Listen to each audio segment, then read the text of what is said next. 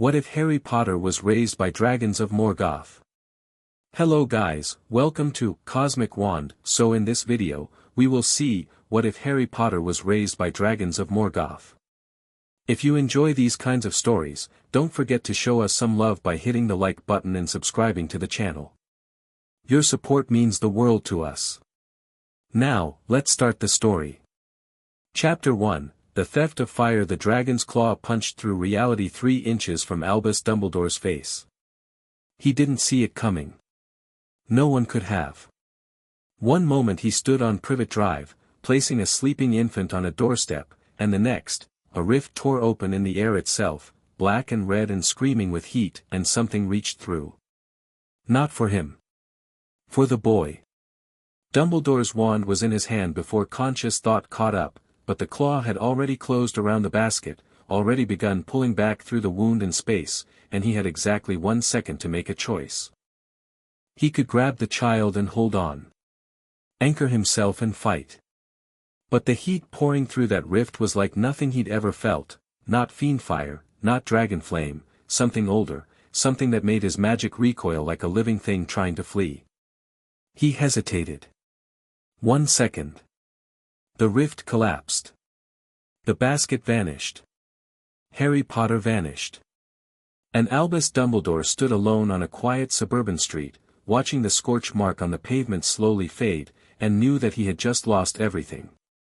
And Calagon caught the infant before the basket hit the stone. The great Wyrm coiled in the heart of their refuge, a place between places, carved from the void by dragons fleeing the wrath of the Vala after their master fell. No sun here. No moon. Only the eternal glow of molten stone and the slow pulse of heat that sustained them. What have you brought? Smaug's voice echoed from somewhere in the darkness above. A snack. Silence. And Calagon's words shook the cavern. He was not the Ancalagon, not truly. That great beast had died breaking Thangorodrim, larger than mountains, terrible beyond mortal comprehension. But fragments of essence could persist. Could reform. Could remember. He remembered being vast. Now he was merely enormous, a shadow of a shadow, nursing ancient grudges in the dark. The infant in his claw didn't cry. Didn't scream. Any natural child would have. The heat alone should have killed it, the pressure of talons large enough to crush horses. But this child simply opened its eyes and looked up at the dragon looking down. Green eyes. Killing curse green. And something else. And Calagon brought the infant closer to his great golden eye, peering at it with senses that went beyond sight. There. Buried in the child's soul like a splinter of black ice. A fragment of something foreign. Something that resonated. This one carries corruption, he rumbled. All the more reason to eat it. Smaug descended from his perch, scales glittering like blood-soaked gold. He'd diminished since his supposed death, that arrow had done more damage than he admitted, and the flight between worlds had cost him further. But he was still Smaug. Still vain. Still hungry. No. And Calagon turned, shielding the infant. This corruption is familiar. It sings the same song as our fire. That made Smaug pause. Morgotha's taint. A distant echo. Diluted through mortal vessels. But present. The great dragon's chest rumbled, not a growl, something closer to a purr. The master is imprisoned beyond the walls of the world. We cannot reach him. Cannot free him. But this child is a doorway. Is a possibility. Smaug circled closer, nostrils flaring. The infant tracked his movement with those unsettling green eyes. No fear. How strange. How interesting. You propose we raise it? Smaug asked. Like a pet. Like a weapon. From the deepest shadows, something stirred. Neither Ancalagon nor Smaug looked toward it, they had learned long ago not to draw the unnamed's attention. But they felt its gaze settle on them. On the child. Approval, perhaps. Or simply curiosity? The unnamed had existed before Morgoth twisted dragonkind to his service. It remembered being something other than a servant. Something other than a weapon. And it watched the infant that would one day choose what dragons could become. But that was the future. In the present, Calagon simply closed his claws more gently around the child and carried it to the warmest chamber, where the stone glowed soft orange and the heat would nurture rather than consume. You need a name, the dragon told the infant. Your kind value names. What shall I call you? The infant burbled something. And Calagon chose to interpret it. Harry, he decided. Small. Sharp. Adequate for a hatchling. He settled onto the heated stone, curling his massive body into a protective spiral. Sleep now, little weapon. Tomorrow, your forging begins. Harry Potter, 1 year old, orphaned twice in a single night, closed his eyes and slept peacefully in the coils of a primordial horror. He dreamed of fire, and the fire dreamed back. 6 years old. Harry crouched on a stone outcropping, utterly still, watching the thing that had wandered into their realm. He didn't know what it was. Some creature from some other between place, all wrong angles and too many limbs, clicking and chittering as it scuttled across the cavern floor below. It didn't belong here.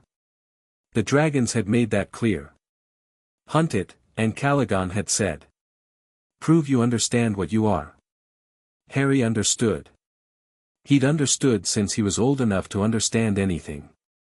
He was not a dragon, too small, too soft, lacking wings and proper claws. But he was of the dragons. Their fire burned in his chest where other humans kept their hearts. Their language shaped his thoughts. And their hunger. The creature below paused. Tasted the air with appendages Harry didn't have names for. Sensed something wrong. Too late. Harry dropped from the outcropping. 30 feet.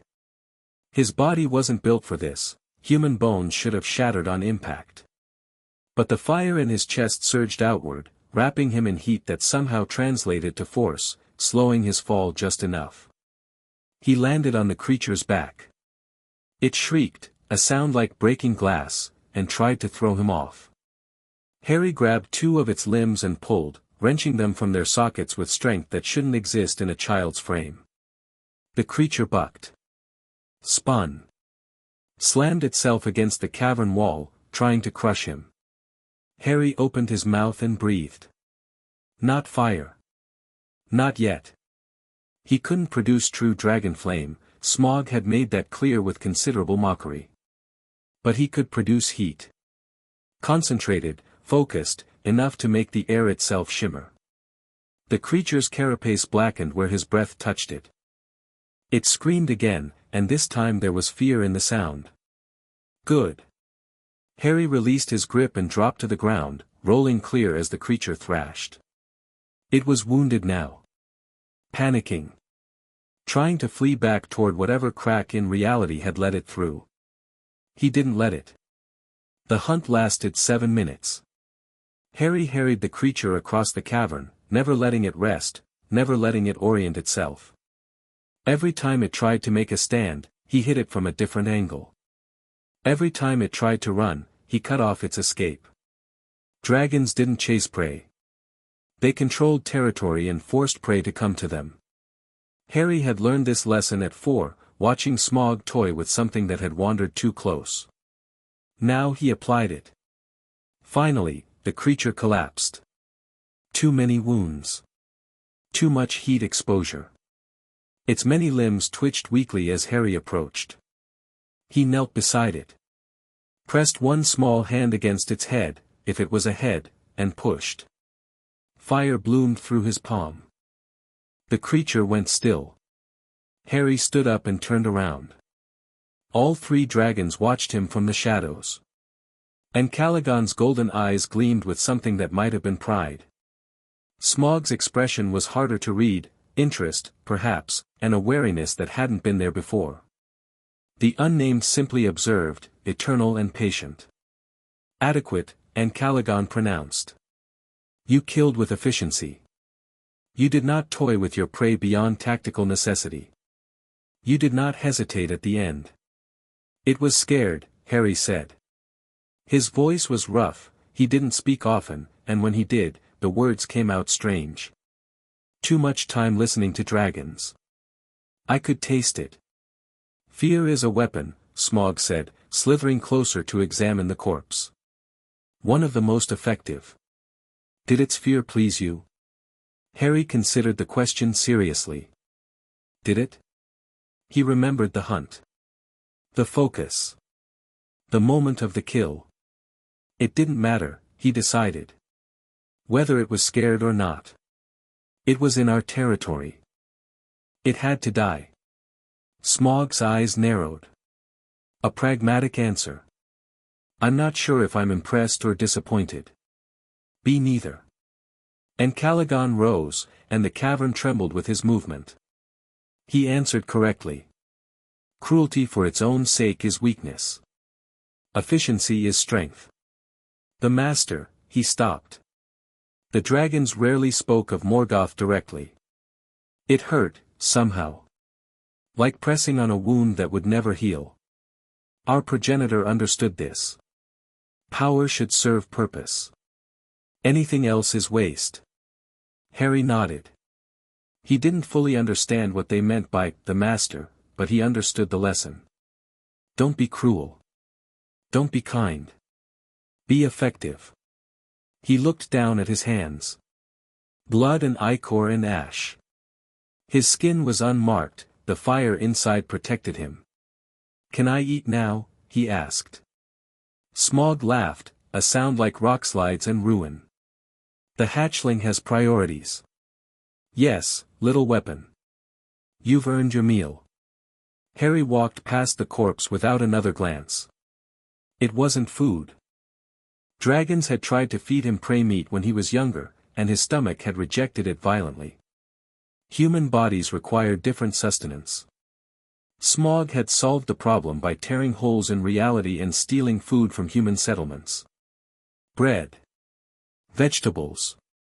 Occasionally meat that had been prepared by human hands. He complained about the indignity constantly, but he did it anyway. Harry never thanked him. Dragons didn't thank. They acknowledged contributions to the group's survival with continued tolerance of the contributor's existence. It was a strange form of affection, but it was the only kind Harry knew. Tell me again, Harry said. About the world I came from. He was 8 now. Curled against Smaug's side, absorbing heat through his skin. The great Wyrm had been in an unusually tolerant mood, and these were the moments Harry could ask questions. The world of men is vast and tedious, Smaug said. They build their little structures and scheme their little schemes. They have no fire in them. No true fire. They burn, but they do not burn. But they have magic. Some of them. A pale imitation of what magic once was, but yes.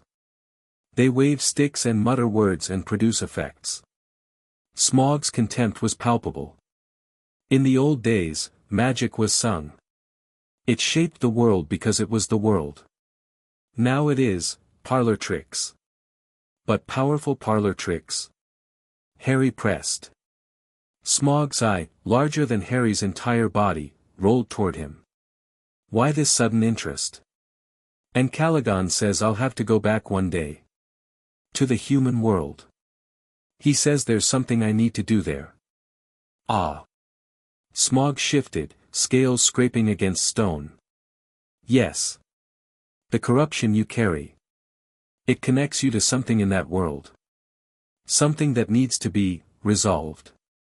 What is it? The corruption. For a long moment, Smaug was silent. When he spoke, his voice was lower than usual. When you were brought here, there was a fragment of foreign soul embedded in your spirit. A piece of someone else, fused to you through dark magic. We recognized the resonance, it was touched by the same primordial corruption that our master once wielded. Diluted. Distant. But present.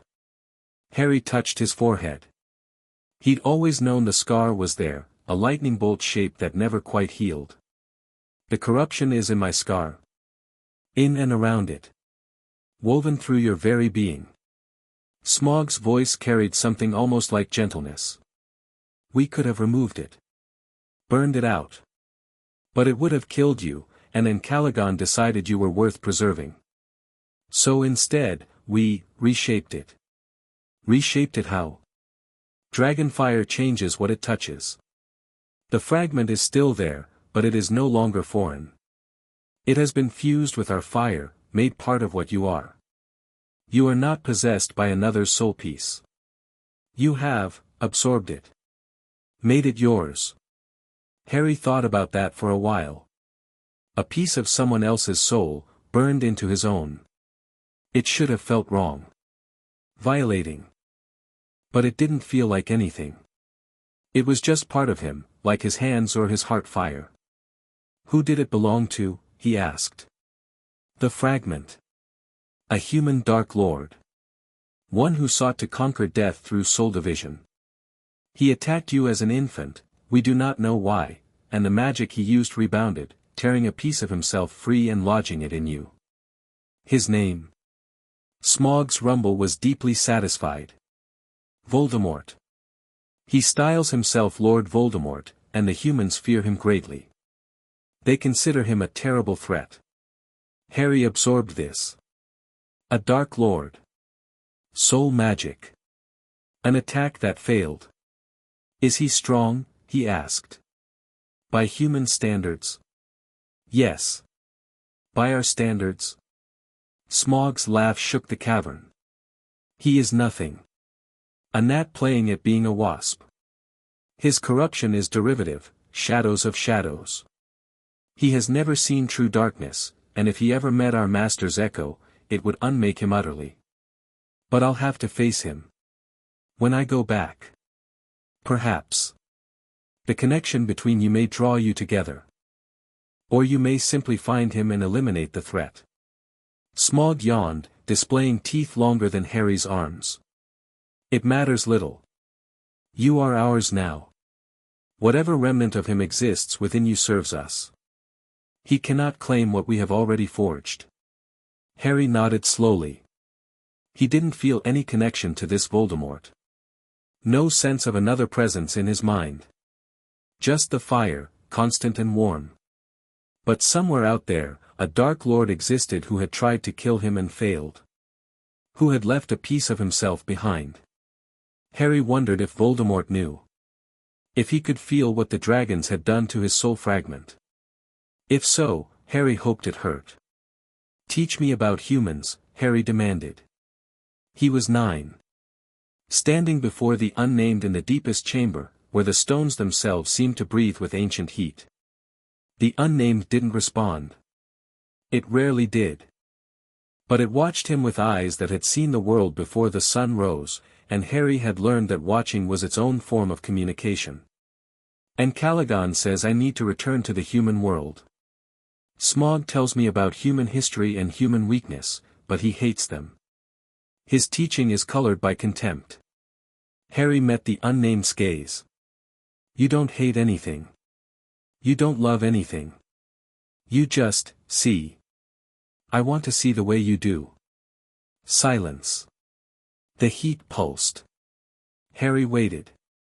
Then, for the first time in his memory, the unnamed moved.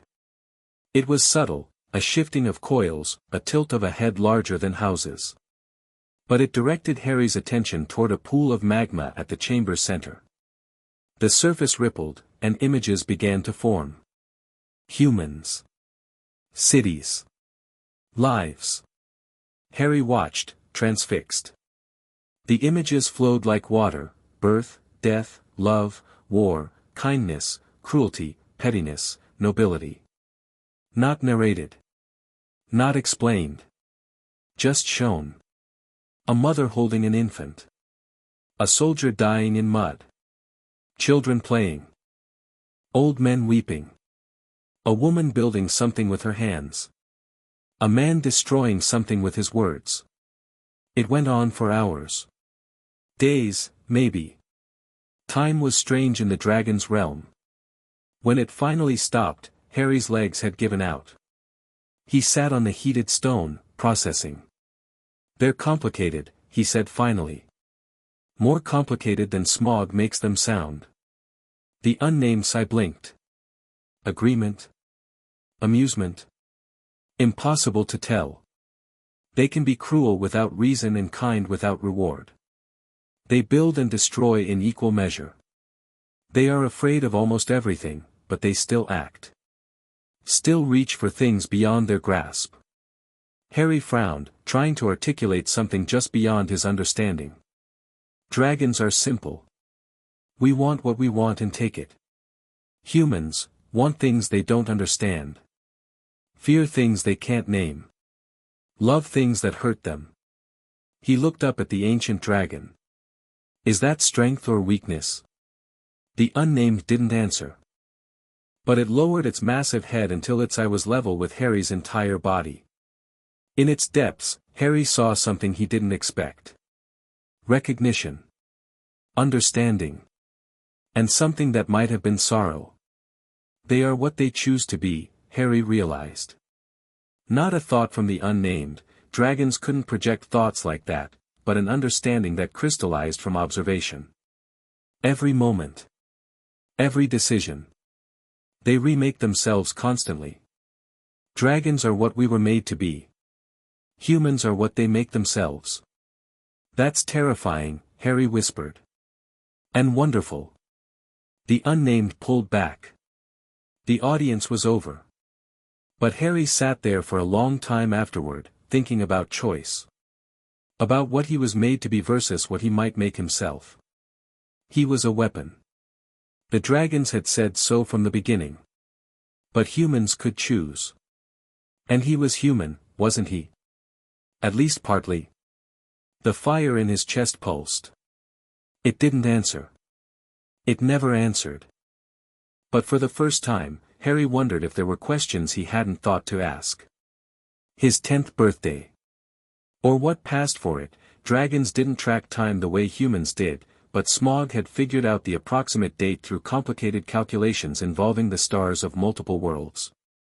Harry sat at the edge of their realm, where reality grew thin and other places pressed close. He could feel them, worlds layered upon worlds, some bright, some dark, some stranger than either. "You're brooding," Smaug observed, landing beside him with surprising grace for something so massive. "I thought we'd trained that out of you." "I'm thinking." Dangerous habit. Harry didn't rise to the bait. "When I go back to the human world, what will I be?" Smaug settled onto his haunches, regarding Harry with those calculating golden eyes. "What do you mean?" "Here, I'm your weapon. Your project. Your ward. I don't know the right word. But I have a place. A purpose." Harry gestured at the void beyond their realm. "Out there, what am I? I'm not human, not really. Not anymore. I can't pretend to be one of them. But I'm not a dragon either. I'm something in between. And this troubles you? It confuses me. Smaug, I've never had a conversation with a human being. I've never walked through a human city.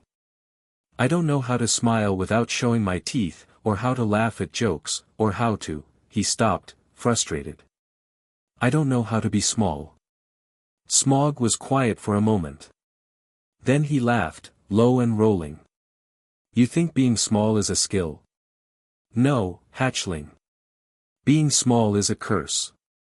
The humans you're so worried about impressing, they spend their entire lives trying to feel big. Trying to feel powerful. Trying to feel like they matter." He lowered his great head until it was level with Harry's. "You will never struggle with that. You will walk among them knowing exactly what you are. And they will sense it. They will fear it. And the smart ones will respect it. I don't want to be feared." "Then you shouldn't have been raised by dragons." Harry turned away. "And Caligan says I need to go back to deal with Voldemort. To resolve the connection. But after that? What's my purpose? What do I do? Whatever you want. Smaug's voice was uncharacteristically soft. That's the gift we've given you, even if you can't see it. The humans are weak, but they're free. They choose their paths. And you have their freedom combined with our power. There is nothing in that world or any other that can cage you. Freedom is terrifying. Freedom is everything. Smaug rose, preparing to return to the warmer chambers. You'll understand when you're older. Or you won't, and you'll make yourself a purpose out of spite. Either way, you'll survive. You're ours. He left. Harry stayed, watching the void ripple and shift. Freedom. Choice. The ability to become something other than what he was made to be. The fire in his chest pulsed, and for just a moment, Harry could have sworn he felt something else. A whisper at the edge of perception. A voice that spoke in a language older than dragons. Soon, it seemed to say. Soon you will choose. And when you do, I will be waiting. Harry shivered. Not from cold, he couldn't feel cold anymore. From something else. He turned away from the void and walked back toward the warmth. Back toward the only family he'd ever known. But the whisper stayed with him. And in his dreams that night, he saw a figure of shadow and flame, vast beyond comprehension, imprisoned in chains of light that were slowly weakening. The figure smiled at him. My child, it said. My precious, stolen child. You carry my fire in your breast. My corruption in your soul. One day, you will come to me. And on that day, all chains will break. Harry woke screaming. The dragons came. They circled him, surrounded him with their heat, their presence, their protection. A dream, and Calagon pronounced when Harry finally stopped shaking. Nothing more. But Harry saw the look that passed between the dragons. Saw Smaug's scales ripple with unease. Saw even the unnamed shift in the shadows. They knew something. Something they weren't telling him.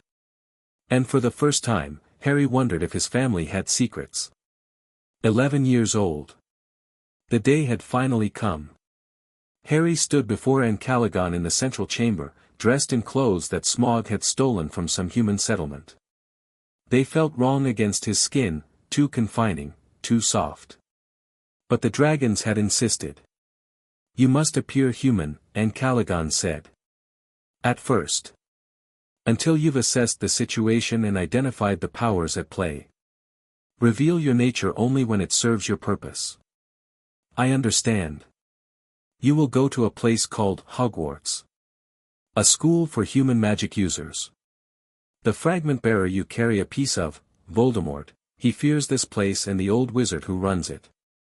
You will learn why. Harry nodded. They'd been over this. The plan was simple, infiltrate the wizarding world, learn its secrets, find Voldemort, and the connection between them. What about after? Harry asked. Once Voldemort is dealt with? Calagon's great eye blinked. That is your choice. You may return to us. You may remain among the humans. You may wander between worlds as we do. We have made you strong enough to survive any path. Will you come if I call? We will hear you. Calagon's voice was granite and fire. Anywhere in any world, if you call with your true voice, we will hear. Whether we can reach you is another matter. The barriers between realms are not always permeable. But you'll try. The great dragon lowered his head until his eye was level with Harry's body. In its golden depths, Harry saw something he'd never seen before. Affection. Genuine, complicated, utterly alien affection. You are ours, Calagon said. Weapon or child or both. Ours. We do not abandon what is ours. Harry reached out and pressed his palm against the scales beside that massive eye. They were warm. Familiar. Home. I'll make you proud, he said. Pride is a human weakness. Then I'll make you satisfied. And Caligon's chest rumbled. Almost a laugh. That is acceptable. Smaug descended from above, circling Harry once before landing. Try not to burn their little school down on the first day. I want to hear about their reactions when they realize what you are. It will sustain me through many tedious centuries. I'll try to be entertaining. See that you do. Even the unnamed emerged from the shadows, that vast and ancient presence settling near Harry for the first and only time. It didn't speak. It never spoke. But it leaned down and exhaled, a breath of heat so pure and concentrated that Harry felt it sink into his bones, merge with his heart fire, become part of him. A blessing. A gift. The oldest dragon sharing some fragment of its endless existence. Harry bowed his head in thanks. Then he turned toward the rift that Caligon had opened, a tear in reality that showed glimpses of grey skies and cold stone.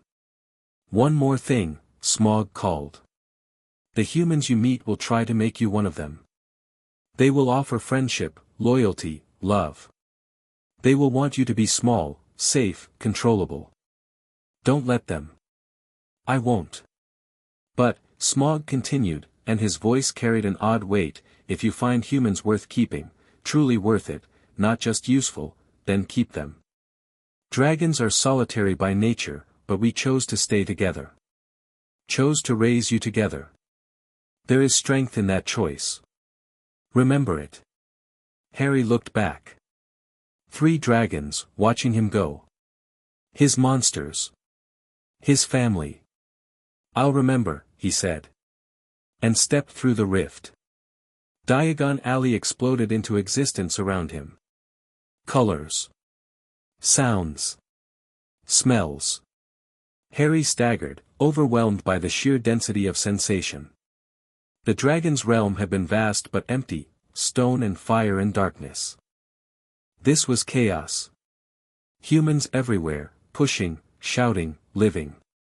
Storefronts packed with things he didn't recognize. Magic crackling in the air like static electricity. He'd emerged in a narrow side street, the rift closing silently behind him. Good. No one had seen. He needed a moment to collect himself. Breathe, he told himself. Assess. Adapt. The fire in his chest was restless, responding to all the foreign magic in the air. He forced it down, clamped it under control. Too much exposure too fast. He needed to calibrate. 1 breath. 2. 3. Better. Harry stepped out of the side street and into the flow of human traffic. He'd studied how humans walked, how they held themselves, but theory was different from practice. He found himself moving too smoothly, too quietly, drawing curious glances from passers-by. Less predator. More prey. He deliberately stumbled. Caught himself. Let his movements become slightly awkward. The glances faded. He was just another child now. Good. He worked his way down the street, observing everything.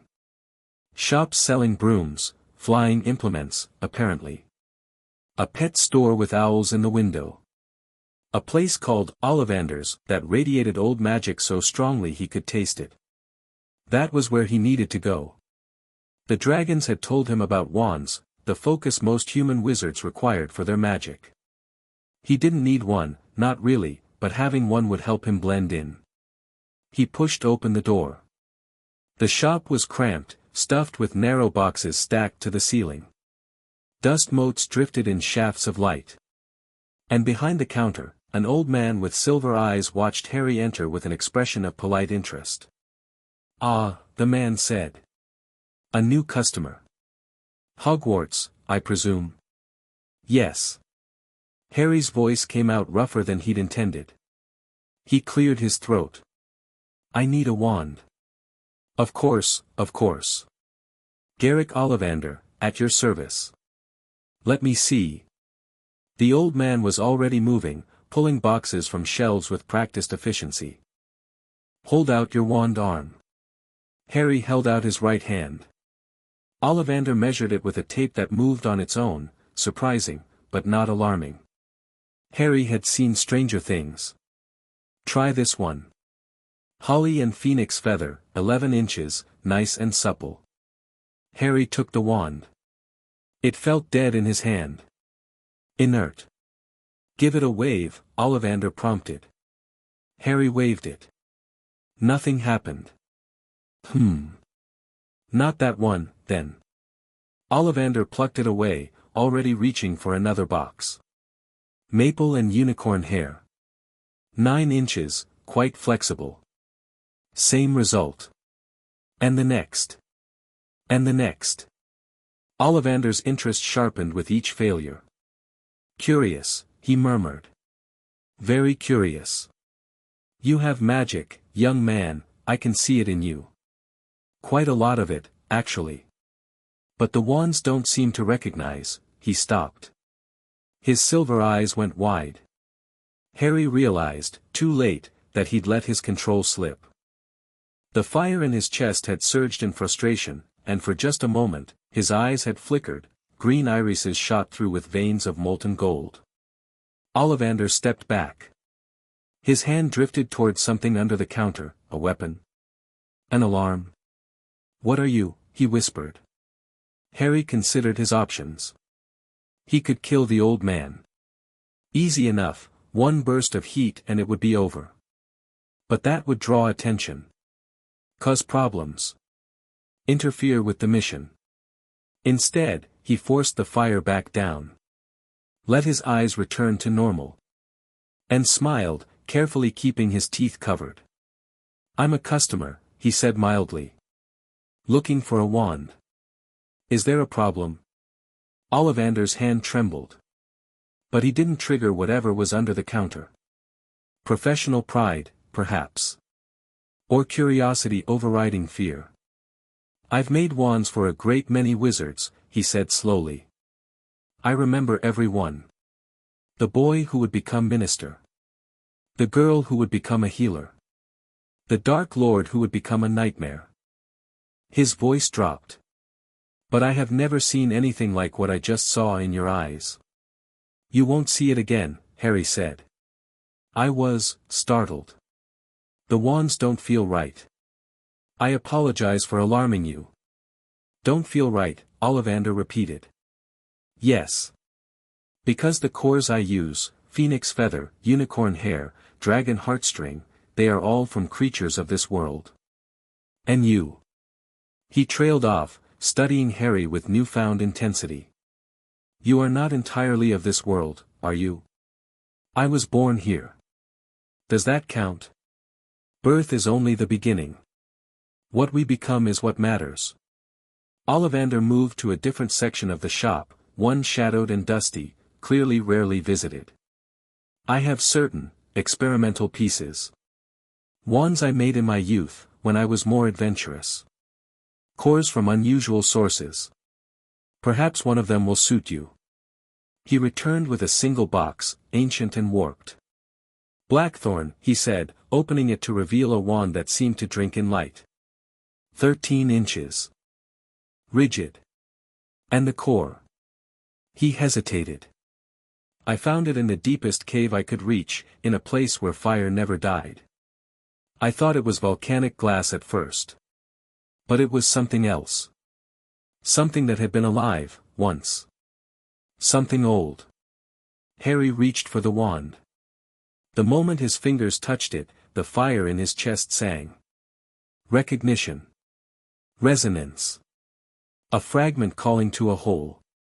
The wand blazed to life, not with sparks or light, but with heat. The wood should have burned. Instead, it drank the heat in, channeled it, focused it. Dragon fire, Harry breathed. Condensed and crystallized. The core is dragon fire. Ollivander's face had gone pale. I never could identify it. But yes. That makes sense. He watched Harry hold the wand, and something in his expression shifted from fear to fascination. Curious. Most curious. I wonder. Wonder what? The wand chooses the wizard, mister," he paused. "I don't believe you gave me your name." "Harry." "Just Harry." "Mr. Just Harry, then." Ollivander's lips twitched. "The wand chooses the wizard. But that wand has sat in my shop for 60 years, rejecting everyone who touched it. It was waiting for something specific. Waiting for someone who could match its fire." Harry turned the wand in his hand. It felt like an extension of himself. Like a claw he'd never known he was missing. "How much?" he asked. "For a wand that has finally found its master." 7 galleons. Ollivander's voice was steady now.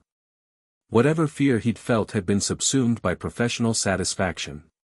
"And a piece of advice, at no extra charge, whatever you are, Mr. Harry, the wizarding world is not prepared for you. Be careful how much you reveal, and to whom." "I know." Harry counted out coins that Smaug had stolen for him. Dragon hoards weren't just gold, they were gold from everywhere, including wizarding banks. "Thank you. For the wand, and the advice. Thank me by being interesting. I have a feeling you will be." Harry tucked the wand into his sleeve and left the shop. Behind him, Ollivander sank into a chair and poured himself a very large drink. He'd seen Dark Lords come and go. He'd fitted them with wands, watched them rise and fall. But he'd never seen anything like those eyes. Dragon fire, he thought. Burning in a human child. What could possibly have made such a thing? He didn't know. And part of him, the part that had lived through 2 wizarding wars, suspected he didn't want to. The Hogwarts Express.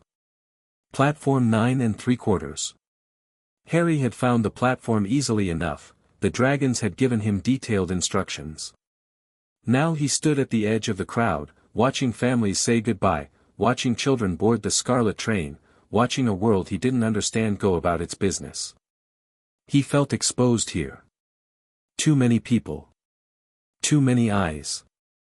In the dragon's realm, he'd always known exactly what was around him. Here, threats could come from anywhere.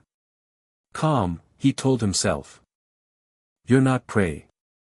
You're the predator who looks like prey. There's a difference. He moved toward the train, keeping his movements deliberately awkward. A boy pushed past him, blond, sneering, flanked by 2 larger children. Harry filed the information away. Dominant personality, probable social standing. Potential threat or resource depending on how he behaved. He found an empty compartment near the back of the train and settled in. The seat was soft. Uncomfortable. He sat on the floor instead, back against the wall, able to see both the door and the window. Better. The train lurched into motion. Harry watched the platform slide away, watched parents waving, watched children pressing their faces to windows. So much emotion. So much connection. He'd never felt homesick before. Hadn't known he could. But watching those families together made his chest ache with something that wasn't quite fire. They're not your family, he reminded himself. Your family has scales and fire and could level cities. Your family is, the compartment door slid open. A girl stood there. Bushy brown hair. Large front teeth. Wide eyes already scanning the compartment with an intensity that matched Harry's own. Is this compartment taken? She asked. Everywhere else is full, and there was a boy with a toad who was utterly panicked, and I've been helping him search, but honestly I think the toad wants to stay lost. She stopped. Stared at Harry, sitting on the floor. Why are you on the floor? The seats are uncomfortable. They're padded. That's the problem. She blinked. Processed. Then, to Harry's complete surprise, she sat down on the floor across from him. That's fair, actually. I've always thought padding was a conspiracy. They make things soft so you fall asleep when you should be paying attention. She stuck out her hand. Hermione Granger. First year. I've read all the textbooks already. Harry looked at her hand. He knew this ritual. Shaking hands. A greeting. A test of grip and intent. He took her hand carefully, consciously moderating his strength. Her skin was soft. Warm. Living. "Harry," he said. "Harry what?" "Just Harry." Hermione's eyes narrowed. "That's mysterious." "It's honest. Those aren't mutually exclusive." She released his hand, settling more comfortably on the floor. "So, Harry, just Harry, what house do you think you'll be in?" "I've done extensive research, and I think Ravenclaw sounds best. Valuing knowledge and wisdom makes sense, but Gryffindor has an excellent reputation for producing leaders, and of course theirs. I don't know what houses are." She stopped mid-sentence. Her mouth actually hung open for a moment. "You don't know about the houses? But surely you've read Hogwarts, a history? Everyone should read Hogwarts, a history. It explains everything about the school, the founders, the traditions, I grew up somewhere else. Somewhere without books." "Without books?" Hermione sounded personally offended. Where could you possibly grow up without books?" Harry considered how much to reveal. Not much, he decided. Not yet. But this girl intrigued him. Her rapid speech, her obvious intelligence, her complete lack of fear in sitting with a stranger. "With dragons," he said. Hermione stared at him. "Dragons," she repeated. "Yes. You grew up with dragons." "Yes." She studied his face for a long moment. Harry let her look. He was curious what she'd see. "You're not joking," she said finally. "You're completely serious."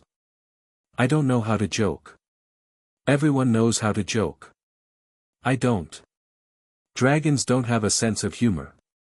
Or if they do, it involves things dying." Hermione's expression went through several complex transformations. Confusion. Disbelief. Curiosity. And finally, something that looked almost like delight. "This is the most interesting conversation I've ever had," she said. "Tell me everything." Harry blinked. He'd expected fear. Rejection. Questions designed to catch him in a lie. Not enthusiasm. "Why?" he asked. "Why what? Why do you want to know?" "Most people would be scared. Or think I'm lying." Hermione shrugged. "Maybe you are lying. But if you are, it's a very elaborate lie, and I'd like to understand why you're telling it. And if you're not lying, then you're the most fascinating person I've ever met, and I have approximately 10,000 questions." 10,000 seems excessive. "I'm an excessive person. Ask anyone." She leaned forward, eyes bright. "Start with the basics. What kind of dragons? How did you end up with them? What did they teach you? Can you breathe fire? Is that why you're sitting on the floor, because dragon caves don't have chairs? Do they?" Harry held up a hand. "One at a time." Hermione took a deep breath. Forced herself to sit back. "Fine. One at a time. What kind of dragons?" Harry thought about how to answer. About Encalagon's golden eyes and Smaug's silver tongue and the Unnamed's eternal patience. About fire and shadow and realms between worlds. "Old ones," he said finally. "Very old. From a time before most things existed." "Dragons from before things existed," Hermione repeated. That doesn't match any documented dragon species. The largest known dragons are Ukrainian ironbellies, and they only grow to about 60 feet. Are you saying yours are larger? Much larger. How much larger? Harry considered. Encalagon coiled could fill this entire train and have room left over. The Unnamed made Encalagon look small. Big enough that this conversation would be hard to have because I'd be standing on their eye. Hermione opened her mouth. Closed it. Opened it again. "I believe you," she said quietly. I don't know why, but I believe you. Most people wouldn't. I'm not most people. She said it without arrogance, just statement of fact. I've always been different. Always known things didn't quite fit. And you, she studied him again. You don't fit either. But you're not pretending to. You're just being whatever you are. Whatever I am, Harry echoed. I'm still figuring that out. Maybe we can figure it out together.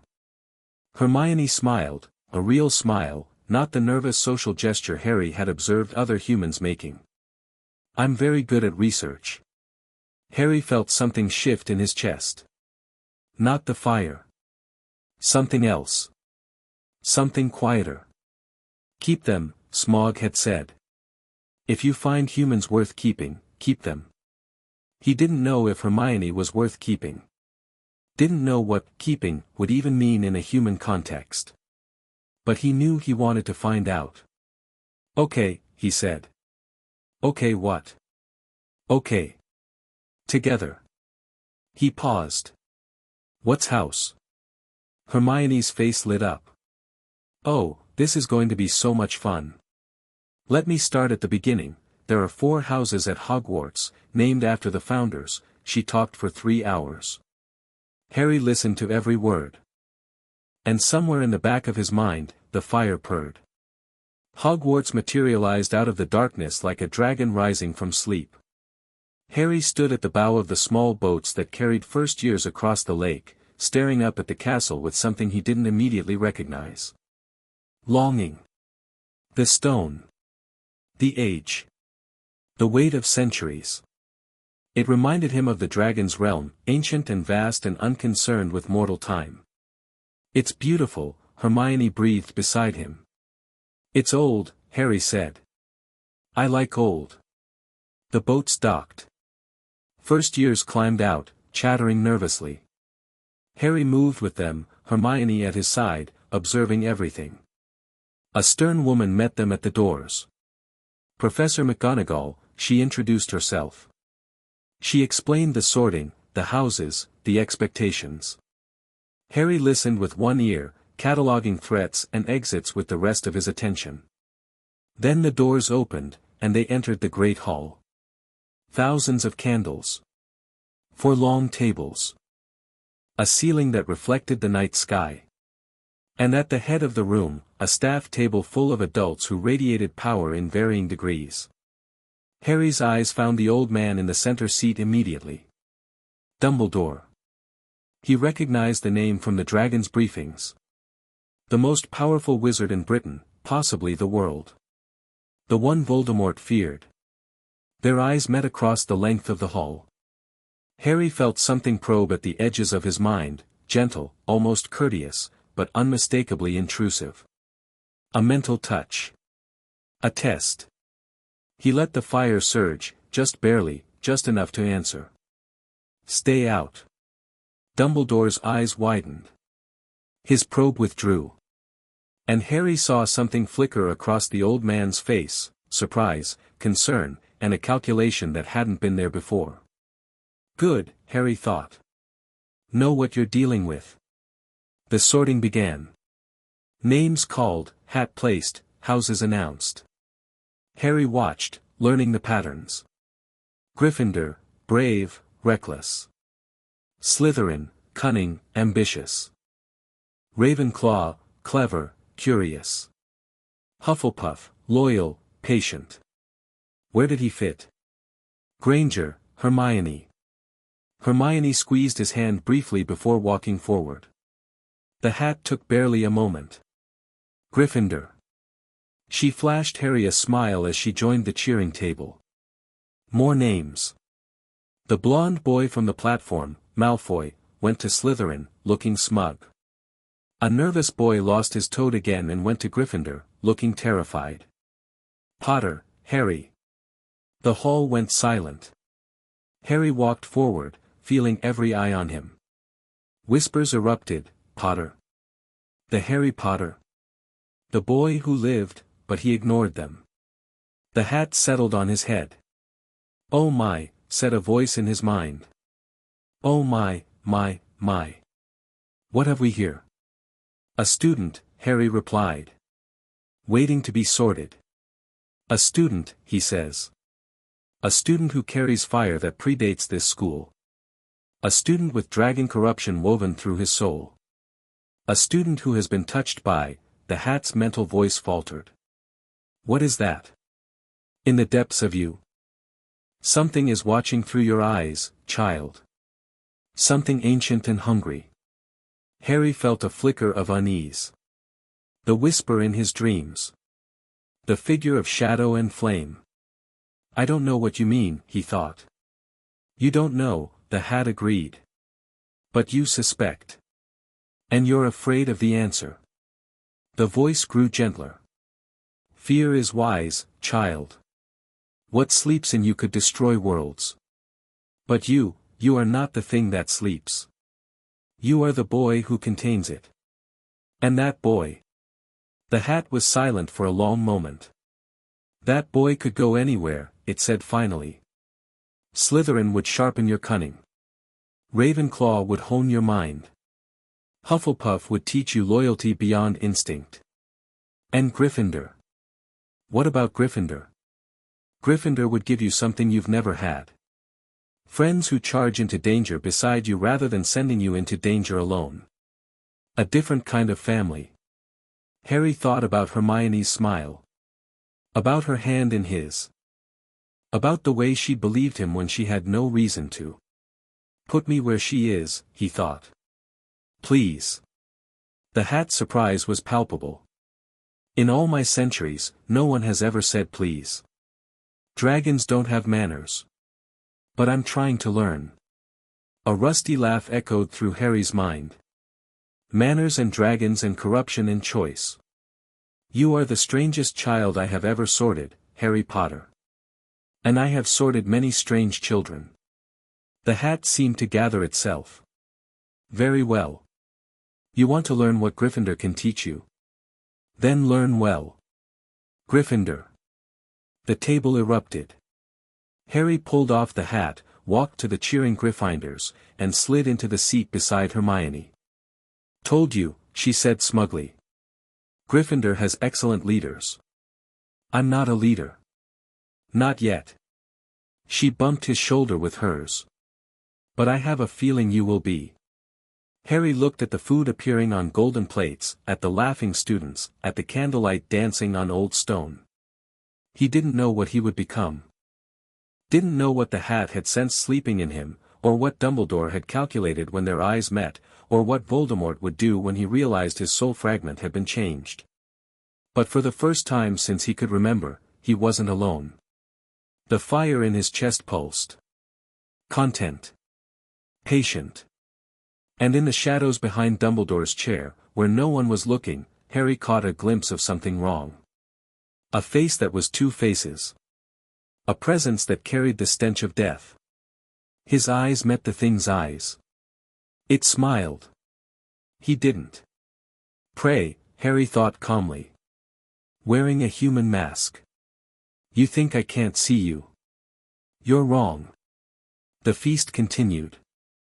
The students laughed. The candles flickered. And Harry Potter, raised by dragons, forged in primordial fire, carrying something darker than anyone knew, began planning his first hunt. Chapter 2, Ashes and Stone. You're staring at Professor Quirrell again. Harry didn't blink. Didn't look away from the man at the staff table who was pretending to eat while the thing on the back of his head whispered instructions. He's interesting. Hermione followed his gaze, frowning. He teaches defense against the dark arts. I've heard he's rather nervous. Apparently he had some sort of traumatic experience with vampires in Albania. Are you thinking of taking extra lessons with him? No. Then why? His turban smells wrong. Hermione's fork paused halfway to her mouth. His turban smells wrong, she repeated flatly. Like rot. Like something dead that refuses to stop moving. Harry finally turned to look at her. You can't smell it. I can smell bacon and toast and whatever that purple pudding is supposed to be. That's it. She set her fork down, studying him with that intense curiosity he was beginning to recognize. "Harry, are you saying you can smell, what, exactly? Death? Corruption? Wrongness? Things that shouldn't exist but do anyway?" He shrugged. "Dragons are sensitive to it. I grew up around them. I learned." 3 days. They'd been at Hogwarts for 3 days, and Harry had already catalogued every professor, memorized the patrol schedules of the ghosts and prefects, identified 17 secret passages, and confirmed that something deeply wrong was wearing Professor Quirrell like a cheap suit. He hadn't told anyone except Hermione. She was the only one who listened without immediately trying to explain away what he said. "Okay." Hermione pushed her plate aside, leaning closer. "Let's assume you're right. Let's assume there's something wrong with Professor Quirrell. What do we do about it?" "We. Obviously we. I'm not letting you investigate a potentially dangerous professor alone. That's just basic research methodology, you need a control group." Harry felt his mouth twitch. Almost a smile. "I don't think that's how control groups work." "Close enough. So, plan?" He considered. In the dragon's realm, the answer would be simple. Identify threat. Eliminate threat. Move on.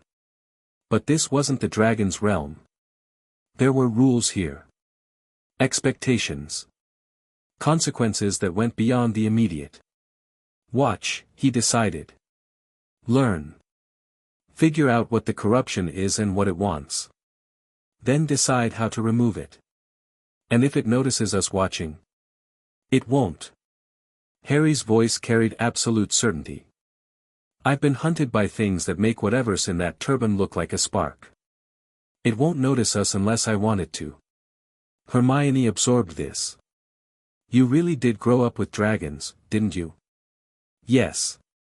Massive, ancient, world-ending dragons." "Yes. And you're just, casually sitting here eating breakfast like that's normal." Harry looked down at his untouched plate. He hadn't been eating. The food here was strange, too many flavors, too many textures. His stomach preferred simpler things. "I'm trying to be normal," he said quietly. "I'm not very good at it yet." Hermione's expression softened. "You're doing fine. Weird, but fine." She stood, gathering her bag. "Come on. We have Transfiguration in 20 minutes, and I want to get good seats." Harry rose, automatically scanning the hall for threats as he moved.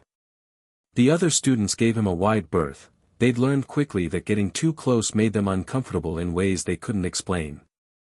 Only Hermione seemed immune. As they passed the staff table, Harry felt eyes on him. Not Quirrell's, the professor was carefully not looking in his direction. Dumbledore's.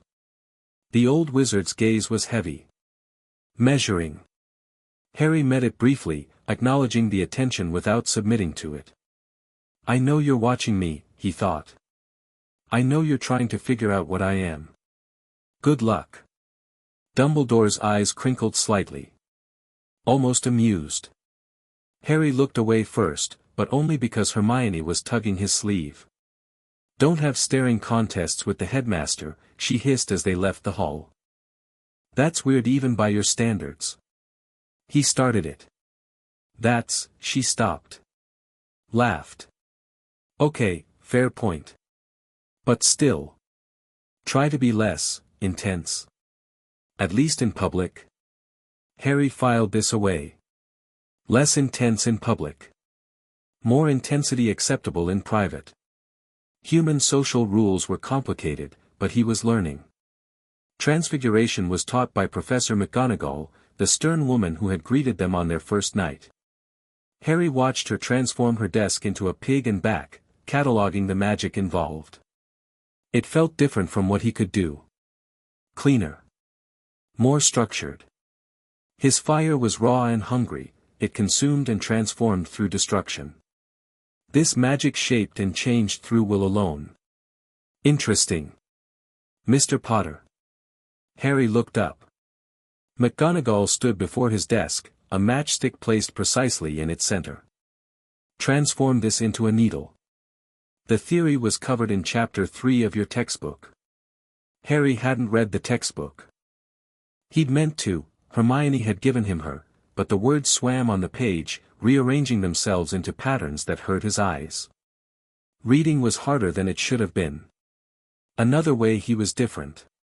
But he understood the principle. Change the matchstick's nature. Make it believe it was something else. He reached for the fire in his chest and stopped. That wasn't the answer here. Burning the matchstick into metal shape would work, but it wouldn't be what McGonagall wanted. She wanted the clean magic. The structured magic. He thought about the unnamed. The way it had shown him images without speaking. The way it changed things simply by observing them differently. See the needle, he told himself. Not the matchstick. The needle that already exists inside the matchstick, waiting to be revealed. His wand moved. Not the complex pattern McGonagall had demonstrated, just a simple gesture, almost lazy. And the matchstick shifted. Not smoothly. Not cleanly.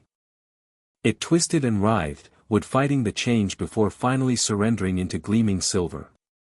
McGonagall picked up the needle, examining it. Unconventional technique, she said after a long moment. But effective. 5 points to Gryffindor. She moved on. Harry stared at the empty space where the matchstick had been. He'd felt the wood's resistance. Its desire to remain what it was. He'd had to force the change, overcome its nature. Was that what all transfiguration felt like? Subjugating one reality into another? The dragons had never taught him magic like this, their fire didn't need permission. It simply was. That was amazing, Hermione whispered beside him. Her own matchstick was still wood, though slightly pointier than before. You did it on your first try. How? I asked it to change. You asked it? And when it said no, I made it anyway. Hermione's eyes widened. Transfiguration as negotiation. That's not in any of the books I've read. That's, Harry, do you realize what you just described? That's closer to ancient magical theory than modern practice. The idea that objects have inherent will, that magic is about overcoming or cooperating with that will, Miss Granger. McGonagall's voice cut through. Perhaps you could spend less time theorizing and more time practicing. Hermione flushed and returned to her matchstick. But Harry saw her writing notes in the margin of her textbook, and her expression suggested she wasn't going to let this go. Good. He liked that she asked questions. He liked that she wanted to understand. He liked her. The realization settled into him quietly, like embers finding fuel. Not the fierce possession dragons felt for their hordes, something softer. Warmer. He didn't have a word for it yet. But he filed it away with everything else he was learning about being human. Potions was underground. Harry felt the weight of stone above him as they descended, and something in his chest eased.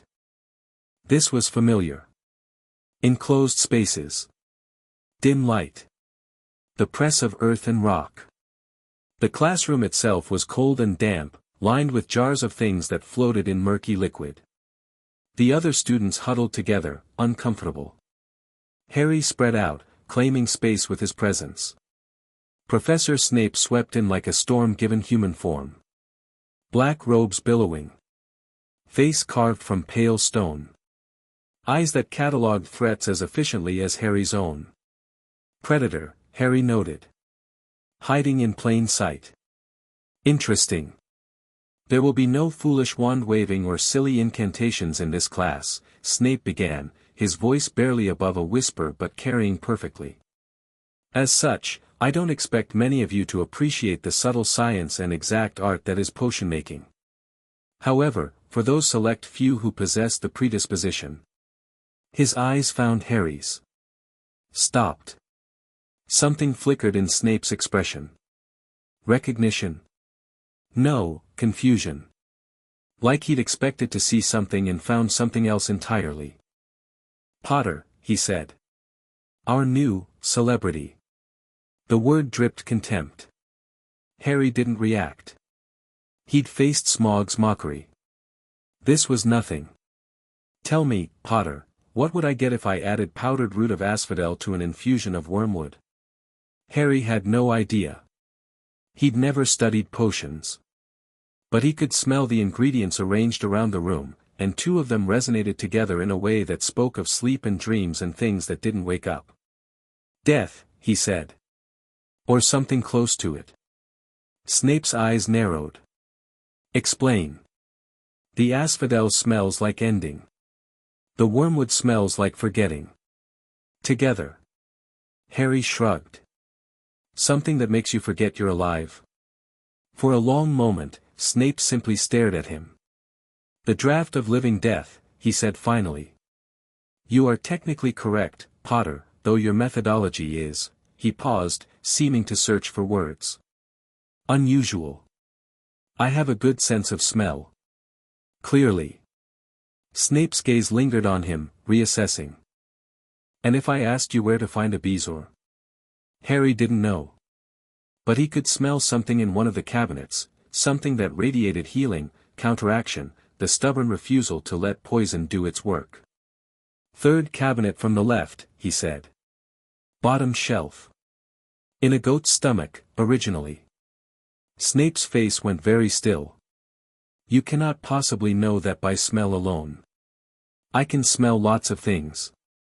Harry let a hint of heat creep into his voice. "Not a threat, just a reminder. Some people find it unsettling." The temperature in the room dropped. Not literally, Harry would have felt that. But the tension thickened until even the other students, oblivious as they were, shifted uncomfortably. "Miss Granger," Snape said without looking away from Harry. "Since Mr. Potter seems to rely on his nose rather than his mind, perhaps you can tell me the difference between monkshood and wolfsbane?" "They're the same plant," Hermione said quickly. "Also called aconite. It's extremely poisonous." "Correct. 1 point to Gryffindor." The word sounded like they physically pained him. "Potter, stay after class." The rest of the lesson passed in silence. Harry followed instructions, partnering with Hermione to brew a simple boil cure. The potion making itself felt natural, combining ingredients, controlling heat, watching transformations unfold. Not so different from what the dragons had taught him about fire and its effects on matter. When the other students filed out, Harry remained at his desk. Hermione hesitated at the door. "Go," Harry told her. "I'll be fine." She didn't look convinced, but she went. Snape waited until the door closed, then approached Harry's desk with measured steps.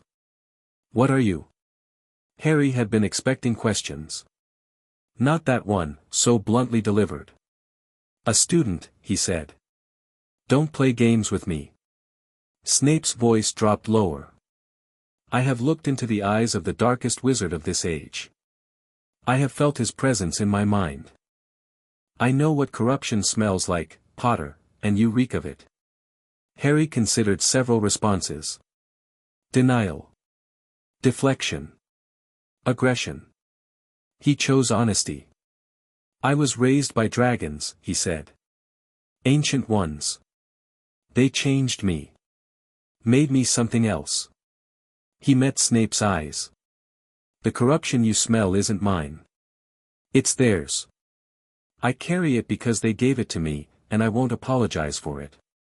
Snape's expression flickered through several emotions too fast to track. "Dragons," he repeated. "Very old dragons. From before the world was shaped the way it is now." "That's insane." "Probably." Harry shrugged. "Doesn't make it less true." Snape studied him for a long moment. Harry let him look, keeping his fire banked, his presence as unthreatening as he could manage. "You have your mother's eyes," Snape said finally. "I expected," he stopped. Shook his head. "Never mind what I expected. You are not what I expected." Did you know my mother? The question came out before Harry could stop it. He'd never asked the dragons about his birth parents, they hadn't seemed important. But hearing Snape mention her, seeing the way the man's face shifted. I knew her, Snape said. We were friends, once. Before, he cut himself off sharply. That is not relevant. What is relevant is that something very wrong is happening at this school, and you seem to be aware of it. Harry's attention sharpened. You know about Quirrell. Snape's eyes widened fractionally. You know about Quirrell? I can smell the rot. The wrongness. Something is riding him. Using him. Harry leaned forward. What do you know? For a moment, Snape seemed to war with himself. Then he made a decision. Quirrell is not the man he appears to be. Something attached itself to him during his travels, something that should not exist in this world. The headmaster is aware. He has plans. Plans that involve letting a parasitic evil walk the halls of a school. Plans that involve catching bigger prey than Quirrell. Snape's voice was bitter. Dumbledore plays long games, Potter. He always has. The students are safer than you might think, there are protections in place. And if those protections fail, then people like you and I will do what's necessary. Snape's gaze bored into him. Can you do what's necessary, Potter? When the time comes? Harry let a sliver of fire show in his eyes. Just a hint. Just enough. I've killed before, he said quietly. When something threatened my family. I didn't hesitate. Snape's face went pale. But he didn't step back. Didn't flinch. Good, he said. Because whatever comes next, hesitation will get people killed. He turned away, robes swirling. Get out of my classroom, Potter. And for Merlin's sake, try to seem more normal.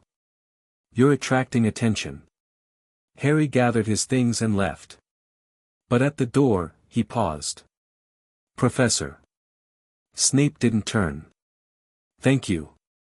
For telling me about my mother. Even that small bit. Silence stretched. She would have liked you, Snape said finally. The real you, I mean. Not whatever mask you're trying to wear. She always had a fondness for broken things. The door closed between them. Harry walked back toward Gryffindor Tower, processing everything. Snape knew about Quirrell. Dumbledore had plans. His mother had been friends with a man who now taught potions and radiated barely contained fury. And somewhere in this castle, something that should not exist was waiting. Watching. Planning. Harry smiled. It wasn't a nice smile. Good, he thought. Waiting is boring. Planning is easy. But when you finally move, that's when I'll have you. The fire in his chest pulsed agreement. You were in there for 20 minutes. Hermione ambushed him outside the common room, arms crossed, foot tapping. Harry had learned this meant she was worried but expressing it as irritation. Snape wanted to talk. Snape doesn't talk. Snape looms and makes cutting remarks. What did he actually want? To figure out what I am. Harry gave the fat lady the password, Caput Draconis, which had made him snort when he first heard it, and climbed through. I don't think he succeeded. The common room was busy, students scattered across couches and tables, talking and laughing and doing homework. Harry moved through them like smoke, drawing no attention, Hermione following in his wake. They claimed seats in a quiet corner, near a window that overlooked the lake. Harry could see the water from here, black and still under the darkening sky. So what happens now? Hermione asked, settling beside him with her bag of books. You know something's wrong with Quirrell. Snape apparently knows something's wrong with Quirrell. Is anyone going to actually do anything about it? Dumbledore has plans. Dumbledore always has plans. That's what worries me. She pulled out her Transfiguration textbook, but didn't open it. Harry, I've been reading about him. Dumbledore, I mean. He's brilliant, obviously. Defeated Grindelwald, discovered the 12 uses of dragon blood, holds about a dozen different titles and positions. But the stories about him. What stories? The ones people tell when they think no one's listening. About how he sees everything, plans everything, moves people around like chess pieces. Hermione's voice dropped. They say he let you know who rise to power the first time because it served some larger purpose. They say he's doing the same thing now. Harry absorbed this. It matched his own observations, Dumbledore's measuring gaze, his willingness to let a corrupted professor teach children, his long game. Do you think he's evil? He asked. Hermione shook her head. No. I think he's something more complicated than that. I think he genuinely wants to help people, but he's been thinking in centuries while the rest of us think in days. I think, she hesitated. I think he might be willing to sacrifice individuals for what he sees as the greater good. And you think I'm one of those individuals? I think you're definitely on his chessboard. I just don't know what piece he's trying to make you into. Harry looked out the window at the dark water below. Somewhere down there, the giant squid moved through shadows. Somewhere above, dragons circled in realms between worlds. I'm not a chess piece, he said quietly. I refuse to be. Then what are you? He turned to look at her, this strange, brilliant girl who'd sat on a train floor and demanded his story, who followed him into danger without hesitation, who saw him more clearly than anyone except maybe the dragons themselves. I'm still figuring that out, he admitted. But whatever I am, I want to figure it out for myself. Not because someone else decided for me. Hermione smiled. Good. That's the right answer. Was it a test? Everything's a test. She finally opened her textbook. Now help me understand what you did with that matchstick. I've been thinking about it all day, and the implications are fascinating.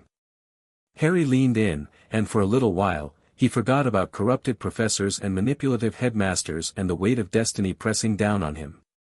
For a little while, he was just a boy helping his friend understand magic. It was nice. He wasn't sure he'd ever get used to nice. The dreams came again that night. Fire and shadow. A void that stretched beyond infinity. And in its center, something vast and terrible, bound in chains of light that flickered and strained. My child. The voice was like the death of stars. You have entered their world. Good. Good. Harry stood in the dream, unafraid. He'd faced this presence before.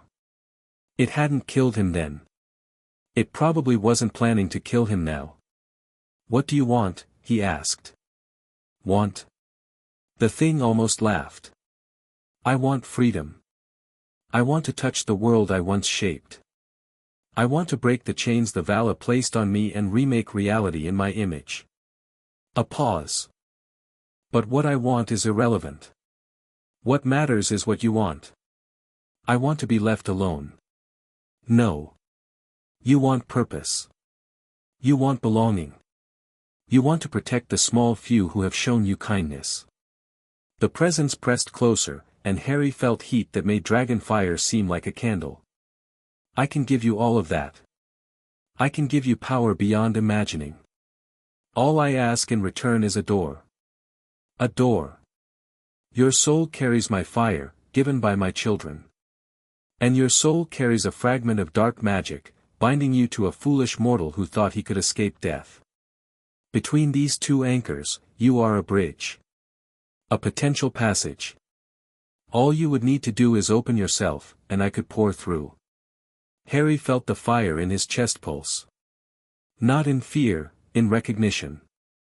The Horcrux in his scar, reshaped by dragon corruption, reaching toward the voice that called to it. No, he said. The presence went very still. No, it repeated. You raised me through your children. You shaped me. But you don't own me. Harry forced the fire back under control, clamping down on the part of him that wanted to reach back. "I've seen what you are. And Caligon told me stories. You took creatures that could have been anything and made them into weapons. You corrupted and destroyed because it was easier than creating. I shaped the world, you broke it." Harry's voice hardened. "And then you lost. You're chained because you deserve to be chained. And I won't be the key that sets you free." Silence. The void pressed in. "You think you can refuse me?" The voice was cold now. "You think that tiny spark of defiance means anything against what I am? I am Morgoth, the dark enemy of the world, and you are nothing but a child playing with embers of my flame." "Maybe." Harry didn't flinch. "But I'm a child who was raised by dragons, and they taught me something important." "What?" "How to wait." Harry felt the dream beginning to fade, dawn pulling him back toward consciousness. "You've been chained for ages beyond counting. You're patient. But I'm patient too. And as long as I refuse to open that door, you can't do anything except talk." The presence surged, rage and power and terrible hunger.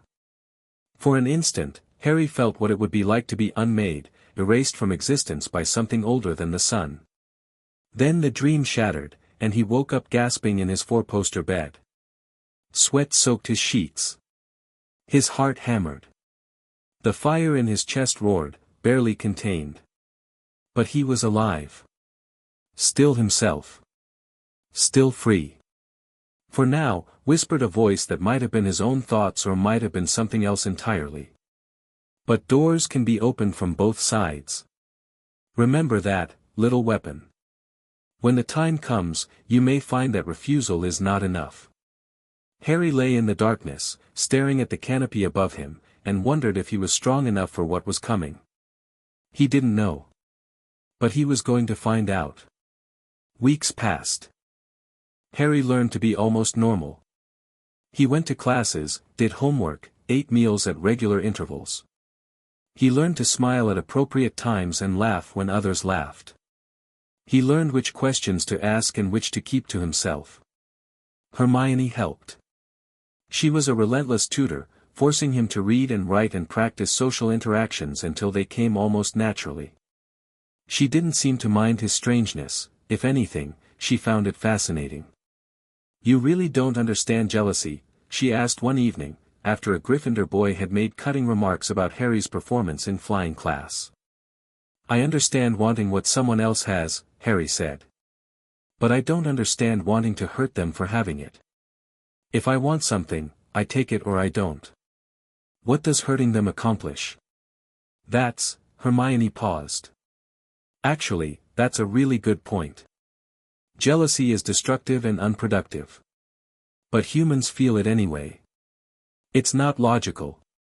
Humans are often not logical," says the boy raised by dragons who talks to snakes. Harry blinked. "How do you know I talk to snakes?" "I saw you in herbology last week. There was a grass snake in the garden, and you had an entire conversation with it." Hermione's smile was almost smug. "Did you think I wasn't paying attention?" Harry hadn't noticed her noticing. That was troubling. He was usually more aware of his surroundings. "The snake was lost," he said. "I gave it directions." "To where?" "The lake. It wanted to find the giant squid." "Why would a snake want to find a giant squid?" "I didn't ask. It seemed rude." Hermione stared at him for a moment, then burst out laughing.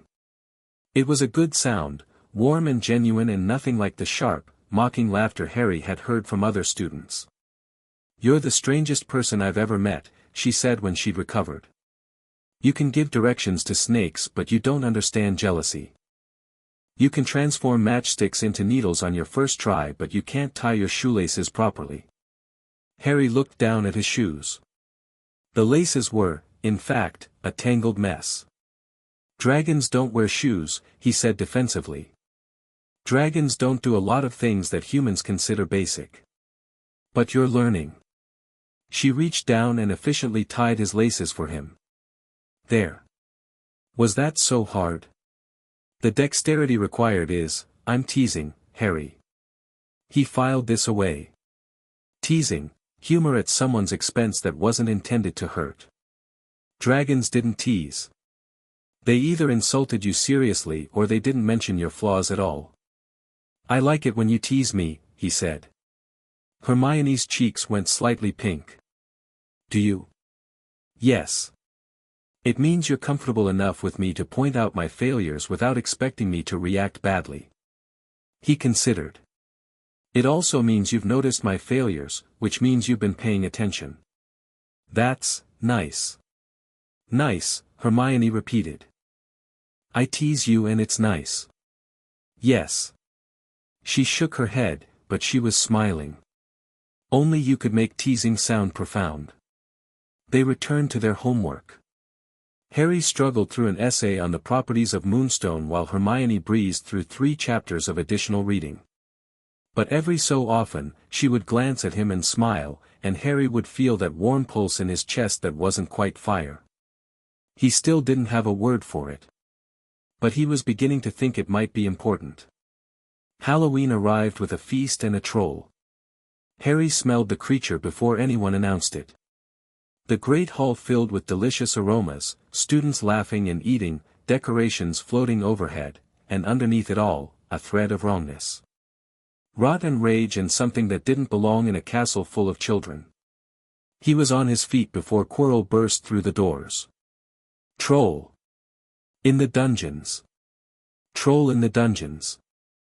The professor collapsed to the floor in what looked like a dead faint. Chaos erupted. Students screaming, running, knocking over plates and benches. Teachers shouting for order. Harry stood still in the center of it all, tracking the wrongness. Not toward the dungeons. The smell was coming from somewhere else. The bathrooms, he realized. It's already inside the castle. Not where Quirrell said it was. Why would Quirrell lie about the troll's location? Distraction, Harry thought. He wants everyone focused on the dungeons while he does something else. But what? Then another realization hit him. Hermione wasn't in the Great Hall. She'd been upset earlier, something about a boy named Ron making cruel comments about her lack of friends, and had gone to cry in the bathroom. The bathroom where the troll actually was. Harry moved. He didn't run, running drew attention. He walked quickly, weaving through the panicked crowd, slipping out a side door while the teachers were distracted. Once in the corridor, he broke into a sprint. The smell grew stronger. Rot and rage and something that had no business existing. Trolls were dangerous but simple, crude magical creatures with more power than intelligence. This one was young, probably confused by the castle's unfamiliar environment. But confused and dangerous was still dangerous. Harry reached the bathroom door just as a massive grey fist punched through the wall beside it. He went in low, rolling under the debris, coming up on his feet in the middle of chaos. The troll filled the small space, swinging its club wildly, smashing sinks and stalls. Water sprayed everywhere. Hermione was pressed against the far wall, wand out but clearly having no idea what to do with it. Their eyes met across the destroyed bathroom. Harry, she breathed. Down, he said. She dropped flat without hesitation. Harry's fire came out before he could think about whether it was a good idea. Not full dragon flame, he couldn't produce that yet. But concentrated heat, focused through his wand, channeled into a beam that hit the troll's club and superheated the wood until it exploded into fragments. The troll roared. Turned toward Harry. Swung a massive fist. Harry didn't dodge. He stepped into the swing, let it pass over his head by inches, and grabbed the troll's arm as it went by. His hands burned with fire that didn't damage his skin, and the troll's flesh charred where he touched it. The creature screamed. Tried to pull away. Harry held on, climbing up its arm like a monkey scaling a tree, until he was face to face with it. Wrong place, he said calmly. Wrong target. He pressed his palm against the troll's forehead and pushed. Fire lanced through the creature's skull. Not enough to kill it, trolls were notoriously hard to kill, but enough to scramble whatever passed for its brain. Its eyes rolled back. Its legs buckled. Harry jumped clear as 12 feet of troll collapsed onto the bathroom floor. Silence. Then Hermione was there, hugging him fiercely, her face wet with tears and bathroom water. "You came," she said. "You came for me. You're mine." The words came out before he could stop them. "Of course I came." She pulled back, staring at him with wide eyes. "Yours?" Harry's chest tightened. Wrong word. Human relationships didn't work like dragon hordes. He knew that. "But, I mean," he struggled for the right phrase. "You're my friend. My person. I don't have many of those. The ones I have, I protect." Hermione's expression shifted through several emotions. Surprise. Understanding. And something soft that Harry didn't have a name for yet. "Okay," she said quietly. "I'm yours. And you're mine. Deal?" Harry nodded. "Deal." Footsteps thundered in the corridor. Professors McGonagall, Snape, and Quirrell burst through the door, skidding to a halt at the sight of the unconscious troll and the 2 first-years standing over it. "What on earth?" McGonagall's voice was sharp with fear and anger. "How did you, what did you, we were in the bathroom when it attacked," Hermione said smoothly. "Harry defended us." "Defended?" McGonagall looked at the troll. "At the charred club fragments. At the burn mark on the troll's forehead. Mr. Potter, what spell did you use?" Harry considered lying. Decided against it. "Fire," he said. "The focused kind." "That's not," McGonagall stopped. Exchanged a look with Snape. "That's not a first-year spell. I didn't learn it at school." Snape stepped forward, examining the troll with clinical interest. "The burn patterns are consistent with highly concentrated heat. Not fiend fire, too controlled. Something else." His eyes found Harry's. "Something dragon-related, perhaps." Harry said nothing. Quirrell hovered at the edge of the bathroom, not looking at Harry directly. But Harry could feel the thing in his turban watching. Calculating. "It knows," Harry realized. "It knows what I am now, or at least suspects. I've shown too much." But Hermione was alive. That was worth the exposure. 5 points from Gryffindor, McGonagall said finally. "For being out of your common room during an emergency. And 5 points to Gryffindor for sheer dumb luck, I suppose. Now both of you, back to your dormitory. Immediately." Harry took Hermione's hand and led her out of the bathroom. As they passed Quirrell, Harry paused. "Interesting that the troll was here instead of the dungeons," he said quietly. Too quietly for the other professors to hear. Almost like someone wanted people looking in the wrong direction. Quirrell's face went pale. The thing in his turban pulsed with sudden heat. Harry smiled, showing teeth. "Be careful, Professor. Distractions work both ways." He walked on. Behind him, he heard Quirrell's sharp intake of breath and Snape's murmured question. But he didn't look back. The hunt had begun. And Harry was very, very good at hunting. "You threatened a professor." They were back in the common room, huddled in their usual corner while the rest of Gryffindor celebrated surviving the troll attack. Harry had wrapped a blanket around Hermione's shoulders, and she'd stopped shivering, but her voice still held an edge. "I warned him," Harry corrected. "There's a difference." "Not much of one." She pulled the blanket tighter. "What did you mean, distractions work both ways?" Quirrell lied about where the troll was. He wanted everyone focused on the dungeons while he did something else. The troll was a distraction. For what? Harry had been thinking about this since they left the bathroom. What's in the castle that would be worth risking exposure for? What would Quirrell, or the thing controlling him, want badly enough to release a troll as a diversion? Hermione's eyes widened. The third-floor corridor. The one that's forbidden. I've been researching, there's something hidden there. Something valuable enough to warrant heavy protections. How do you know it's protected? I snuck up there last week. She had the grace to look slightly embarrassed. I was curious. There's a door with serious locking spells on it, and I could hear something moving on the other side. Something big. You went alone. You were busy with Quidditch practice. She waved off his concern. The point is, whatever's behind that door, Quirrell wants it. And now he knows that we know something's wrong with him. Harry considered the implications. We need more information. About what's hidden. About Quirrell. About what's riding him. I've already started researching. Hermione produced a small notebook from somewhere in her robes. There are references in old Daily Prophet articles, something about a break-in at Gringotts the same day we were in Diagon Alley. Vault 713. It was emptied earlier that same day. By whom? Dumbledore, apparently. Or someone working for him. She flipped through pages of dense notes. And there's something else. Nicholas Flamel. Who? That's what I'm trying to find out. Hagrid mentioned the name to some third years who were asking about the Forbidden Corridor.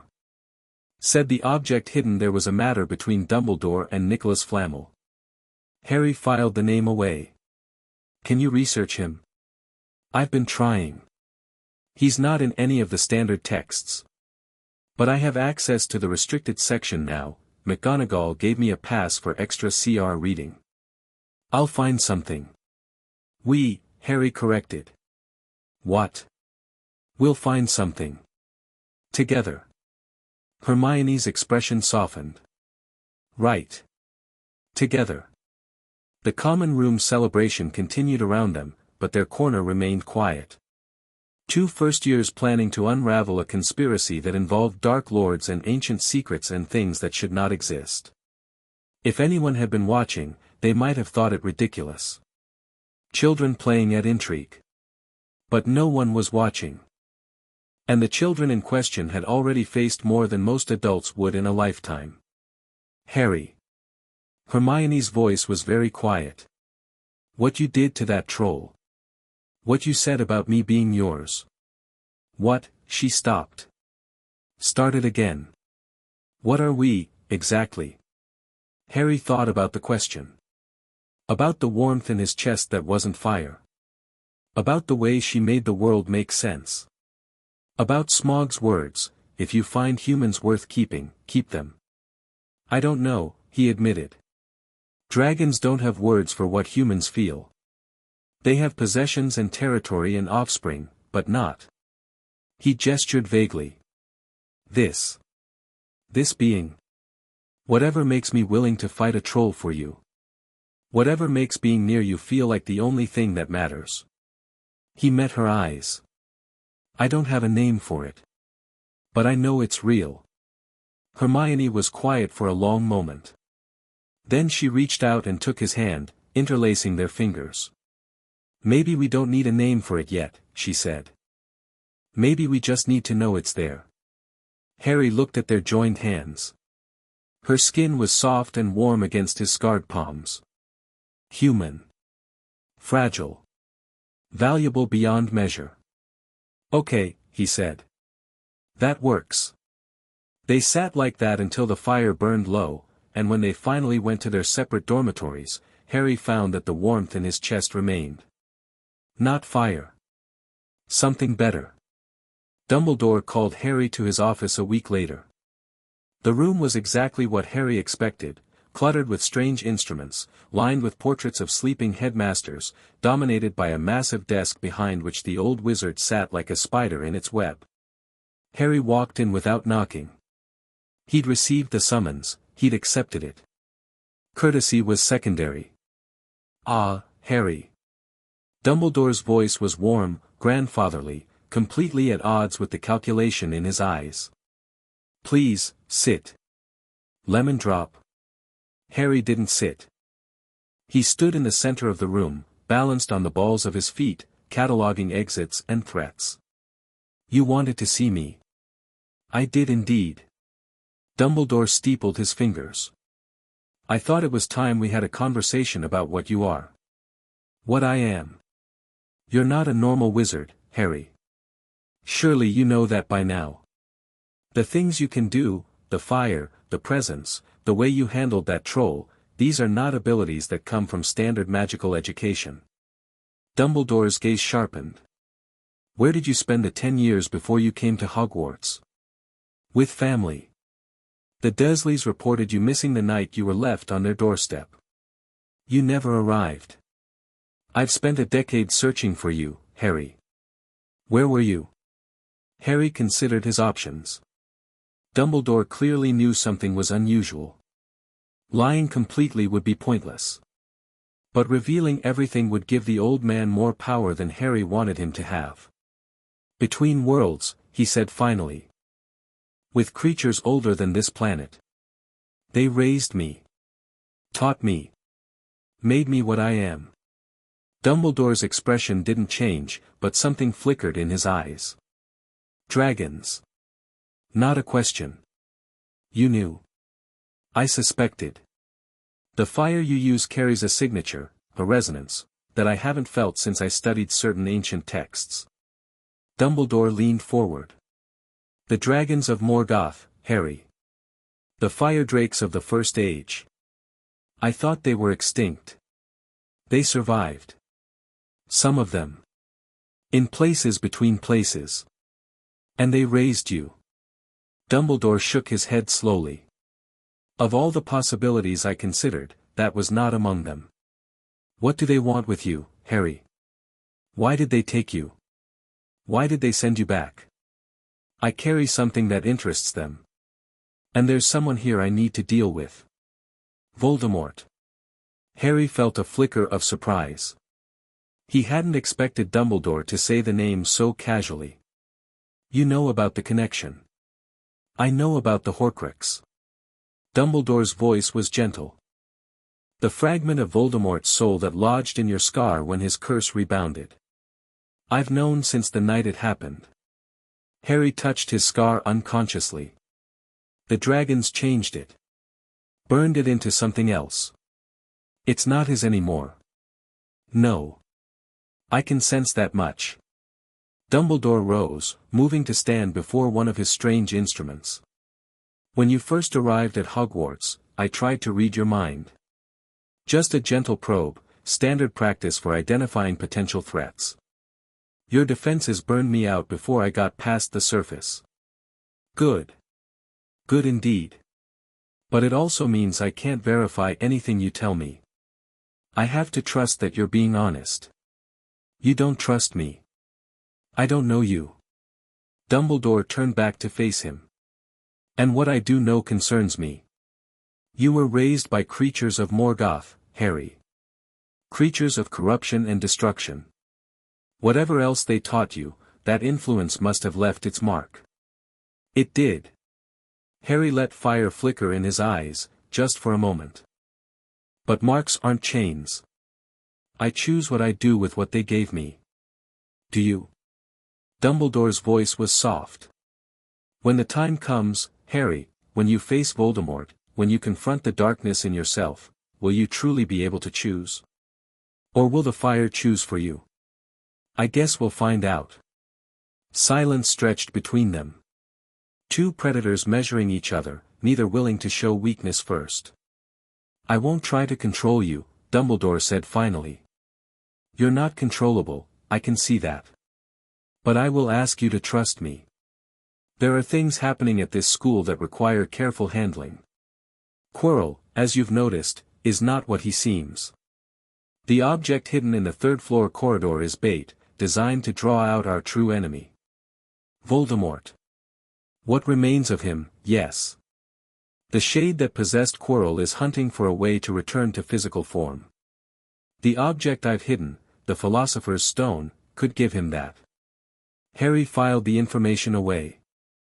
The Philosopher's Stone. Nicholas Flamel. Immortality and gold.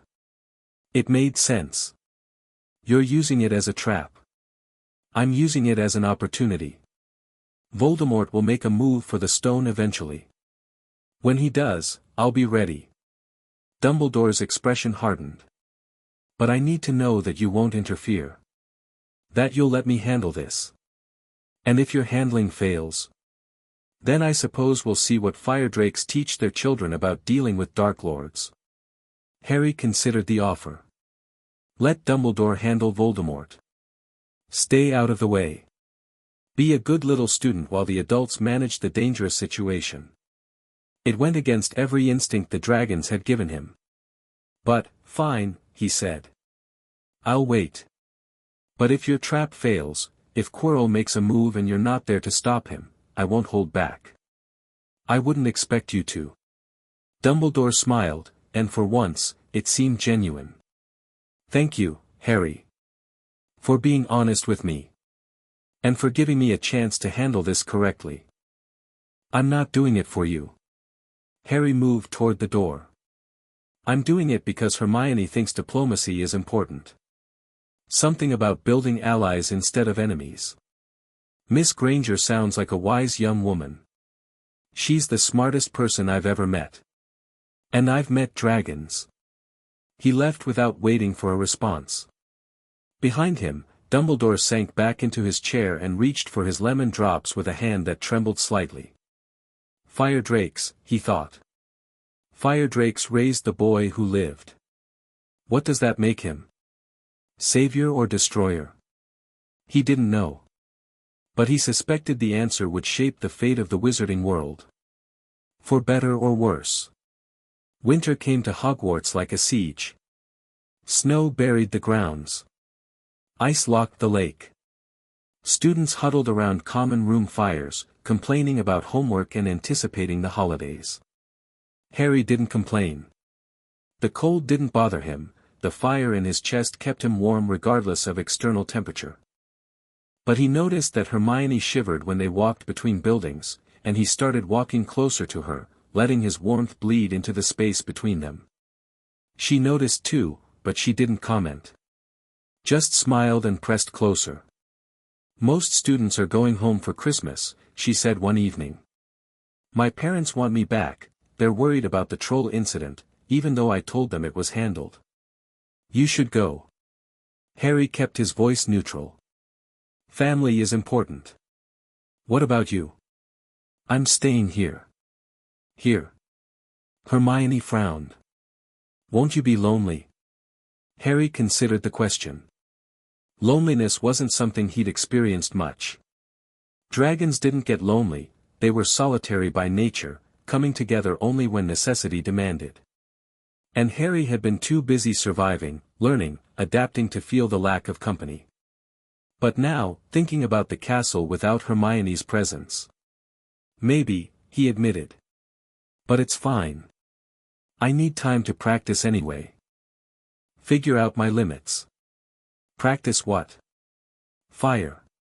He held up his hand, letting flames dance across his palm. I can do more than I've shown. But control is difficult. When I fought the troll, I almost let loose. Almost burned the whole bathroom down. Hermione's eyes widened. You held back. Barely.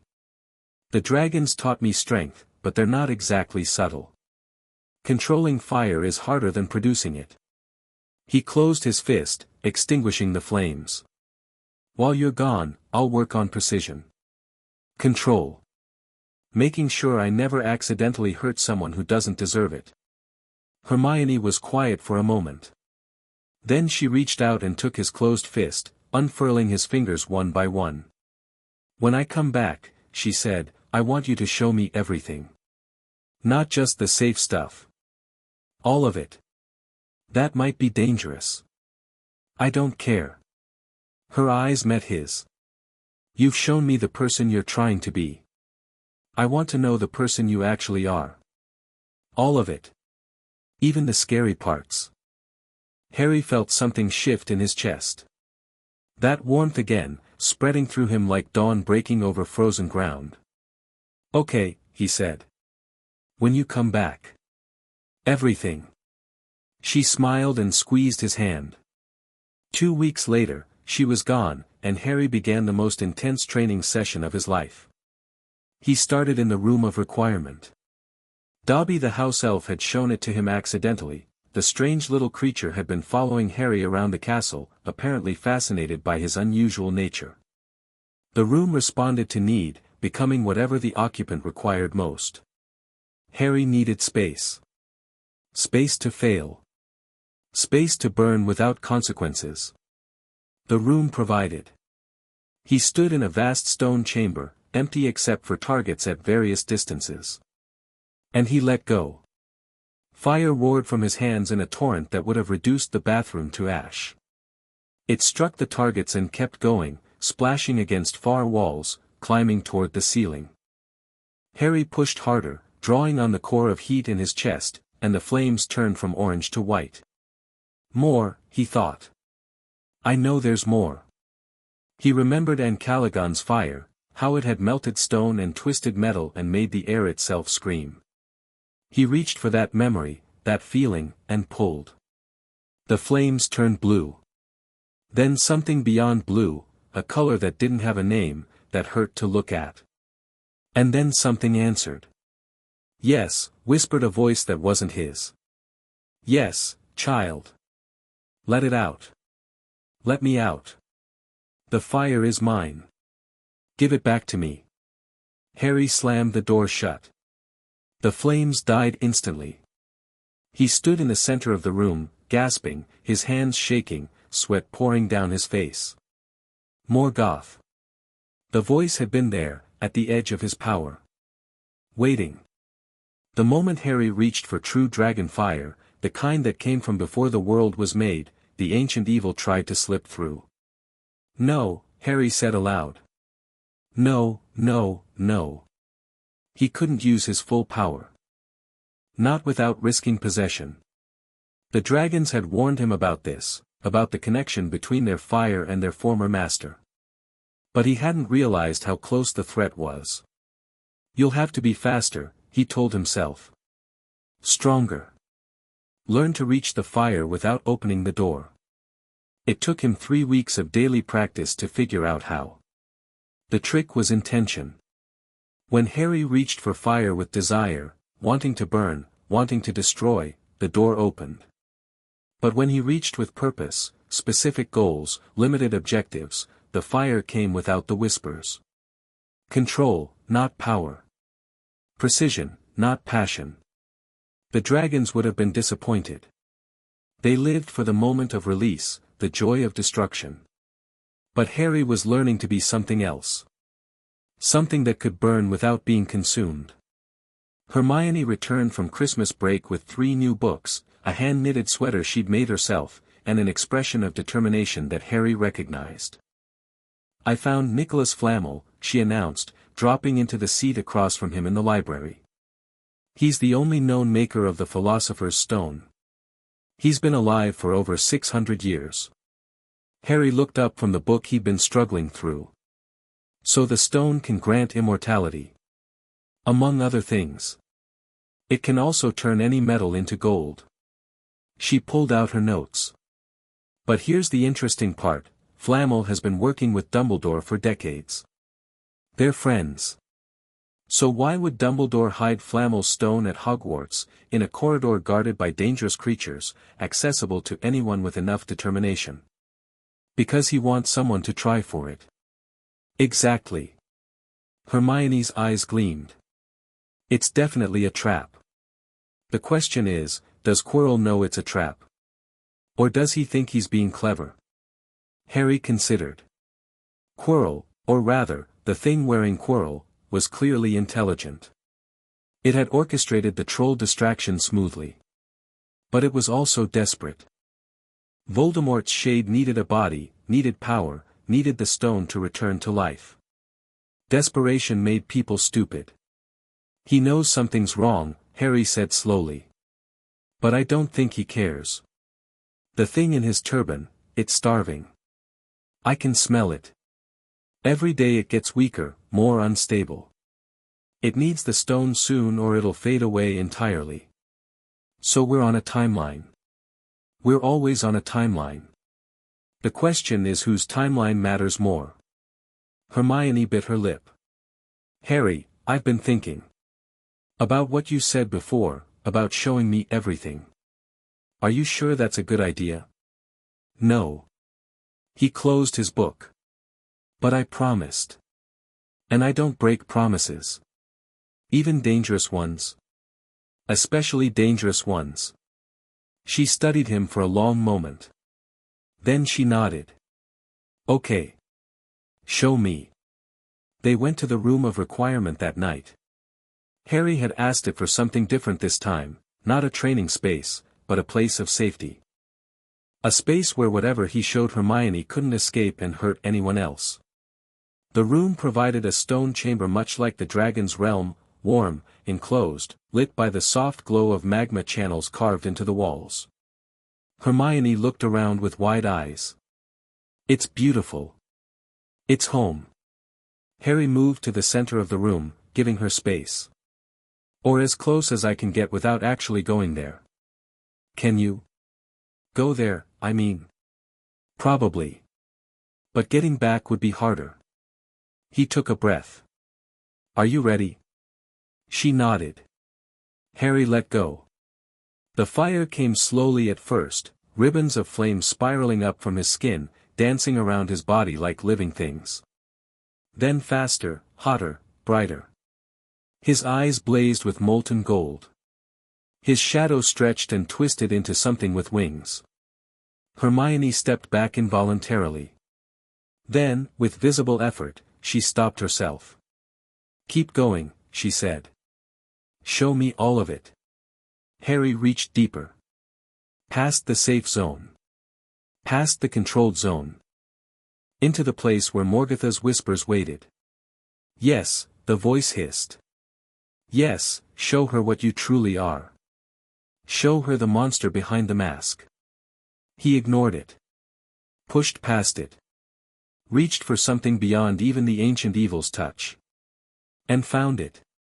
Fire that wasn't fire. Light that wasn't light.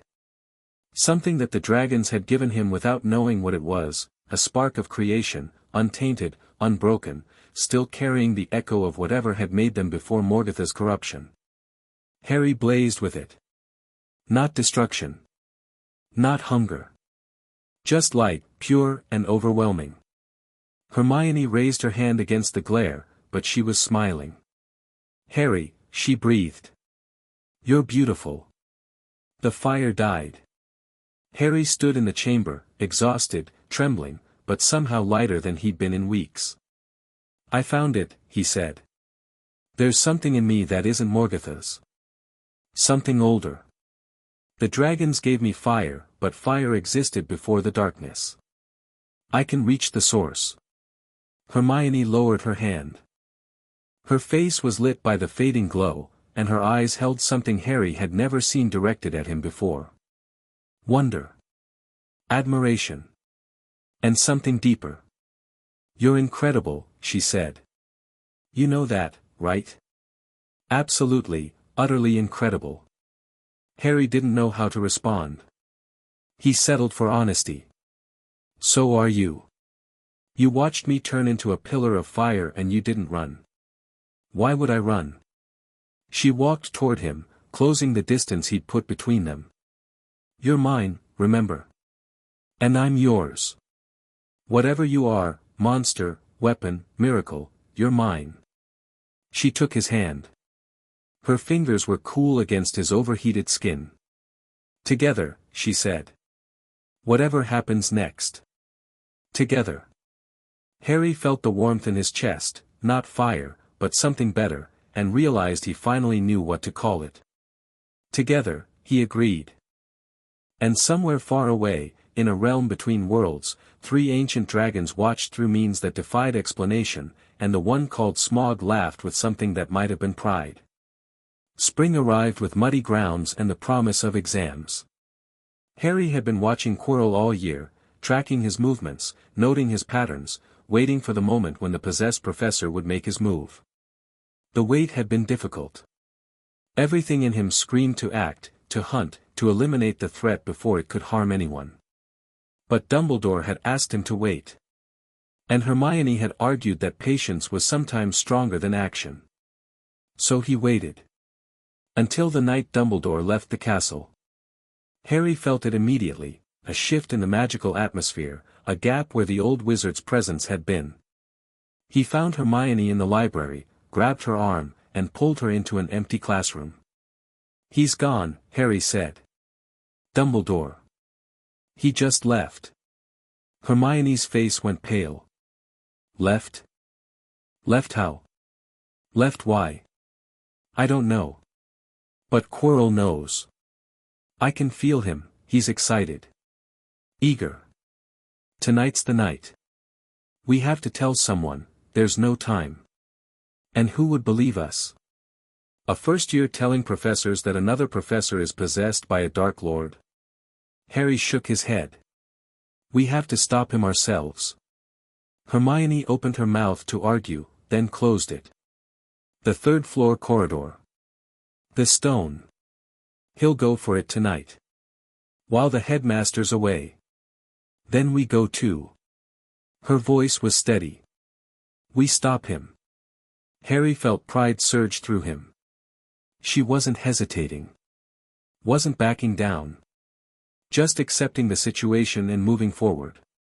"It'll be dangerous. Everything about you is dangerous." She squared her shoulders. "Let's go." The third-floor corridor was guarded by a door with more locks than Harry could count. He burned through them in seconds. Beyond was chaos, rooms full of traps, challenges, tests. Harry barely noticed them. A three-headed dog fell asleep at a touch of heat. Devil's Snare recoiled from his presence. Flying keys melted into slag when he blasted through the door they guarded. Hermione handled what fire couldn't.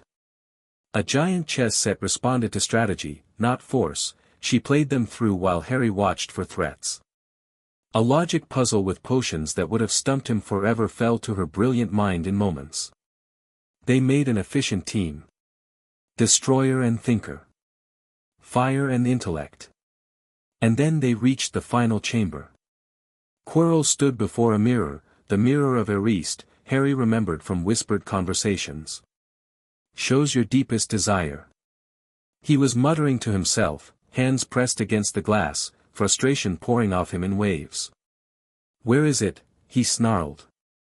"The stone is supposed to be here. I can feel it. Why can't I find it?"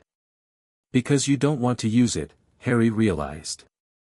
"You want to give it to your master. The mirror shows desire, not service." "Professor," Harry said quietly. Quirrell spun. His face contorted with terror and rage. "Potter. How did you?" He stopped. Collected himself. "Never mind. It doesn't matter. You're too late." "For what?" "You haven't found the stone." "I will."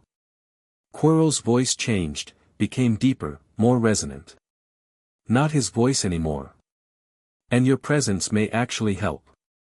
Harry felt the thing in Quirrell's turban like a physical weight. Corruption. Malice. A hunger that made dragons seem gentle by comparison. "Voldemort," he said. "In the flesh. Or what passes for it." Quirrell's body turned, but his hands were unwrapping the turban, revealing something on the back of his head, a face. Pale, twisted, terrible. Red eyes met Harry's green ones. "Harry Potter," Voldemort breathed. "I have waited so long to meet you properly." Harry pushed Hermione behind him. "Go. Get out of here. I'm not leaving you." "Hermione, touch," Voldemort interrupted. "I need touch to see the stone." "The boy's desires are interesting. Bring him to the mirror." Quirrell lunged. Harry met him with fire. The flame should have killed a normal human instantly, should have reduced Quirrell to ash between one heartbeat and the next. But Voldemort was fueling his host, pouring darkness into him, keeping him alive through sheer malevolent will. They struggled. Harry burned. Quirrell screamed but kept fighting. The chamber filled with smoke and heat and the smell of charred flesh. Then Quirrell's hand closed around Harry's throat. The world went white. Not from Harry's fire, from something else. The touch of Voldemort's vessel against Harry's skin triggered a reaction neither of them had expected. The Horcrux in Harry's scar, reshaped by dragon fire, met its source in Quirrell's corrupted flesh. And rejected it. Harry felt fire pour through the connection, not his fire, but the fire of what his Horcrux had become. Purified. Transformed. A flame that burned darkness itself. Quirrell shrieked. His hands blistered where they touched Harry. His face began to crack, to crumble, to disintegrate. What are you? Voldemort's voice was a wail of agony and confusion. What have they done to you? Harry grabbed Quirrell's wrists and held on. I'm what happens when you try to put your soul in someone raised by dragons. His voice was steady despite the pain lancing through him. Your corruption met theirs. And theirs was older. Stronger. You can't touch me without burning yourself. I will not be destroyed by a child, Harry pushed. Everything went dark. He woke in the hospital wing. Hermione sat beside his bed, dark circles under her eyes, a book open in her lap but clearly unread. When she saw him stirring, she dropped the book and grabbed his hand.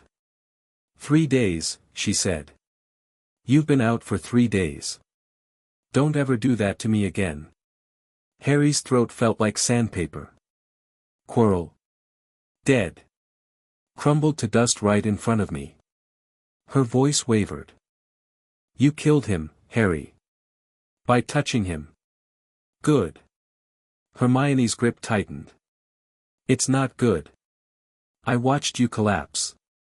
I thought you were dead. I had to drag you back through all those obstacles while you weren't breathing properly, and I didn't know if you'd wake up, Anne, Hermione. Harry squeezed her hand. I'm okay.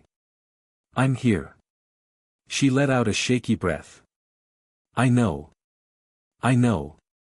But watching you fight like that, watching you burn, I understood something. What? You're going to keep doing this. Fighting things that should kill you. Protecting people who can't protect themselves. It's not just what you do, it's what you are. She met his eyes. And I'm going to be there every time. Watching your back. Making sure you survive. Harry felt that warmth again, the one that wasn't fire. You don't have to. I want to. That's the point. She released his hand, sitting back. Dumbledore came to see you while you were unconscious. He explained about the stone. What about it? The mirror was designed to give the stone only to someone who wanted it but didn't want to use it. You wanted to protect people, not achieve immortality. So when Quirrell forced you close to the mirror, I could have taken it. Harry realized. If I'd wanted to. But you didn't. You were too focused on the fight. Hermione smiled faintly. Dumbledore seemed impressed. And worried. Mostly worried, actually. He should be. Harry, I'm not a threat to him, Harry clarified. But I'm not under his control either. He doesn't know how to handle that. Hermione nodded slowly. What happened down there, with Quirrell, with the fire that came out of you, was that the dragon magic you've been practicing? Partly. But there was something else. Harry touched his scar. It didn't hurt anymore, hadn't hurt since the confrontation. The piece of Voldemort in me. When it touched its source, it reacted. The dragons changed it into something that burns darkness. Something Voldemort can't touch without destroying himself. That's incredible. That means, he can't possess me. Can't control me. Can't even fight me directly without burning. Harry's voice hardened. Next time he shows up, he'll have to find another way to come at me. And I'll be ready. Hermione was quiet for a moment. Then she leaned forward and kissed his forehead, just above the scar. Rest, she said. Exams are next week, and I refuse to let you fail after everything we've been through. Harry laughed, actually laughed, a real sound instead of the rough imitations he'd managed before. Yes ma'am, he said. And for the first time since he'd arrived at Hogwarts, he slept without dreams of fire and shadow. The end-of-year feast was loud, colorful, and utterly baffling to Harry. He sat beside Hermione at the Gryffindor table, watching students celebrate a year's worth of points and achievements, and felt like an observer from another world. Which, in a sense, he was. Dumbledore gave a speech. Points were awarded. Gryffindor won the House Cup, partly due to last-minute additions for special services to the school. The other students cheered. Harry ate quietly and let the noise wash over him. You're thinking too hard, Hermione murmured. I'm thinking about next year. What about it? Voldemort isn't gone. He's weakened, lost his host, but he'll come back. He'll try again. And next time he'll be smarter.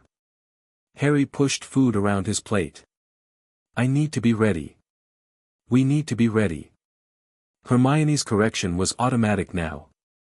This summer, I'll research everything I can find about Horcruxes and soul magic. You practice control. When we come back in September, we'll be stronger. Exactly. Harry looked at her, this brilliant, stubborn, completely impossible girl who'd chosen to stand beside him despite everything she knew. Why? He asked. Why what? Why are you doing this? You could have a normal life. Normal friends. A normal magical education without fighting Dark Lords and watching people die. Hermione considered the question seriously. Because normal is boring. Because you're the most interesting person I've ever met. Because when I'm with you, I feel like I'm part of something that matters. She shrugged. And because you need someone to remind you that not everything is about power and survival. Sometimes it's okay to just be. Be what? A person. A student. A friend. She smiled. A boy sitting at a feast with the girl who refuses to let him face anything alone. Harry felt the warmth bloom in his chest. Still not fire. Still something better.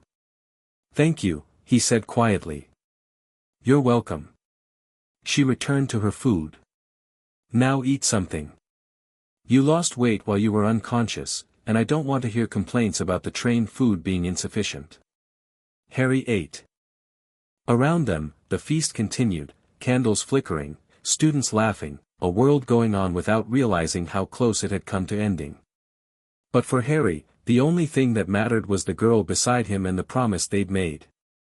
Together. Whatever came next. He'd been raised by dragons to be a weapon. He'd been touched by darkness and remade by fire. He carried the weight of ancient evil in his soul and the target of current evil on his back. But he also had Hermione. And Hogwarts.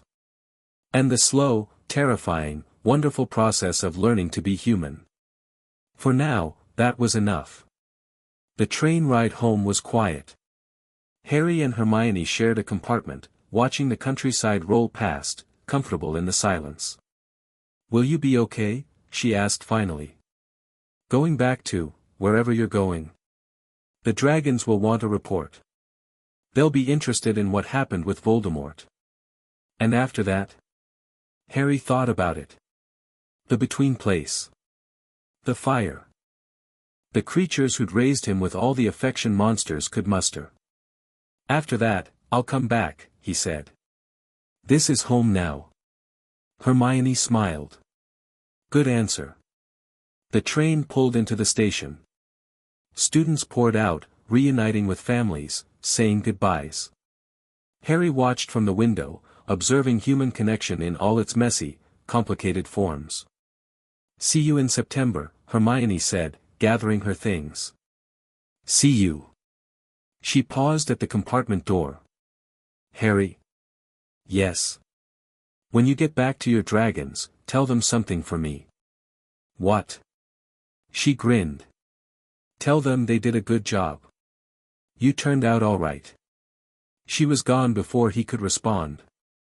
Harry sat in the empty compartment, watching the platform through the window, and felt something he hadn't felt in a long time. Hope. The world was full of darkness.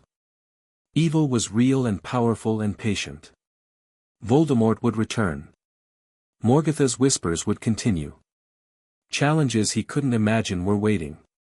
But so was Hermione. So were friends and allies and possibilities. So was a future worth fighting for. Harry gathered his things and stepped off the train. Somewhere between this world and the next, 3 dragons waited for news of their weapons' progress. He had a lot to tell them. Chapter 3, The Language of Burning. Harry landed in the dragon's realm with fire still singing in his blood. The between place welcomed him like a held breath, releasing stone and shadow and the eternal glow of magma that had been his cradle. He stood at the edge of the arrival point, letting his senses adjust to the familiar weight of primordial heat, and waited. And Calagon came first. The great Wyrm descended from shadows that shouldn't have been able to contain something his size, golden eyes blazing with an intensity that would have frozen any human heart. Harry stood his ground. You survived, and Calagon rumbled. Obviously. You fought a fragment of a Dark Lord and won. He wasn't that impressive. And Calagon's chest vibrated, that sound between a growl and a purr that Harry had learned meant amusement. Tell me everything. So Harry did. He told them about Hogwarts, about magic that came from wands instead of will, about the strange rituals humans performed to learn what should have been instinct. He told them about Hermione, and saw Smaug's eyes glitter with interest when he described her refusal to run. He told them about Dumbledore's manipulations, Snape's grudging alliance, and the possessed professor who'd crumbled to dust under Harry's touch. The Horcrux reacted, and Calagon said when Harry finished. As we hoped it would. You knew this would happen. We suspected. Smaug slithered closer, scales catching the magma light. When we reshaped the soul fragment within you, we weren't certain what it would become. The corruption was foreign, mortal darkness, not the primordial kind. But you've proven it fused properly with our fire. Meaning what? Meaning Voldemort cannot touch you without burning himself. Meaning the connection between you has become a weapon, but a weapon that cuts both ways. Smaug's voice dropped. He will feel it, little weapon. Every time he tries to reach for you, he'll feel his own soul piece rejecting him. It will drive him mad. Harry considered this. A Dark Lord, unable to claim his own Horcrux, tormented by its transformation. There was a certain poetry to it. Good, he said. From the deepest shadows, the unnamed stirred. Harry felt its attention like a physical weight, ancient, patient, utterly incomprehensible. There's something else, he said, turning to face that depthless gaze. When I fought Quirrell, I reached for more power. Pushed past my limits. And I felt. He struggled for words. Something behind the fire. Something that whispered. The temperature in the cavern dropped. Not cold, nothing here was truly cold, but the heat became somehow less, as if the realm itself was holding its breath. Morgoth's echo, and Calagon said quietly. It tried to use the connection. Tried to slip through when I opened myself to the fire. Harry met the unnamed's eyes. I shut it out. But it's still there. Waiting. Silence stretched. The 3 dragons exchanged looks that carried meanings Harry couldn't fully parse, communication beyond words, beyond even the fire speech they'd taught him. Finally, and Calagon spoke. The echo has always been there. We were made from it, twisted from something else into what we became. Our fire carries its taint, and by extension, so do you. The great Wyrm lowered his head until his eye was level with Harry's body. We hoped you would be strong enough to resist. It seems you are. For now, Smaug added. But the echo grows stronger as you do. Every time you reach for true power, you open a door. One day, you may not be able to close it. Then I won't reach for true power. That's not an option. And Caligon's voice was granite.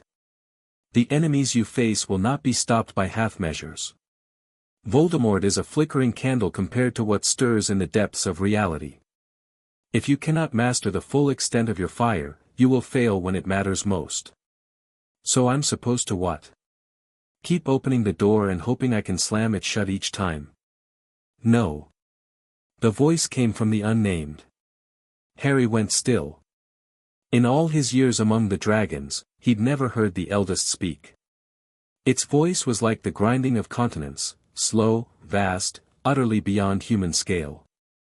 There is another way, the unnamed continued.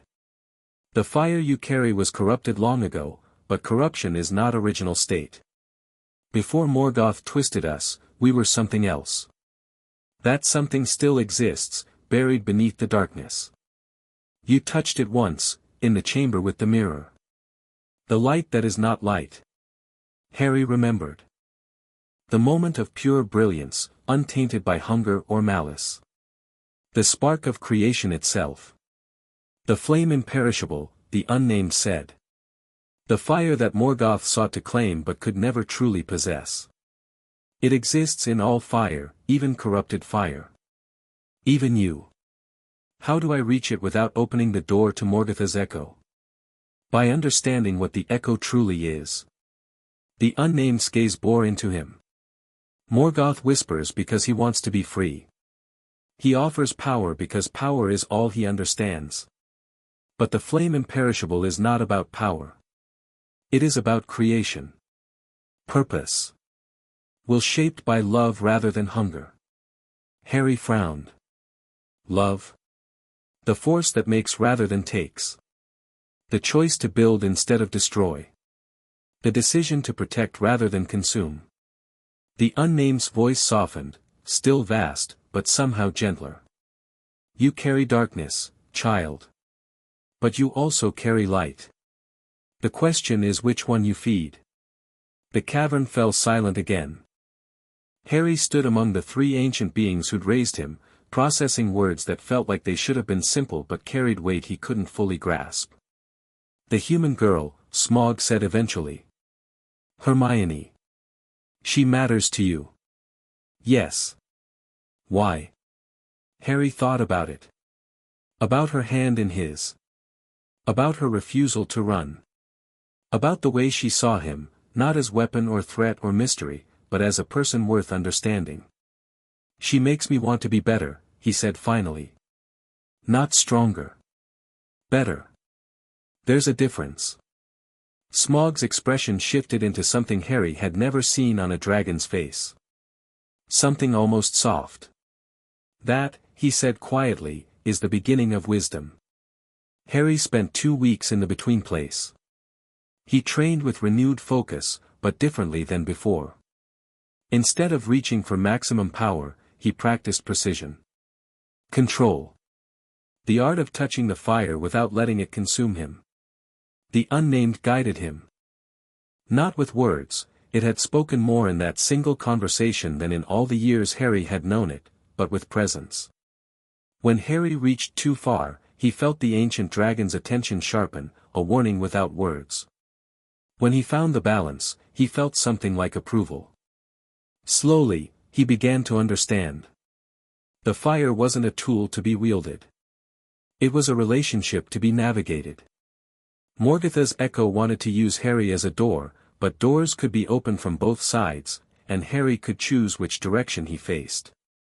When he reached for destruction, hunger, the desire to burn, the echo answered. But when he reached for protection, creation, the will to preserve rather than consume, something else answered. Something older. Something that had never been corrupted because it existed before corruption was possible. You're doing it, Smaug observed one day, watching Harry hold a flame that burned without consuming, lit without scorching. The flame imperishable responds to you. It's not easy. I have to hold two things in my mind at once, what I want the fire to do, and why I want it. Harry let the flame dance across his fingers. Destruction is simpler. This requires thought. All the best weapons require thought. Smaug settled onto his haunches, regarding Harry with those calculating golden eyes. Tell me more about Hogwarts. About the magic they teach there. Harry described his classes, transfiguration, charms, potions, the theoretical subjects that seemed to underpin everything else. Smaug listened with surprising attention. Interesting, he said when Harry finished. Their magic is structured. Codified. They've traded raw power for consistency and accessibility. You sound almost impressed. I am, in a way. When I was young, truly young, before Morgoth's fall, magic was wild. Uncontrollable. Only the mightiest beings could shape it, and even they often failed. Smaug's voice grew distant. The humans have domesticated it. Made it safe. There's a certain elegance to that, even if the result is weaker. Weaker how? Their spells have ceilings. Limits built into the structure itself. A wizard can perfect their technique, but they can never exceed what the spell was designed to do. Smaug's eyes glittered. You have no such limits. Your fire comes from before limits existed. That's why they fear you. Dumbledore doesn't seem afraid. Dumbledore is very good at hiding his fear. But I assure you, little weapon, when he looks at you, he sees something that shouldn't exist. A variable he can't control. Smaug's laugh rumbled through the cavern. It must be maddening for him. Harry filed this away. Dumbledore's fear, hidden behind gentle smiles and twinkling eyes. Another piece of the puzzle that was the old wizard. What should I do about him? He asked. Nothing, for now. Dumbledore is playing games within games, and you don't yet understand all the rules. Watch. Learn. Let him think he's the one manipulating you. Smaug's smile showed too many teeth. And when the moment comes, remind him that dragons don't play games. We end them. The night before Harry returned to the human world, and Calagon called him to the central chamber. The great Wyrm was coiled in the heart of the realm, massive beyond comprehension, golden eyes reflecting the eternal magma light. Harry stood before him, small and human and somehow unafraid. You've changed, and Calagon observed. Yes. The echo's influence? No. The opposite. Harry met those ancient eyes. I found something else in the fire. Something that doesn't want to destroy. The unnamed called it the flame imperishable. And Calagon was silent for a long moment. We gave you our fire because we hoped you would be a weapon, he said finally. A tool to strike at the world that imprisoned our master. But you have become something else. Something worse. Something unexpected. And Calagon's voice carried a weight that made the stone tremble. Morgoth made us to destroy. It is our nature, our purpose, our reason for existing. But you were not made. You were raised. Shaped by our fire but not constrained by it. Is that a problem? It is a possibility. And Calagon lowered his head until Harry could have touched his snout. You could be the weapon we intended. Or you could be something we never imagined. The choice is yours. And if I choose wrong, then we will do what must be done. The words were gentle, but the meaning was clear. We love you, Harry Potter. In our way, which is not the way of humans. But love does not prevent necessity. If you become a doorway for Morgoth's return, if you lose yourself to the echo, we will end you before you can end everything else. Harry felt the fire in his chest pulse. Not in fear, in understanding. I know, he said. And I'm glad. If I become something that needs to be stopped, I want you to stop me. And Calagon's chest rumbled. That almost purr that meant something between pride and affection. Good. Then go back to your human school. Learn their magic. Protect your human girl. Become whatever you're going to become. The great Wyrm rose, uncoiling to his full impossible height. And remember, whatever happens, you are ours. Nothing changes that. Harry nodded. Turned. Walked toward the rift that would take him back to the human world. At the edge, he paused. Hermione asked me to tell you something, he said. What? She said you did a good job. That I turned out all right. Silence. Then, from 3 different directions, the sound of dragon laughter, deep and rolling and utterly genuine. I like her, Smaug called from somewhere in the shadows. Keep her. Harry smiled and stepped through the rift. The Hogwarts Express was as chaotic as Harry remembered. He found an empty compartment and settled into the corner, watching students stream past the window, feeling the familiar disconnect between what he was and what they thought he should be. The boy who lived. The hero who'd stopped Quirrell. The strange quiet kid who sat on floors and stared too long. None of those things captured the truth. But then, truth wasn't something humans handled well. The compartment door slid open. Hermione stood there, bushy hair wilder than ever, arms full of books, smile bright enough to hurt. You're back, she said. Obviously. She threw herself into the seat across from him, dumping her books in a pile, radiating excitement that filled the small space like light. Tell me everything. What did they say? What did you learn? Did you practice the fire thing? Can you show me? One question at a time. Fine. First question, are you okay? Harry blinked. He'd expected curiosity about dragons or magic or power. Not concern for his well-being. I'm fine, he said slowly. Why wouldn't I be? Because you spent 2 weeks with creatures who see you as a weapon, discussing ancient evils and the nature of corrupted fire. Hermione's voice was matter-of-fact. That doesn't sound like a relaxing holiday. Dragons don't do holidays. Exactly my point. She reached across the space between them and took his hand. I worried about you. Every day. I kept thinking about what you told me, about Morgoth's echo, about the door in your mind, and I wondered if you were fighting battles I couldn't see. Harry looked at their joined hands. Her skin was warm. Alive. So different from the eternal heat of the between place. I found something, he said quietly. Something that isn't Morgoth's corruption. A different kind of fire. The flame imperishable. You know about it? I've been researching. She released his hand to grab one of her books, thick, ancient, bound in cracked leather. There are references in obscure texts. Mostly dismissed as mythology, but the descriptions match what you've told me about the dragon's fire.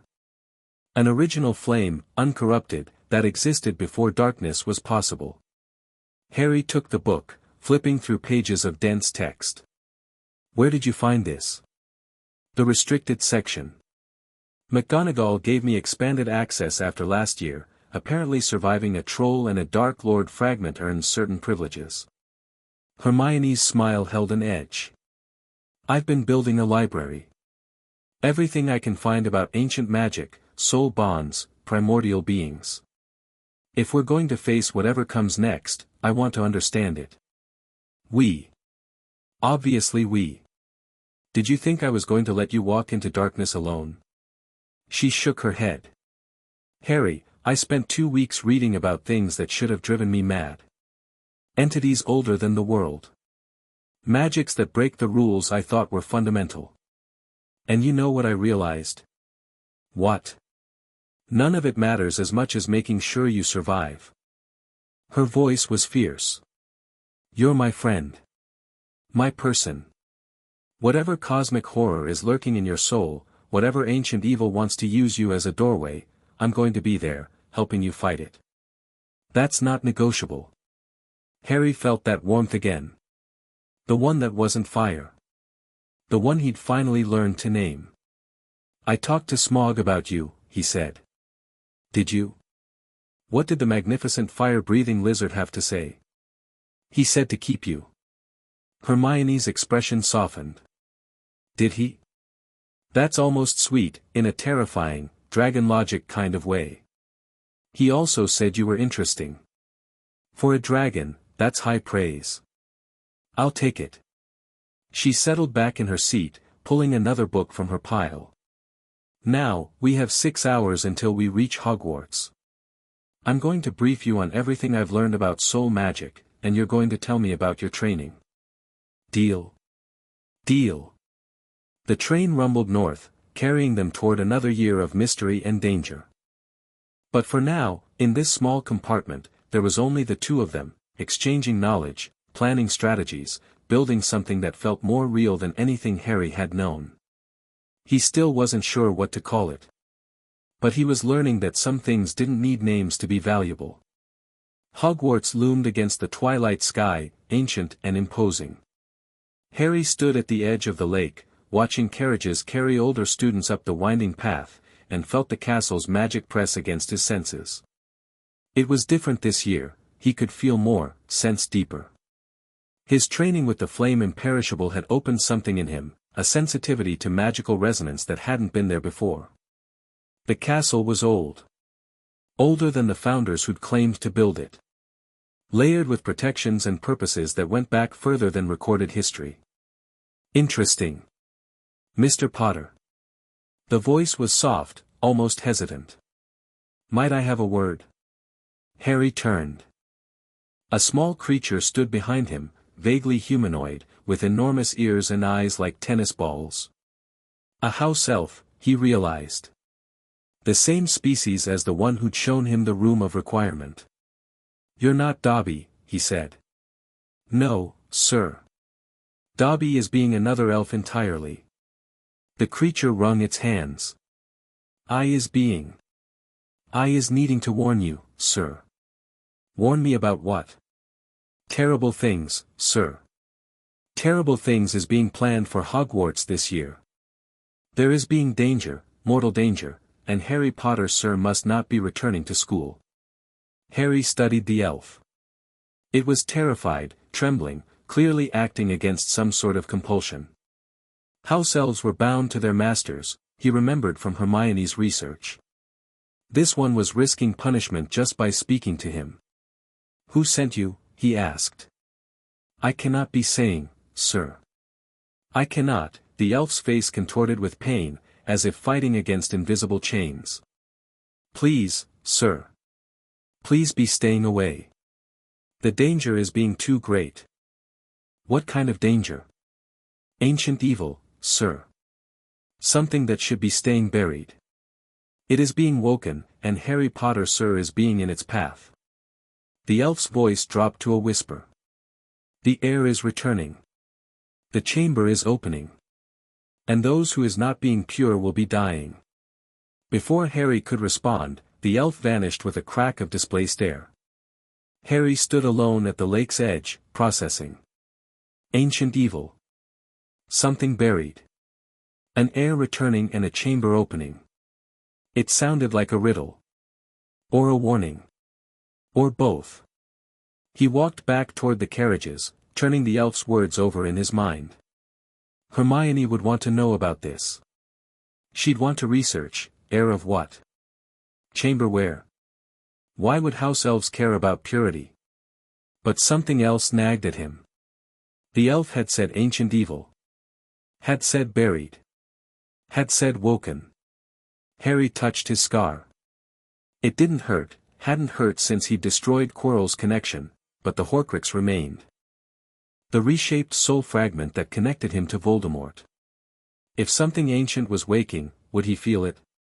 Would the corruption in him recognize its kin? He didn't know. But he suspected he was going to find out. The great hall buzzed with the energy of a new year. Harry sat beside Hermione at the Gryffindor table, watching the sorting with detached interest. New first years were distributed among the houses, some nervous, some eager, some trying desperately to look like they didn't care. You're thinking about something, Hermione murmured.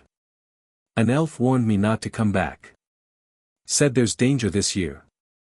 Ancient evil waking. Hermione's expression didn't change, but her hand found his under the table. Tell me everything. He did, keeping his voice low enough that the surrounding students couldn't hear. Hermione listened without interrupting, her analytical mind already working through the implications. Air returning, chamber opening, she repeated when he finished. That sounds like the Hogwarts founders. There are legends about secret chambers built by each of them, places of power hidden within the castle. Which founder would care about purity? Hermione's face darkened. Salazar Slytherin. He was notorious for believing that magical education should be limited to those from magical families. Pure blood, they call it. He supposedly left Hogwarts after a dispute with the other founders about admitting Muggle-born students. Like you.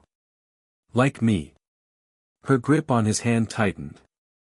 If Slytherin's chamber is real, and if his heir is somehow opening it. Harry, this could be a threat to every Muggle-born student in the school. Then we stop it. We don't even know what it is yet. So we find out. Harry met her eyes. This is what we do, remember? Face impossible threats. Survive anyway. Hermione smiled despite the tension. I was hoping for at least one normal week this year. Normal is boring. You're quoting me back at myself. You were right. The sorting ended. Dumbledore rose to give his speech, the usual warnings, the usual welcomes. But Harry noticed the old wizard's eyes lingering on him, calculating, assessing. He knows something, Harry thought. Something he's not telling anyone. That was fine. Harry had secrets too. The question was whose secrets would prove more dangerous. Defense against the dark arts had a new professor. Gilderoy Lockhart swept into the classroom with a smile that seemed designed to blind, wearing robes of bright blue that matched his unnaturally bright eyes. Harry took one look at him and felt his fire surge with instinctive contempt. Fraud, he thought. Peacock feathers hiding in empty shell. The class was a disaster. Lockhart released a cage of Cornish pixies as a practical exercise, then fled when they proved uncontrollable. Students scrambled for cover as the blue creatures wreaked havoc. Harry didn't scramble. He stood in the center of the chaos, raised one hand, and let heat radiate outward in a controlled pulse. The pixies froze. Not literally, he didn't want to kill them, but the sudden warmth disrupted their flight patterns, made them sluggish and confused. They dropped to the floor in clusters, chirping weakly. The room went silent. Hermione had her wand out, having been in the middle of casting an immobilization charm. She lowered it slowly, staring at Harry with wide eyes. "What did you do?" someone asked. "A Slytherin boy, the blonde one from last year. Draco Malfoy." "Heat disrupts their metabolism," Harry said blandly. "They're not dangerous anymore." "That's not standard magic," Malfoy pressed. "That's not even wand magic." "What are you?" Harry met his eyes. Let a flicker of gold show in his own. "Curious," he said. Malfoy went pale and looked away. Lockhart chose that moment to return, beaming as if nothing had happened. "Excellent work, excellent work. I see some of you have been practicing what you learned from my books. Now, let's move on to..." Harry stopped listening. He gathered his things, nodded to Hermione, and walked out of the classroom without asking permission. Some knowledge wasn't worth the time it took to acquire. "You can't just walk out of classes," Hermione said later, catching up to him in an empty corridor. "I can. I did. There are rules, Harry. Expectations. If you keep acting like you're above everything, I'm not above everything. I'm just not interested in learning from someone who clearly has nothing to teach." He stopped, turning to face her. "Did you see his magic?" "There was none. He's not a wizard, Hermione. He's a con artist with nice hair." Hermione's mouth opened and closed. "You could tell that just by looking at him. I can feel magical resonance now." Part of what I learned this summer. Harry tapped his chest. The flame imperishable connects to all fire, including the fire that powers magic. Lockhart's fire is barely a spark. Whatever he claims to have done, he didn't do it. But his books, lies. Or someone else's accomplishments stolen and rebranded. Harry shrugged. It doesn't matter. He's not the danger here. The chamber is. Hermione processed this, her expression shifting through frustration and reluctant agreement. Fine. But can you at least pretend to follow the rules while we investigate? Drawing attention to yourself makes everything harder. I'll try. That's all I ask. They walked together toward the library, falling into the comfortable rhythm they'd developed over the previous year. Two outsiders navigating a world that didn't quite fit either of them, finding strength in each other's differences. The chamber, Hermione said as they walked. I found references in 3 different sources. They all agree it exists, but they disagree about where and what's inside. What are the theories? One claims it's beneath the lake, accessible only through a secret passage in the dungeons. Another places it under the astronomy tower, reached by a staircase that only appears during certain lunar phases. The third. She hesitated. The third says it's everywhere and nowhere. That Slytherin wove it into the fabric of the castle itself, making it a space between spaces. Like the dragon's realm. Similar concept, yes. A pocket dimension attached to physical reality but not quite part of it. Hermione pulled out her notebook, flipping through pages of dense notes. The common thread is that only Slytherin's heir can open it. Blood magic, probably. Keyed to his specific lineage. So we need to find the heir. Or figure out another way in. If it's a space between spaces, there might be cracks. Places where the boundary is thin. She glanced at him. You can move between worlds. Could you find a way into the chamber? Harry considered it. The between place had taught him to sense dimensional boundaries, to feel where reality was thin enough to pierce. If Slytherin's chamber was truly a pocket dimension. Maybe, he said. But I'd need to know what I'm looking for. Every pocket dimension has a signature, a resonance that identifies it. Without that, I'd be searching blind. Then we find the signature. Hermione's voice carried determination. Whatever's in that chamber, whatever's threatening the school, we find it, we understand it, and we stop it. Harry felt a surge of warmth that had nothing to do with fire. This girl, who had no dragon blood in her veins, no cosmic destiny weighing on her shoulders, charging forward into danger because it was the right thing to do. Okay, he said. Where do we start? Hermione smiled. The restricted section. I have some new books to show you. The first attack happened 3 weeks into term. Harry felt it before anyone announced it, a spike of wrongness that cut through the castle's ambient magic like a knife through silk. He was in the common room, reviewing Hermione's notes on dimensional theory, when the sensation hit. Cold. Ancient. Hungry. He was on his feet and moving before conscious thought caught up. Through the portrait hole, down winding corridors, following the trail of wrongness like a bloodhound tracking prey. He found the crowd gathered in a second-floor corridor. Students pressed against walls, whispering, some crying.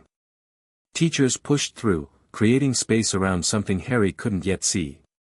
Then the crowd parted, and he saw. Mrs. Norris hung from a torch bracket by her tail, stiff and unmoving. Her eyes were wide and glassy, not dead, but not alive either. Petrified. Turned to stone by something that had left no other trace. And on the wall behind her, words written in what looked like blood, the chamber of secrets has been opened. Enemies of the air, beware. Harry felt his fire surge. Not in fear, in recognition. The wrongness he'd sensed, the cold ancient hunger, it was still here. Fading, but present. Leaving a trail. He could follow it. Track it back to its source. Find whatever had done this and, Harry. Hermione's hand on his arm, pulling him back from the edge. Not here. Not now. She was right. The corridor was full of witnesses. Whatever he did, however he reacted, would be seen and remembered. He forced the fire down. Made himself small. Became just another scared student staring at an impossible scene. The chamber is real, he murmured, low enough that only Hermione could hear. And whatever's inside it is awake. We knew this was coming. Knowing and seeing are different things. He looked at the petrified cat, at the blood-red words, at the terror on his classmates' faces. This is just the beginning. It's testing us. Seeing how we react. Then we don't react. Not publicly. Hermione's voice was steady, but he could hear the fear underneath. We investigate quietly. Find answers before it finds more victims. And if we can't find answers fast enough, then we improvise. She squeezed his arm. Together. Remember? Harry nodded. Together. But as he watched the teachers examine the wall, as he listened to Dumbledore's calm voice issuing instructions, as he felt the cold trail slowly fade into nothing, he knew that this enemy was different from Voldemort. Voldemort was hunger. Ambition. The desire for power and immortality. This was something older. Something that didn't want power because it already had power. Something that simply, was. And it was waking up. The attacks continued. Colin Creevey, a first-year who'd been following Harry around with a camera. Justin Finch-Fletchley, a Muggle-born Hufflepuff. Nearly Headless Nick, the Gryffindor ghost, proving that whatever was doing this could affect spirits as well as flesh. Each time, Harry felt the wrongness. Each time, he arrived too late to see the attacker. Each time, the trail led nowhere, fading into the castle's magical background like smoke dissolving into air. It's not coming from inside the school, he told Hermione after the third attack. They were in the room of requirement, which had configured itself into a research space full of books and maps and floating diagrams. The trail leads down. Under the castle. Into something that doesn't show on any map. The chamber. Hermione marked something on a large diagram of the castle's layout. But how is the attacker getting in and out? Someone would have noticed. Unless the attacker isn't human. She looked up sharply. What do you mean? The wrongness I'm sensing, it's not a person. It's a creature. Something serpentine, something ancient, something that radiates cold instead of heat. Harry paced, working through the implications. Slytherin's symbol was a snake. His descendants are famous parselmouths. What if he left something in the chamber? A guardian? A snake that can petrify people. Hermione's eyes widened. Harry, that's a basilisk. A what? Giant serpent. Created by dark magic. Direct eye contact kills, but indirect contact, through mirrors, reflections, water, petrifies instead. She was already pulling books from shelves, flipping through pages with frantic speed. That's why no one's died yet. Colin was looking through his camera. Justin saw it through Nick's ghost. Everyone's had something between them and the basilisk's eyes. How do we kill it? That's the problem.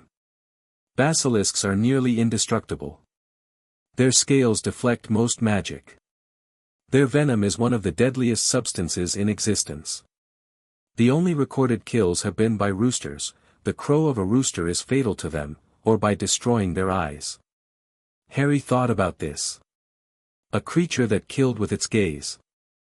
A creature that lived beneath the school, accessed through some hidden entrance.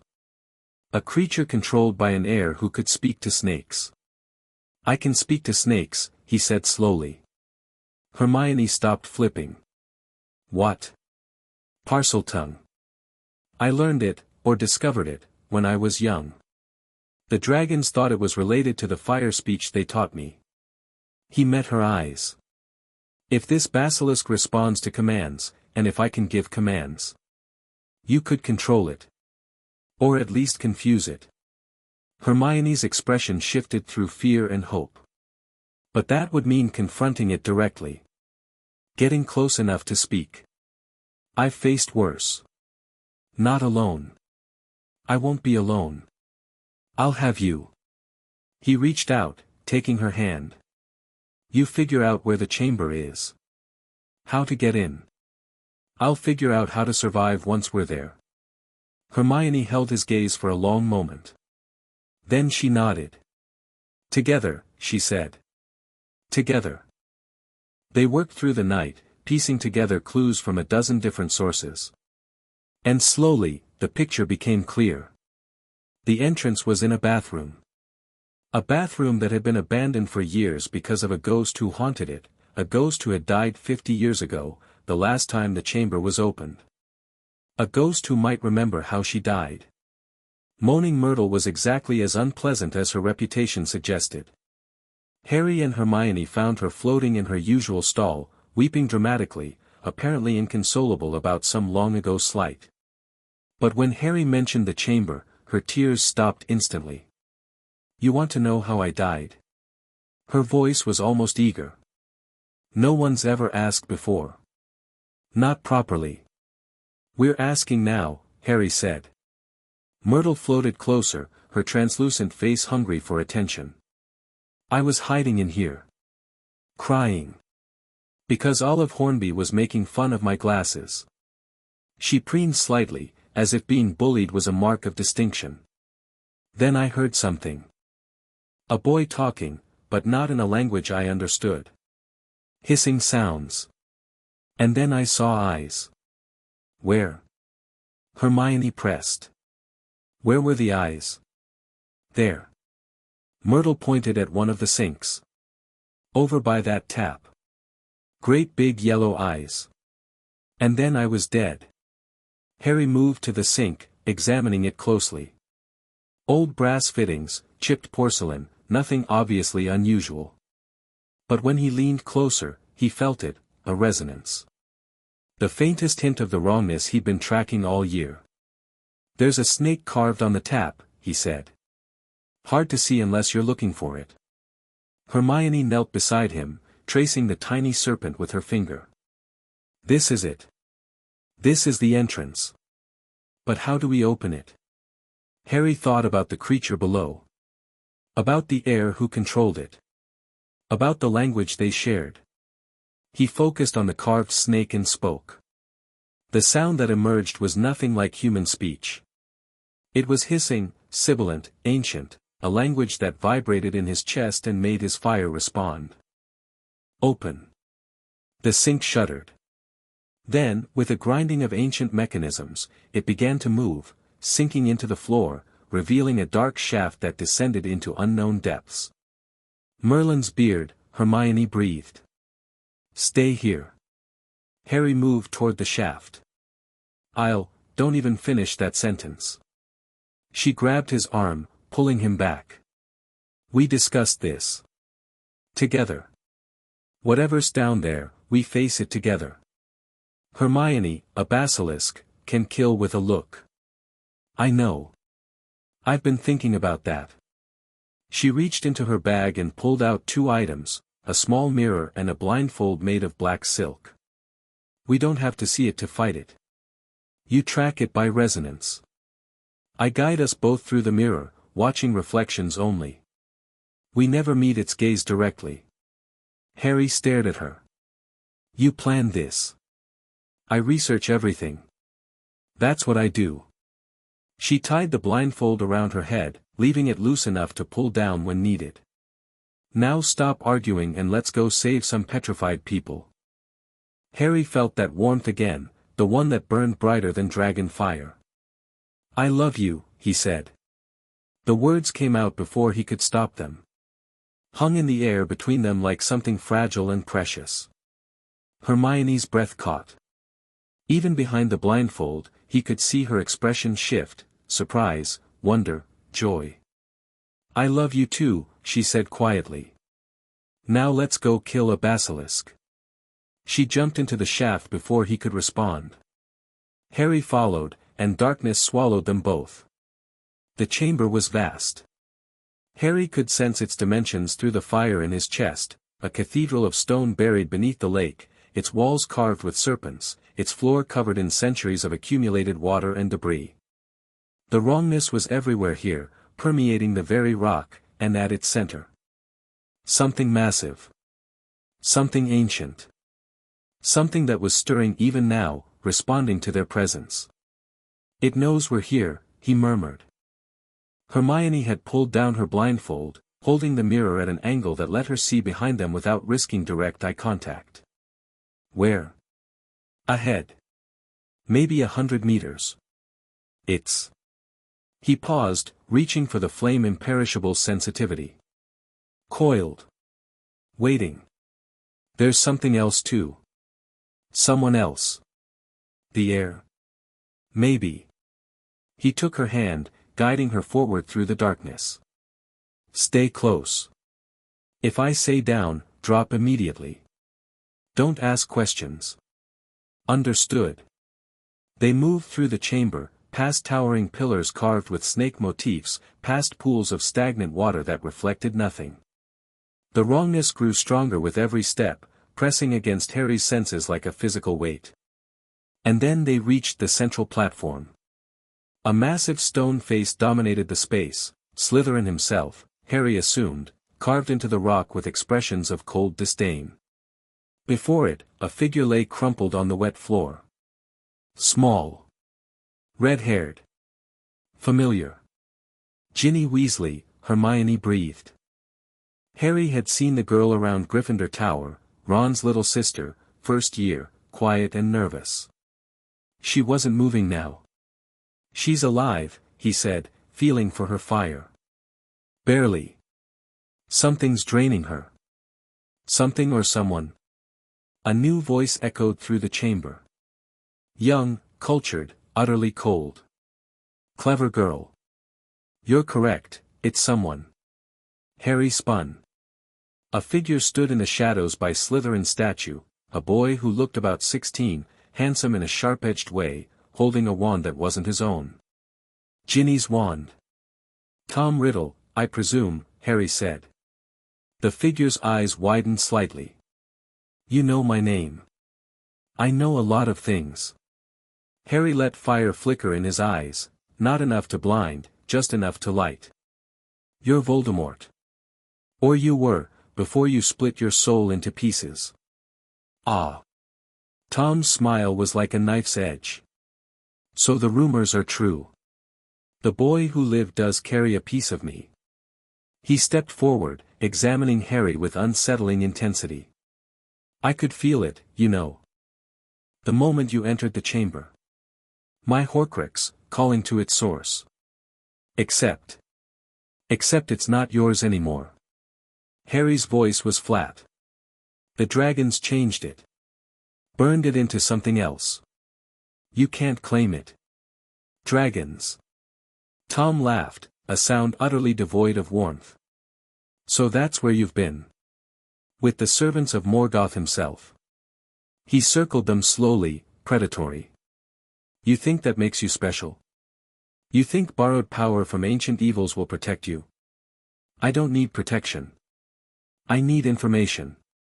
Harry tracked Tom's movement, keeping himself between the Spectre and Hermione. "How are you here? The Horcrux in me didn't create a new version of you." "No. That honor belongs to another fragment." Tom gestured at Ginny's crumpled form. "The diary. I wrote my soul into it decades ago, and that foolish girl wrote her soul back. An exchange. Her life for my resurrection." Harry felt cold fury wash through him. This creature, this fragment of evil, had preyed on a child's loneliness. Had drained her life to fuel its own return. "I'm going to destroy you," he said quietly. "With what?" "Your borrowed fire. Your mortal girlfriend." Tom's laugh echoed through the chamber. "I am Lord Voldemort. I have conquered death itself." "What can you possibly?" Harry moved. Not with fire, not yet. Just speed, closing the distance between them faster than Tom could react. His hand closed around the diary on the ground, because of course it was here, of course the source of Tom's manifestation would be close to his anchor, and he pulled. The flame imperishable answered. Not destruction. Creation. The original fire, the one that existed before corruption, pouring through Harry's hand into the diary. Light blazed, brighter than the sun, burning away the darkness that Tom had woven into the pages. Tom screamed. His form flickered, destabilized, began to dissolve. What are you? The voice was no longer cultured. It was raw, panicked, utterly terrified. That's not possible, that fire doesn't exist. It exists, Harry said calmly. It existed before Morgoth. Before darkness. Before anything you could possibly understand. He pushed more of the flame through, feeling the diary crumble in his hands. And it's the one thing you can never corrupt. Tom Riddle's manifestation shattered like glass. The diary burst into pure white flame and was gone. Silence fell. Harry stood in the center of the chamber, breathing hard, feeling the aftershocks of channeling that much creation through his mortal form. It hurt. Everything hurt. But it was done. Harry. Hermione's voice was shaky. The basilisk. Right. The creature. He'd almost forgotten. Harry turned toward Slytherin's statue, toward the massive presence he could still feel coiled in the darkness beyond. The basilisk had watched the entire confrontation.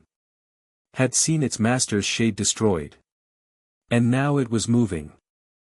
The sound of scales on stone filled the chamber, a susurration like wine through dead leaves. Harry felt it coming, felt its hunger and its rage. Don't look, he told Hermione. No matter what happens. Don't look. I know. I'm not stupid. Her voice was terrified but steady. What's your plan? I'm going to talk to it. Talk, Harry, it's a murderous serpent the size of a train, and I speak serpent. The basilisk emerged from the darkness. Harry had braced himself for something terrible, but the reality exceeded imagination. The creature was enormous, 60 feet if it was an inch, scales like shields of dark emerald, a head crowned with a crest of sickly yellow that promised death. Its eyes were closed, it had learned caution, apparently, after Myrtle, but its other senses were fixed on Harry with predatory precision. Small warm thing, it hissed. Its voice was ancient, slow, utterly alien. You killed the speaker. You burned the voice that commanded. Yes. Harry kept his eyes locked on the creature's snout, well below the deadly gaze. He was not worthy of commanding you. None are worthy. All are prey. The basilisk's massive body shifted, coiling closer. The speaker promised me fresh hunting. Promised me the blood of the impure. Now the speaker is gone.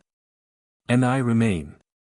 Harry let fire flicker along his skin, not aggressive, just present. A reminder. I speak as you speak. I carry fire older than your creation. I could be your new speaker, if you wished. The basilisk paused. Its head tilted, blind eyes somehow focusing on him with terrible intensity. You are not of the heir's blood, it said finally. You are something else.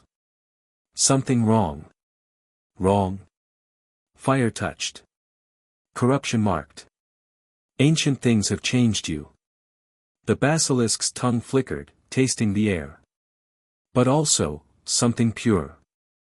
Something that burns without consuming. What are you, small warm thing? Harry thought about the question. About dragons and flames and choices. About the Horcrux in his soul and the light that existed before darkness. I am Harry Potter, he said. I am what they made me, and I am what I have chosen to become. I do not wish to fight you, great serpent. But I will not let you harm innocence. The basilisk was silent for a long moment. Its coils shifted, massive body rearranging itself around the chamber. The heir's blood compelled me, it said finally. Without the compulsion, I have no interest in your kind. You are small and weak and hardly worth the effort of eating. Something that might have been humor colored its voice.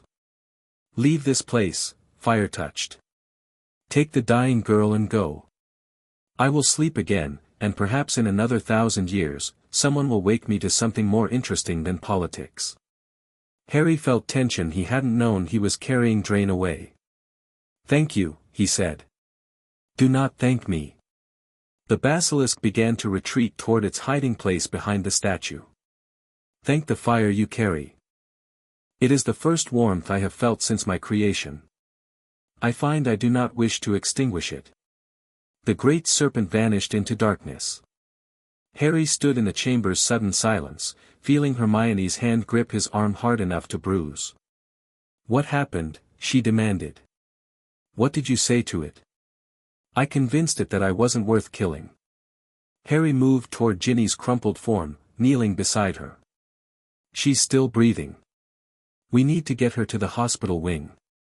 Harry. Hermione's voice was strange. Look at me. He looked. She was staring at him with an expression he couldn't quite read, fear and awe and something deeper. You negotiated with a basilisk, she said slowly. 1,000-year-old murder serpent. And you won. I didn't negotiate. I just. He struggled for words. Showed it what I was. Let it decide whether destroying me was worth the effort. And it decided not to. Because of your fire. She shook her head. Harry, do you understand how impossible that is? How many wizards have faced basilisks and died screaming? I'm not a wizard. No. Her voice was quiet. You're not.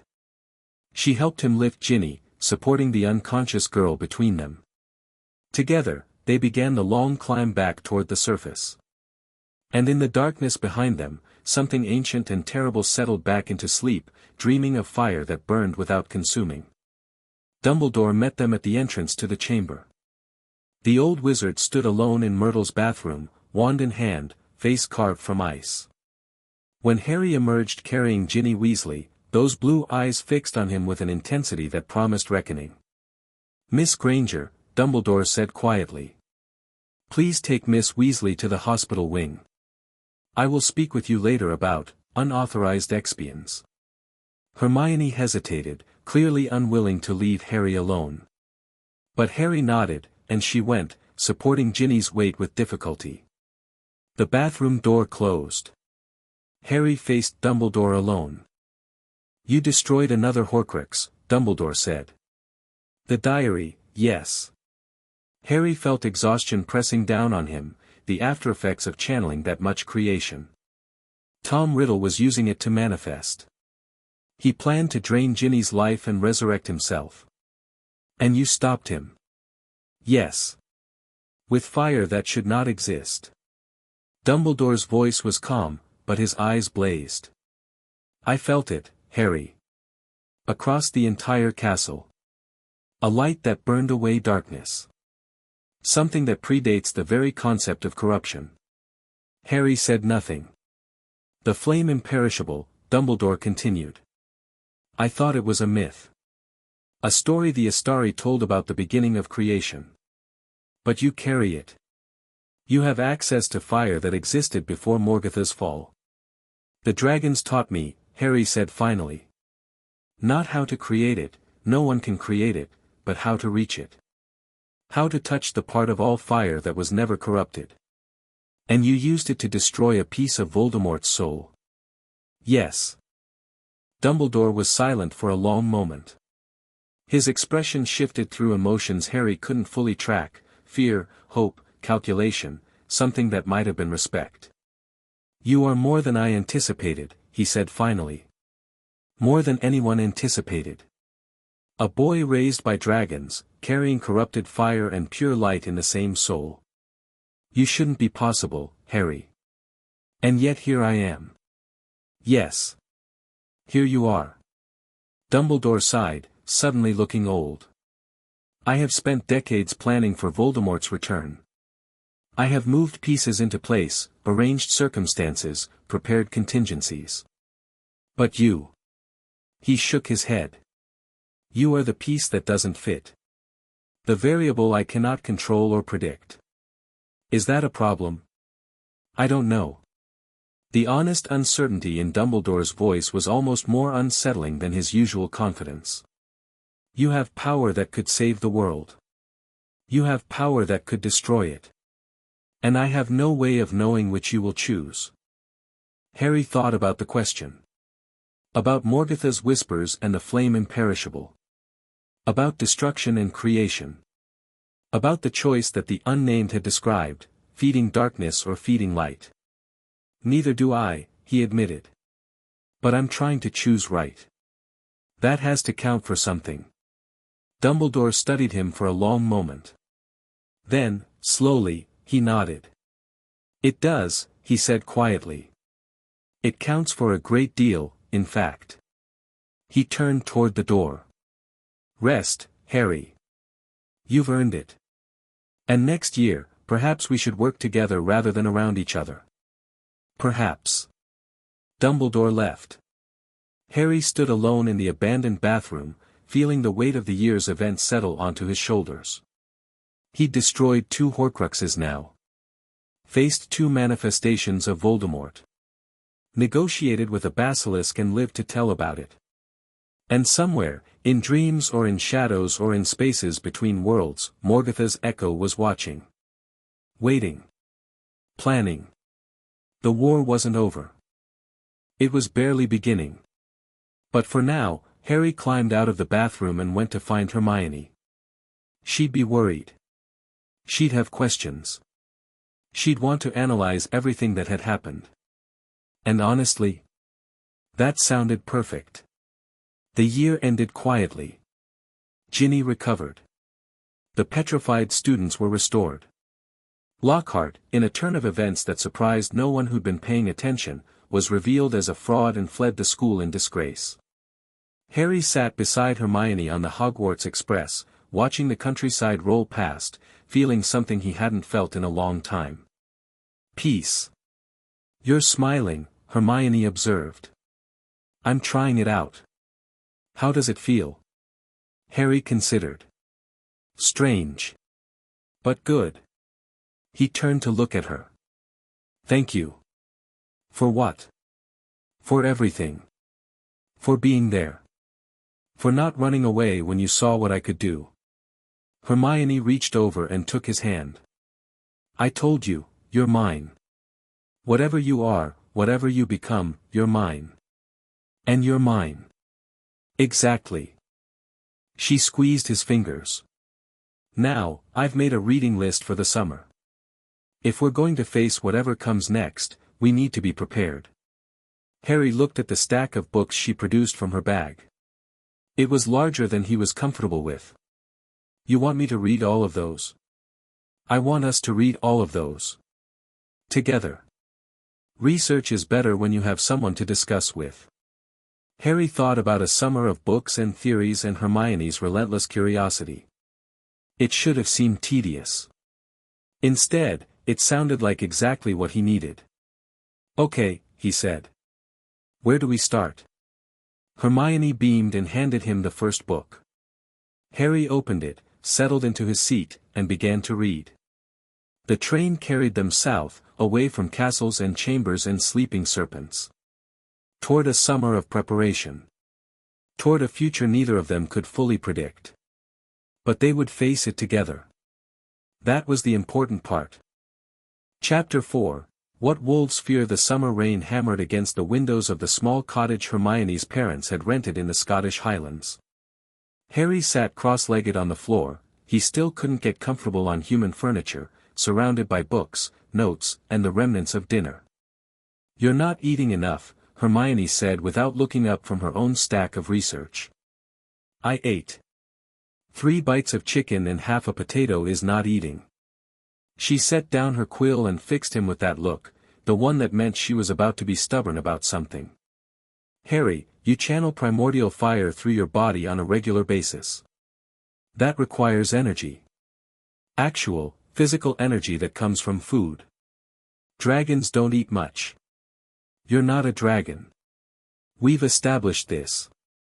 She pushed a plate toward him. Eat. Or I'll tell your scaly adoptive parents that you're not taking care of yourself.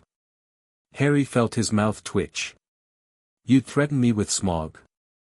I'd threaten you with Encalagon. Smog would just mock you. Encalagon would actually do something about it. She had a point. Harry picked up a fork and started eating properly while Hermione returned to her notes with a satisfied nod. They'd been at this for 3 weeks now. Hermione's parents, Dan and Emma Granger, dentists, utterly normal in every way that mattered, had accepted Harry's presence with remarkable grace. Hermione had explained that he was an orphan with nowhere to go during holidays, and they'd simply welcomed him. It was strange. Uncomfortable. Wonderful. I found something, Hermione said suddenly. Harry looked up from his plate. Her expression had shifted, excitement mixed with concern, the combination that usually meant she'd discovered something important and dangerous. The Horcruxes, she continued. I've been researching the theory behind them, and I think I understand how Voldemort made so many. How many are we talking about? That's the problem. Traditional soul magic suggests you can only split your soul once, maybe twice, before the process becomes unstable. But Voldemort clearly managed more than that. She pulled a diagram from her stack. The diary was one. The thing in your scar was another. That's 2 confirmed. But his behavior, his instability, his apparent inability to feel normal human emotions, that suggests many more splits. How many more? I think. She hesitated. I think he might have aimed for 7. Harry set down his fork. 7. It's a magically significant number. Appears in nearly every ancient text as representing completion, power, protection. She met his eyes. If Voldemort wanted to be truly immortal, he'd aim for the most powerful configuration possible. 7 soul pieces. 6 Horcruxes plus the main fragment in his body. And I've destroyed 2. Which means there are potentially 4 more out there. Hermione's voice was grim. 4 anchors keeping him tethered to life. As long as even one exists, he can't truly die. Harry absorbed this. 4 more pieces of Voldemort's soul, hidden somewhere in the world, waiting to be found and destroyed. Do we know what they might be? I have theories. She shuffled through more papers. Voldemort was obsessed with significance. The diary belonged to his father's line, a way of claiming the heritage that rejected him. The fragment in you was accidental, but the others would have been chosen deliberately. Chosen for what? Historical importance. Magical power. Connection to Hogwarts or to his own twisted sense of identity. She pulled out a list. Slytherin's locket. Hufflepuff's cup. Ravenclaw's diadem. Objects associated with the founders would appeal to his ego. They're famous, powerful, and incredibly hard to obtain, exactly the kind of trophies he'd want. That's 3. What about the 4th? I don't know. Something personal, maybe. Something connected to his own history. She frowned at her notes. We'd need more information about his past to guess. Harry thought about the shade he'd faced in the chamber. The cold intelligence, the casual cruelty. A boy who'd grown up to become a monster. Dumbledore might know, he said slowly. He's been tracking Voldemort longer than anyone. He must have information about his background. Then we ask him. When we get back to school. Hermione gathered her papers, organizing them into neat stacks. In the meantime, we keep researching. The more we understand about how Horcruxes work, the better prepared we'll be to destroy them. With the flame imperishable? That worked on the diary. But we don't know if all Horcruxes are equally vulnerable. She bit her lip. The fragment in you was different, reshaped by dragon fire rather than destroyed. What if some of the others have similar protections? It was a good question. Harry didn't have an answer. We'll figure it out, he said. We always do. Hermione smiled, that small, private smile she only showed him. Yes. We do. Lightning flashed outside, briefly illuminating the cottage. Thunder rolled across the hills like dragon speech. Harry finished his dinner, returned to his books, and let the storm wash away the summer night while Hermione's pen scratched theories onto parchment. For more Horcruxes. For more pieces of evil to hunt and destroy. The war was far from over. 2 days before they were scheduled to return to Hogwarts, everything changed. Harry woke to wrongness. Not the cold hunger of the basilisk or the rotting corruption of Quirrell. Something different. Something that made his fire flare in recognition and warning. He was out of bed and moving before full consciousness caught up. Through the cottage's narrow hallways, past the room where Hermione's parents slept, toward the source of the disturbance. The front door was open. Beyond it, in the rain-soaked darkness, something stood watching. Harry's fire surged to the surface, coating his skin in flickering light. The thing in the darkness flinched, actually flinched, and Harry heard a sound that might have been a whimper. "What are you?" he demanded. The thing stepped forward, just enough to catch the light from the cottage windows. Harry saw matted black fur, 2 bright eyes, a body that was almost canine but wrong in ways that hurt to examine. "Please." The voice was human. Broken. Terrified. "Please, you have to help me. He's coming. He's always coming." Harry didn't lower his guard. "Who?" "Pettigrew. The rat. He found me, and he told them, and now the creature's form shuddered. I can't run anymore. I've been running for 12 years and I can't." A crack of apparition split the air. Then another. Then a dozen more. Figures emerged from the darkness.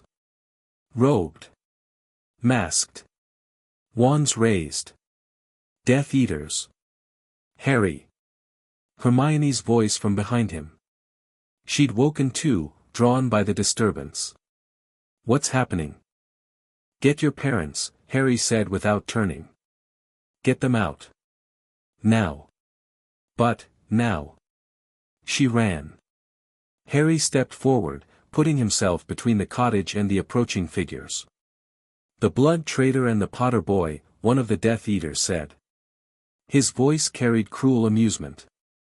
2 targets for the price of 1. The Dark Lord will be pleased. Harry let his fire rise. Not the flame imperishable, that required focus, intention, more than he could manage in this moment.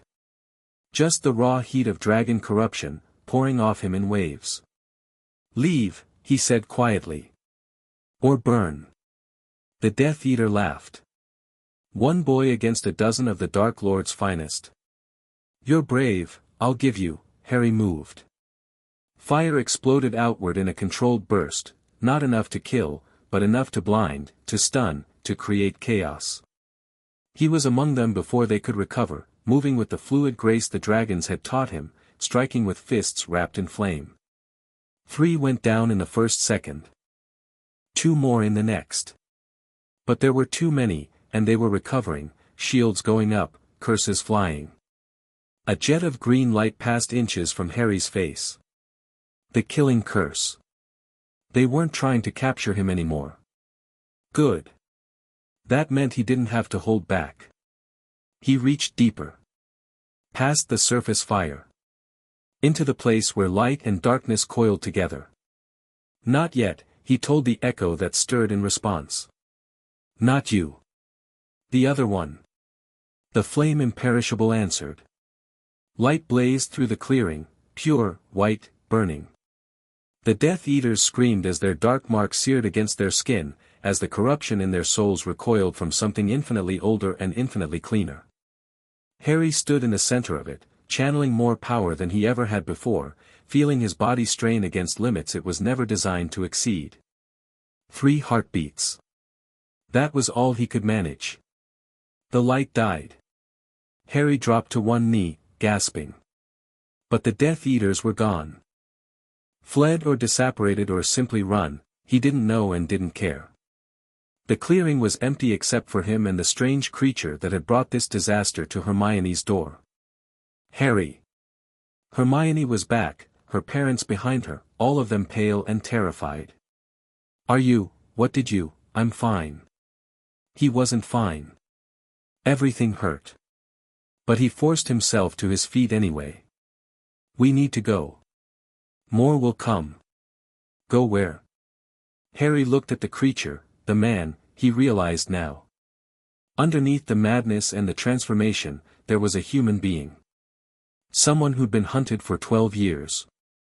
Someone named Sirius Black, Harry said. You're Sirius Black. The creature flinched. You know me. You're my godfather. The information had been in the research Hermione had compiled about Harry's parents. A friend. A betrayer. A prisoner. You were in Azkaban. For killing Peter Pettigrew. I didn't. Black's voice cracked. I didn't kill him. He was the traitor. He betrayed James and Lily. He's alive, he's been hiding as a rat, and I found him, but he escaped and told them where I was. We can sort this out later. Hermione's voice was sharp with fear. Harry's right, we need to move. If those were Death Eaters, more will definitely come. Where? Her father asked. Dan Granger looked like a man trying to process a nightmare. Where can we go that's safe from whatever that was? Harry thought fast. Not Hogwarts, term hadn't started, and he couldn't bring civilians into the school. Not the Dragon's realm, humans couldn't survive there long. Not the Ministry, Hermione said suddenly. We go to the Ministry of Magic and demand protection. Death Eaters just attacked Muggle citizens. That's an act of war. The Ministry won't help. Black's laugh was bitter. The Ministry is compromised. Has been for years. Voldemort's people are everywhere. Then we make them help. Harry's voice was cold. We go to them, we tell them what happened, and if they try to cover it up or silence us, we burn down everyone who gets in our way. Hermione stared at him. Harry. I'm done hiding. Done letting them control the narrative. He turned to face Black. You said Pettigrew is alive. Can you prove it? If I could find him again. Then we find him. Harry looked at Hermione's parents, frightened, confused, completely out of their depth. We get your family somewhere safe. We clear Black's name. And then we start hunting Horcruxes. That's... Hermione shook her head. That's insane. We're 13 years old. I killed Quirrell when I was 11. Destroyed a basilisk when I was 12. Age doesn't matter. He reached out, took her hand. What matters is that we're together. And that we stop letting other people decide how this war gets fought. Hermione was silent for a long moment. Then she squeezed his hand. Okay, she said quietly. Let's go change the world. The Ministry of Magic was chaos. Harry strode through the atrium with Hermione at his side and Sirius Black, transformed back into human form, barely recognizable, trailing behind. Around them, Ministry workers scattered, whispers spreading like wildfire. Potter. That's Harry Potter. And is that Sirius Black? Aurors converged, wands drawn. Harry ignored them. Where's the minister? He demanded of the nearest official. I need to speak with Cornelius Fudge immediately. You can't just, Death Eaters attacked a Muggle family tonight. They used killing curses. They would have murdered children. Harry let fire flicker in his eyes. I can speak to the minister, or I can burn down this building and find someone more competent. Choose. The official went pale and ran. That was perhaps excessive, Hermione murmured. It was efficient. Harry watched the chaos swirl around them. In the dragon's realm, you establish dominance immediately or you get eaten. Same principle applies. We're not in the dragon's realm. No. But the rules are similar. He turned to face the approaching wall of horrors. I'm Harry Potter. I'm here to report a crime and to present evidence that Sirius Black is innocent. Anyone who tries to stop me will regret it. The Aurors hesitated. They'd heard the stories, everyone had heard the stories. The boy who killed professors with a touch. The boy who negotiated with basilisks. The boy who burned brighter than the sun. None of them wanted to test whether the stories were true. Mr. Potter. A new voice, cutting through the tension. Perhaps we could discuss this in a more civilized manner. Harry turned. A woman approached, short, squat, dressed in pink that clashed violently with everything around her. Her smile was sweet in a way that made his fire rise in warning. Dolores Umbridge, she introduced herself. Senior Undersecretary to the Minister. I'm sure we can resolve whatever misunderstanding has brought you here with such drama. Harry studied her. Underneath the sweetness, he sensed something familiar. Corruption. The subtle rot of someone who served darkness while pretending to serve light. No misunderstanding, he said flatly. Death Eaters. Attack. Murder attempt. Those are facts, not interpretations. Now. Umbridge's smile didn't waver. Let's not throw around accusations. I'm sure there's a perfectly reasonable explanation. The explanation is that Voldemort's followers tried to kill me and my friends. Harry let that name land like a physical blow. Half the Aurors flinched. The explanation is that your ministry has been infiltrated by his sympathizers for years, and you've done nothing about it. The explanation is that an innocent man spent 12 years in Azkaban while the real traitor walked free.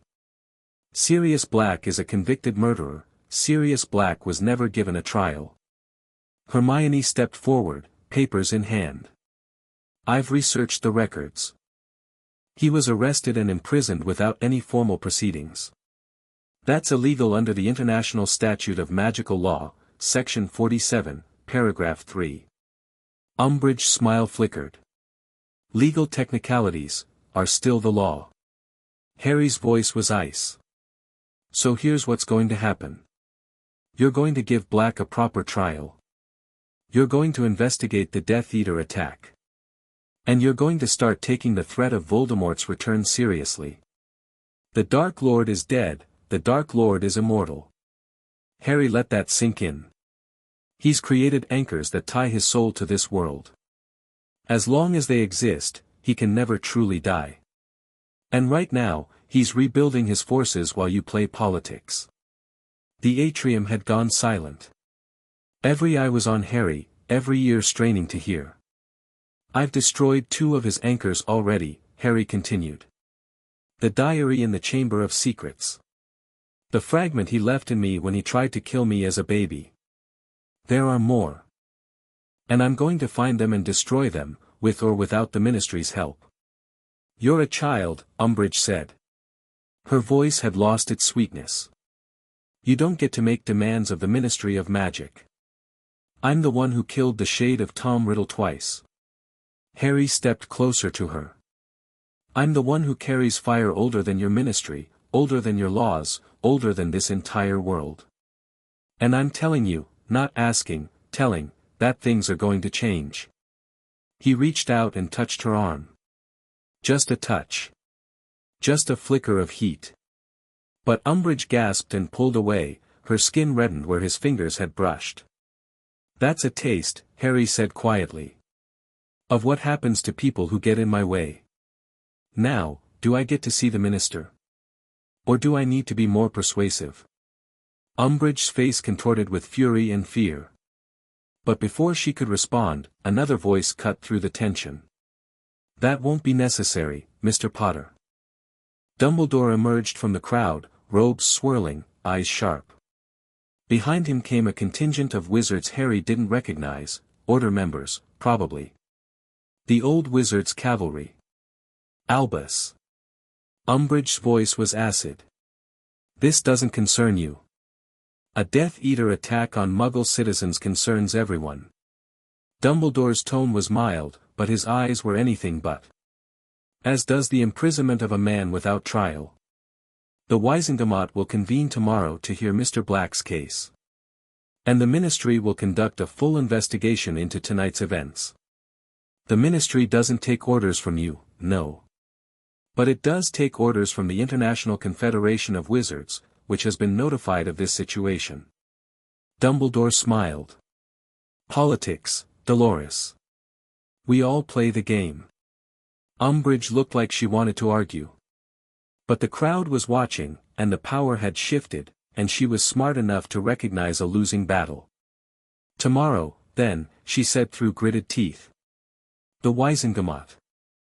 We'll see whose version of events holds up to scrutiny. She turned and stalked away. The tension in the atrium slowly dissipated. Harry felt exhaustion crashing over him. The fire he'd channeled earlier, the confrontation, the sheer weight of everything, it was catching up. Mr. Potter. Dumbledore's voice was gentle. Perhaps we should continue this conversation somewhere more private. Harry nodded. He was too tired to argue. Hermione's hand found his, steady and warm. Together, they followed Dumbledore out of the atrium and into whatever came next. You've put yourself in considerable danger, Dumbledore said. They were in the old wizard's office at Hogwarts. Apparently he'd arranged emergency transportation. Harry sat in a chair that was too soft, Hermione beside him, while Dumbledore observed them from behind his desk. I was already in danger, Harry replied. The difference is that now I'm fighting back. By threatening Ministry officials? By revealing information about Horcruxes in a public forum? Dumbledore's voice was calm, but Harry could hear the tension underneath. You've accelerated timelines that I spent years carefully constructing. Your timelines weren't working. Harry met the old wizard's eyes. You had information about Voldemort's soul anchors. You knew he was still out there. And you did nothing except watch and wait and move pieces around your chessboard. I was preparing, you were stalling. The words came out harsher than Harry intended, but he didn't take them back.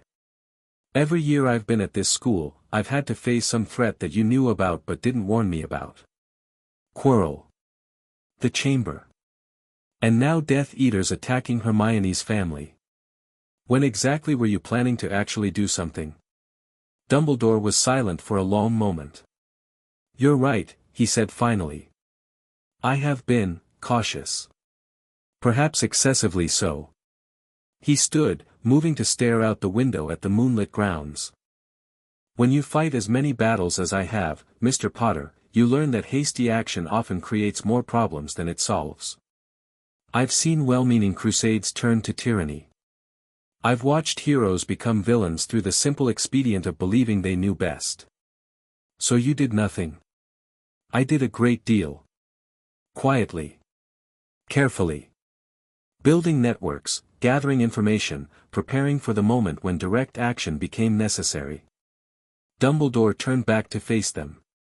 But you're correct that I underestimated the cost of waiting. Sirius Black suffered 12 years of torture because I didn't push harder for his trial.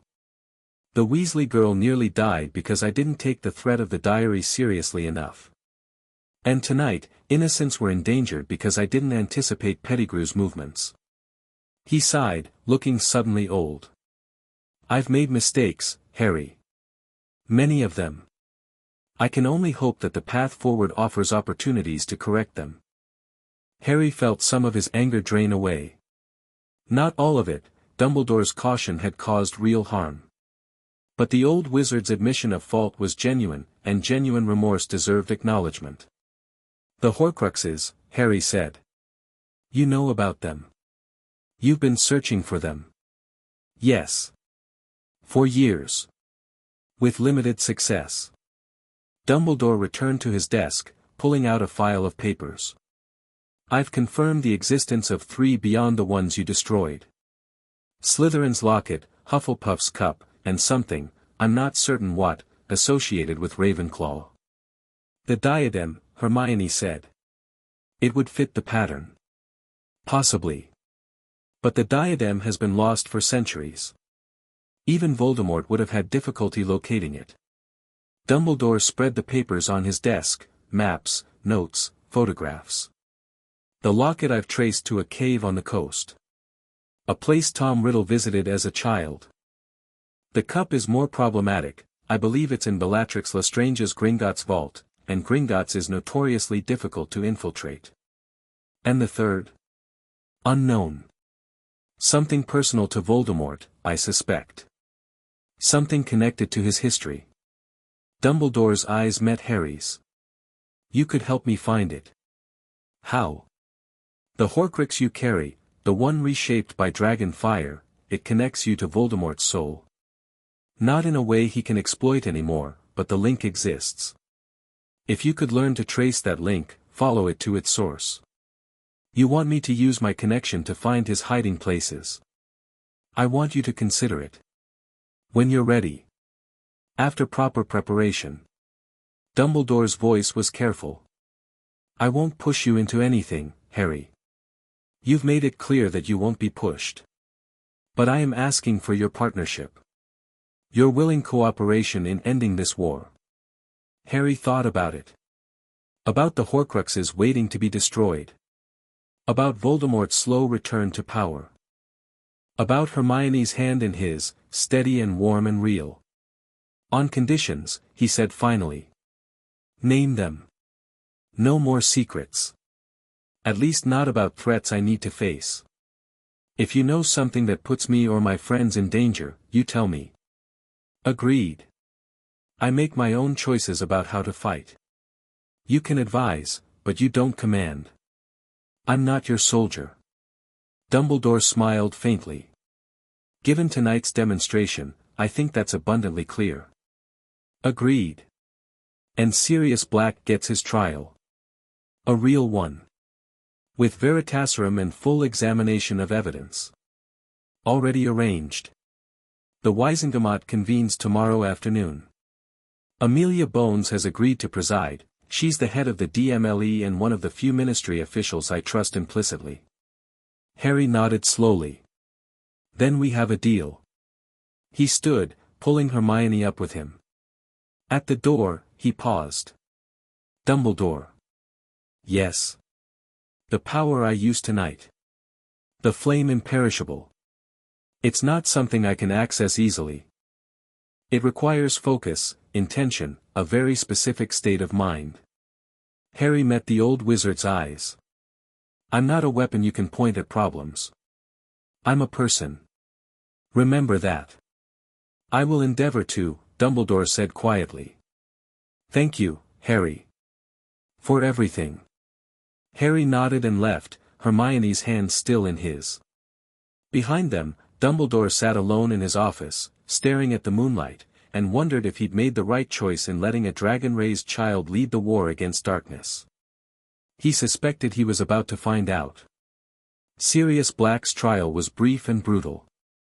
The Wizengamot chambers were packed, every seat filled, every corner crowded with observers.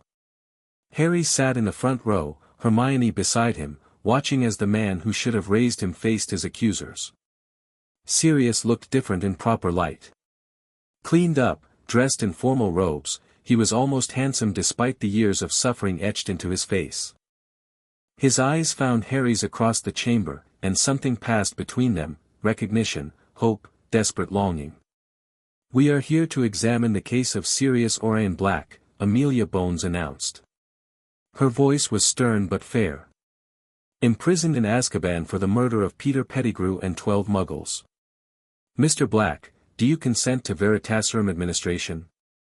I do. Sirius's voice was steady. The truth serum was administered. The questions began. Did you betray James and Lily Potter to Voldemort? No. Did you kill Peter Pettigrew? No. What happened on the night in question? And Sirius told the truth. About the secret keeper switch. About Peter's betrayal.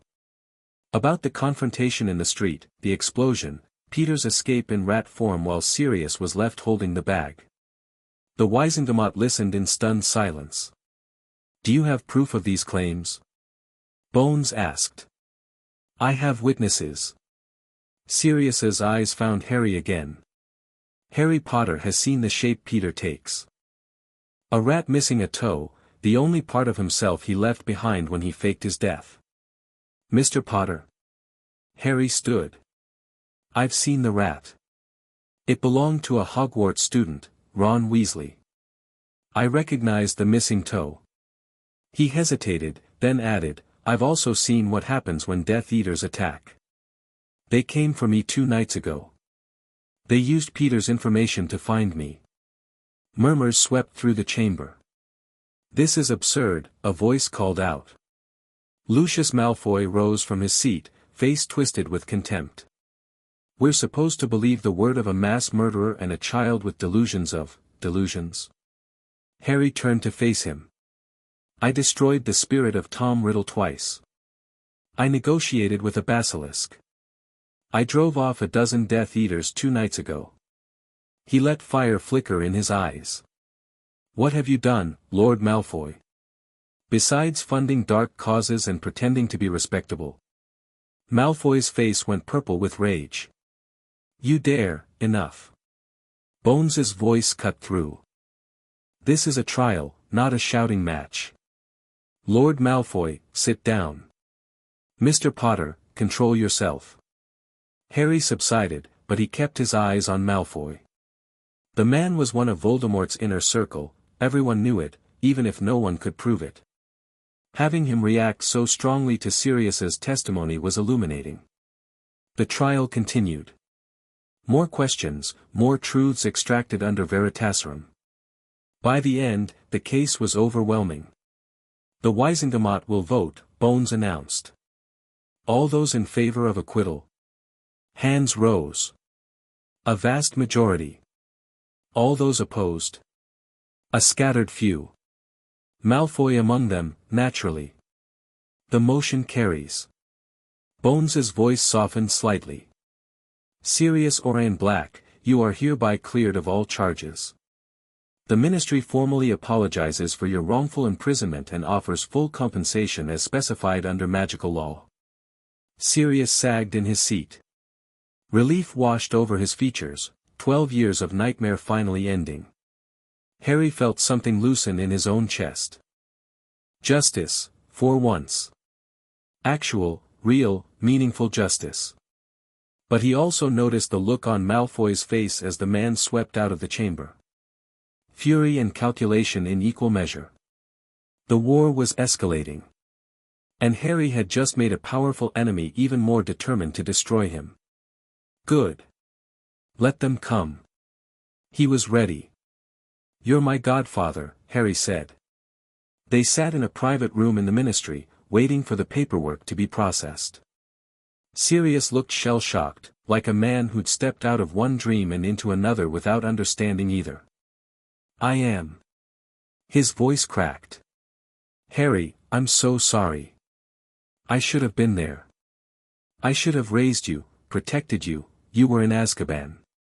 That's not your fault. But before. I should have seen what Peter was. Should have known he'd betray them. Sirius's hands were shaking. James trusted me with the secret keeper role. I convinced him to switch to Peter because I thought I'd be the obvious target. I thought I was being clever. You were being human. Harry reached out, touched Sirius's arm. Humans make mistakes. The important thing is what you do after. Sirius looked at him, really looked, taking in the boy who should have been his responsibility. You're not what I expected, he said slowly. James and Lily's son. I thought you'd be more like them. More, normal. I was raised by dragons. So I've heard. A faint smile crossed Sirius's face. James would have loved that, you know. He always said you were going to be special. He had no idea how right he was. Harry felt something shift in his chest. He'd never known his parents, not really. Just echoes and stories and a scar that no longer hurt. Tell me about them, he said. About my parents. What were they like? Sirius's smile grew, carrying pain and joy in equal measure. They were the best people I ever knew. James was brilliant and reckless and loyal to a fault. Lily was kind and fierce and smarter than anyone gave her credit for. They loved each other so much it was almost ridiculous. And they loved you. He trailed off, eyes growing distant. They loved you more than anything, Harry. When you were born, James cried. Actually cried. Said you were the best thing that had ever happened to him. And Lily, she used to sing to you. Old Muggle songs her mother taught her. She said you always fell asleep faster when she sang. Harry felt his throat tighten. He hadn't cried in years, dragons didn't cry, and he'd learned to be a dragon. But something in Sirius's words broke through walls he hadn't known existed. I don't remember them, he whispered. No. You were too young. Sirius reached out, hesitant, and rested his hand on Harry's shoulder. But I remember. I remember everything. And I'll tell you all of it, every story, every moment, as many times as you want to hear. Harry nodded, not trusting his voice. Hermione, who'd been waiting quietly in the corner, moved to his other side. Her hand found his, squeezing gently. You have family now, she said quietly. Sirius. Me. Whatever comes next, you're not alone. Harry looked at them, his godfather, broken but healing. His person, steady and bright. Two anchors in a storm that showed no signs of stopping. I know, he said. I know. The third year at Hogwarts began with chaos and ended with war. Harry barely noticed the classes, the homework, the normal concerns of student life. He was too busy. Training with Sirius, who'd moved into a secret location near the school. Researching Horcruxes with Hermione. Learning to trace his connection to Voldemort's soul, to follow the dark thread to its source. And dealing with the fallout from his confrontation at the Ministry. The Daily Prophet had run story after story, some supportive, some skeptical, some outright hostile. Harry Potter, savior or threat? The boy who challenged the Ministry. The child who claimed to have destroyed pieces of the Dark Lord's soul. Public opinion was divided.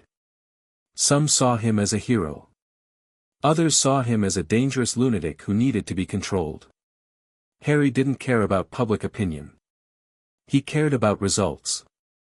I found something, he told Hermione one evening in the room of requirement. She looked up from her books. The Horcrux connection. I've been tracing it. Following the thread. He closed his eyes, reaching for that dark link inside him. There's something at Hogwarts. Something old and hidden and saturated with Voldemort's presence. Here. At the school. In the room of requirement, actually. But a different version of it. The room changes based on need. I need it to show me a place of hidden things. Things people want to forget. Can you make it do that? Harry focused. The room was responsive to intention, to desire. He pushed his need outward, shaping the space around them. The walls shifted. Melted. Reformed. They stood in a cathedral of discarded objects. Mountains of furniture, towers of books, rivers of broken wands and forgotten treasures. The room of hidden things, 1,000 years of Hogwarts students stashing away their secrets. It's here somewhere, Harry breathed. I can feel it. That dark pulse, that wrongness. They searched for hours. The room was vast, chaotic, seemingly endless. Harry followed his instincts, his connection to the corrupted soul fragment, while Hermione catalogued everything they passed. Finally, near the top of a precarious tower of chairs, Harry found it. A tiara. Tarnished silver, set with a pale blue stone. Beautiful, ancient, radiating wrongness so strong it made his fire recoil. Ravenclaw's diadem, Hermione whispered. It's real. It's actually real. Harry reached for the flame imperishable. The process was easier now, weeks of practice had refined his technique.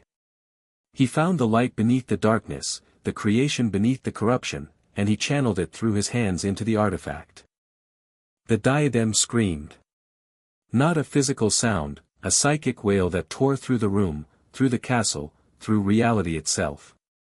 Harry felt Voldemort's soul fragment thrash and burn and dissolve, felt the connection between them weaken further. And then it was over. The diadem sat in his hands, purified. The stone had cracked. The metal had warped. But the darkness was gone. 3 down, Harry said quietly. 3 to go. Hermione stared at him with something like awe. You make it look easy. It's not. Every time I reach for that power, I feel Morgoth's echo trying to slip through.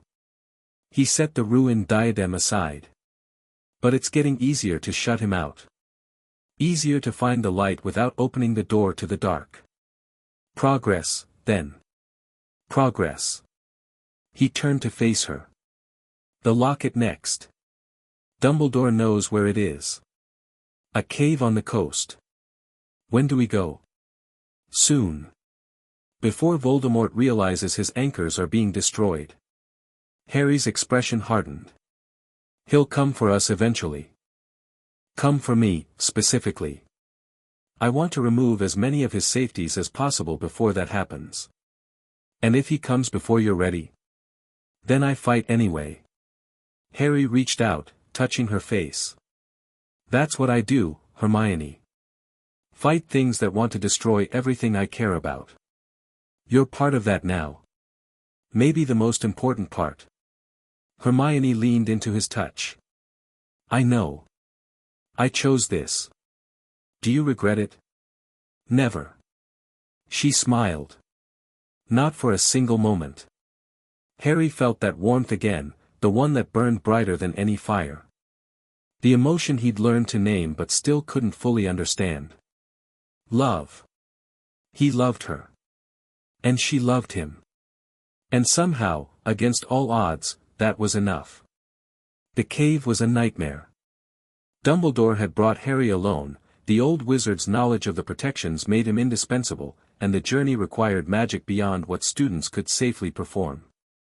They stood at the entrance, waves crashing against rocks below, darkness yawning before them. Tom Riddle brought children here, Dumbledore said quietly. From the orphanage where he grew up. He terrorized them in this cave. Made them see things that broke their minds. Charming origin story. Indeed. Dumbledore began working through the entrance protections, blood magic, keyed to harm. They required a physical sacrifice. The old wizard cut his palm without hesitation. Inside was worse. A vast underground lake, black and still. An island in the center. And in the water. Harry felt them before he saw them. Dead things. Animated by dark magic. Waiting. Inferi, Dumbledore said.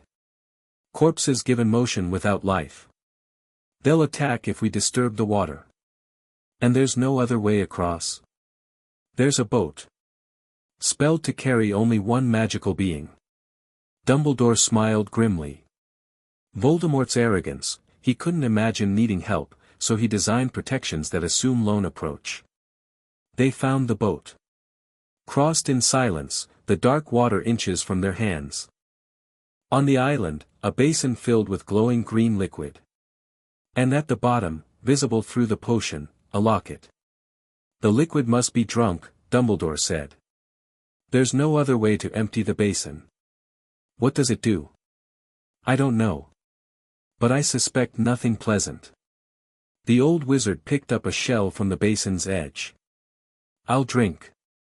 You ensure I finish, and then take the locket. No. Dumbledore paused. No. You're more valuable to this war than I am. Your knowledge, your connections, your power. Harry took the shell from his hand. I'll drink. Harry, I've survived worse than potions. He hoped that was true. And I have defenses you don't. The fire in me might burn through whatever this does. Dumbledore looked at him, really looked, seeing the boy who'd become something else entirely. You've grown, he said quietly. In ways I couldn't have predicted. I've had to. Harry dipped the shell into the basin. Whatever happens, whatever this does to me, you get the locket and we destroy it. That's what matters. He drank. The first shell was agony, liquid fire that wasn't his fire, burning through his mind rather than his body. Images flashed, dragons dying, worlds ending, Hermione screaming as darkness consumed her. Harry drank again. More visions. Worse visions. Morgoth's echo amplified, trying to use the poison's disruption to slip through. Harry felt the door in his mind rattling, felt ancient evil pressing against it. Let me in, the echo whispered. Let me help you. I can make this stop. Harry drank again. His hands shook. His vision blurred. The fire in his chest surged wildly, trying to purge the poison, but it was everywhere, in everything, impossible to burn away. The girl will die, Morgoth whispered. The world will burn. Everything you love will be destroyed, and you could prevent it. All you have to do is open the door. Harry reached for the flame imperishable. Not to burn. Not to destroy. Just to hold. To anchor himself in something older than the darkness, something that existed before despair was possible. Light flickered in his chest. Faint. Struggling. But there. He drank the last shell. The basin emptied. Harry collapsed. Dumbledore was there instantly, cradling his head, pressing the locket into his hands. Harry. Harry, can you hear me? Got it, Harry whispered. Destroy it. Now. He felt Dumbledore try to take the locket. Felt his own hands clench around it involuntarily. No. Not involuntary. The Horcrux was fighting. Using the poison, the weakness, trying to possess him, Harry called the flame. Everything went white. When he could see again, he was still in the cave. Still holding the locket. But the locket was slag in his hands, melted beyond recognition, and the presence inside it was gone. He rasped. Down. Then darkness claimed him. He woke in the Hogwarts hospital wing. Hermione was there, asleep in a chair beside his bed, her hand clutching his. Harry watched her for a long moment, drinking in the sight. Alive. She was alive. The visions had been lies. You've been unconscious for 3 days, Dumbledore said from the doorway. Harry turned his head. The old wizard looked tired, more tired than Harry had ever seen him. The locket? Destroyed. You managed that quite thoroughly before collapsing. Dumbledore approached the bed. The poison should have killed you. By all rights, it should have destroyed your mind entirely. Instead, you purged it. Somehow. The flame imperishable. It's life. Creation. The opposite of what that poison was trying to do. Yes. I suspected as much. Dumbledore sat in the chair on Harry's other side. Harry, what you did in that cave was extraordinary. Reckless and terrifying, but extraordinary. It worked. It almost killed you. Almost did. Harry tried to sit up, winced, lay back down. 2 more Horcruxes.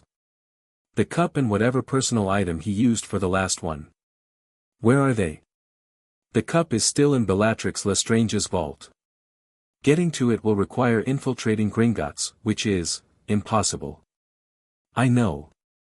Harry's mind raced. But not for someone who can move between worlds. The dragons taught me about dimensional boundaries. Bank vaults are just spaces with heavy protections. If I can find a gap, a weakness. You're planning to break into Gringotts. I'm planning to do whatever it takes. Harry met Dumbledore's eyes. How much time do we have? Less than we'd like. Voldemort has felt his Horcruxes being destroyed. He's accelerating his plans for return. Dumbledore's voice was grim. Our intelligence suggests he's gathering supporters, preparing a ritual. Within months, he'll attempt to restore his body.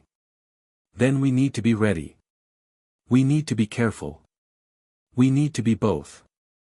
Harry reached for Hermione's hand, felt her stir at his touch. I'm not dying in a cave, Dumbledore. And I'm not letting Voldemort come back while he still has fail-safes.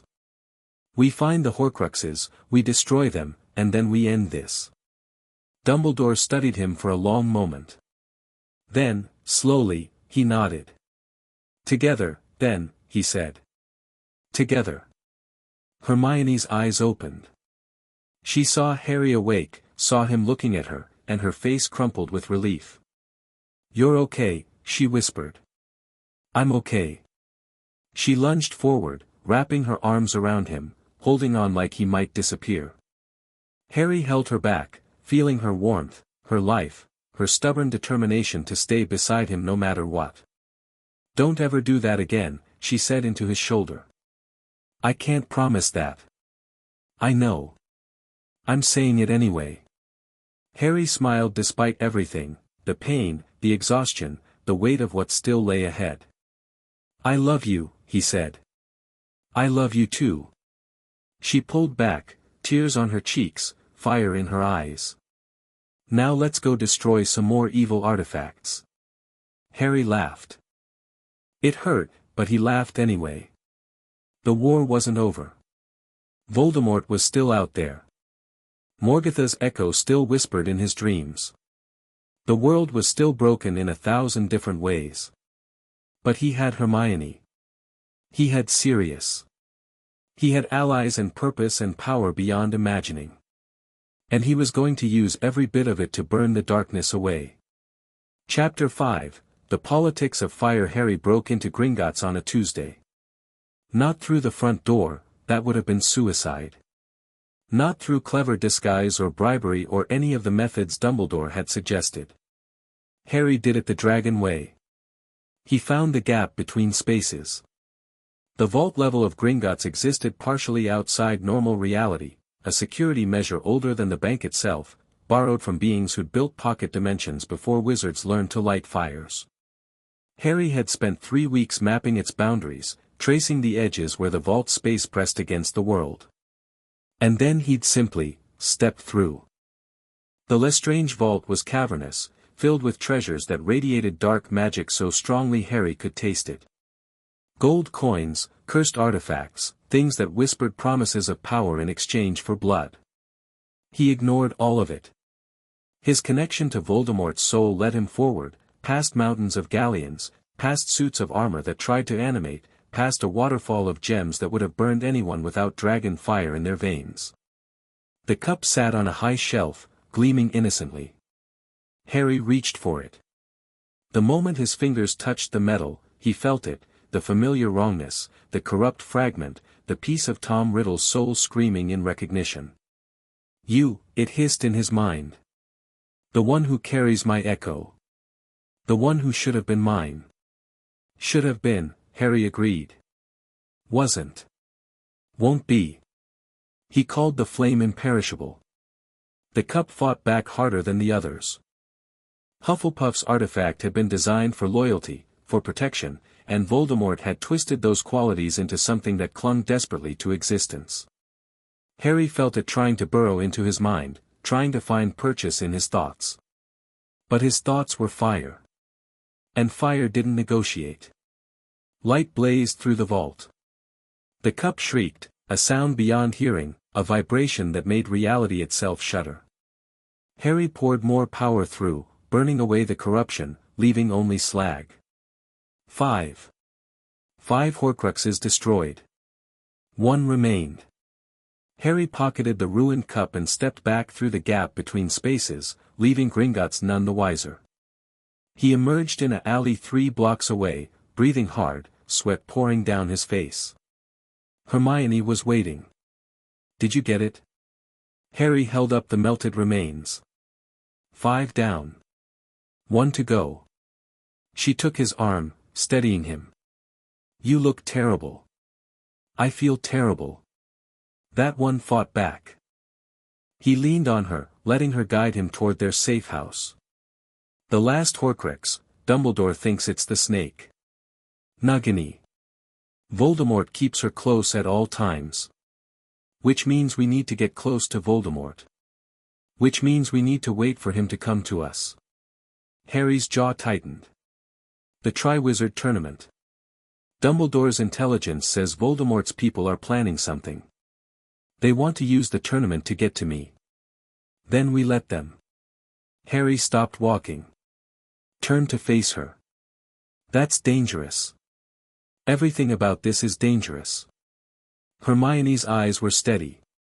"If Voldemort is coming for you anyway, we might as well choose the ground. Let him think his trap is working. Spring our own trap instead. You've been thinking about this." "4 weeks. She pulled a folded parchment from her bag. "I've analyzed every possible scenario. The tournament provides cover for unusual magic, makes it harder for Voldemort to act openly, and gives us access to resources we wouldn't have otherwise. If we're going to end this war, the tournament is our best opportunity." Harry looked at her, this brilliant, terrifying girl who'd chosen to walk into darkness beside him. "When did you become a strategist?" "I've always been a strategist. You just thought I was only good at books." She smiled, but there was steel underneath. "I learned from watching the dragons, Harry. From watching you. Direct force has its place, but the real victories come from controlling the battlefield before the fight even starts." Harry felt that warmth again, the one that never faded, never cooled. "I love you," he said. "I know. Now let's go plan a war." The Triwizard Tournament came to Hogwarts like a carnival of chaos. Foreign delegations arrived, Beauxbatons with their elegant carriages, Durmstrang with their dark ship rising from the lake. The castle filled with new faces, new languages, new magical signatures pressing against Harry's heightened senses. He catalogued them all. Allies. Threats. Unknowns. "You're staring," Hermione murmured at the welcome feast. "I'm assessing. It looks like staring. Then I'm staring assessingly." Harry watched the Durmstrang students take their seats. One of them, tall, sullen, with sharp features, drew his attention. "Victor Krum. The Quidditch player. Why is he looking at you?" Hermione's cheeks flushed slightly. "He's not, he is." Repeatedly. Harry felt something unfamiliar stir in his chest. Not anger. Not quite. Something more possessive. "Should I be concerned?" "Harry Potter, are you jealous?" "I don't know. I've never been jealous before." He considered the sensation. "It's unpleasant. I don't like it." "Then don't be." Hermione took his hand under the table. "I'm yours, remember. Some famous Quidditch player looking at me doesn't change that." "I know. The feeling is still there. Welcome to being human." She squeezed his fingers. "It gets easier with practice." Harry filed this away. Jealousy, an emotion to understand and manage. Like all the other human things he was still learning. The Goblet of Fire was revealed. Dumbledore explained the tournament, 3 schools, 3 champions, 3 tasks. The age line that would prevent anyone under 17 from entering. Harry felt the magic of the age line as he passed it later that night. Solid, well-constructed, virtually impenetrable. For a normal wizard. Harry wasn't normal. And someone was counting on that. Your name came out of the goblet. Dumbledore's office. Midnight. The old wizard's face was grave. "I know," Harry said. "I felt it happen." "You didn't enter yourself?" "No. But someone entered me. Someone who wanted to ensure I'd be in the tournament regardless of age restrictions." Harry met Dumbledore's eyes. "Voldemort's agent. They're here, in the castle. Alastor Moody is not who he appears to be." Harry nodded. He'd sensed the wrongness in the defense professor from the first day, a familiar corruption, poorly hidden beneath rough mannerisms and constant paranoia. "Polyjuice potion," he said. "Someone is wearing his face.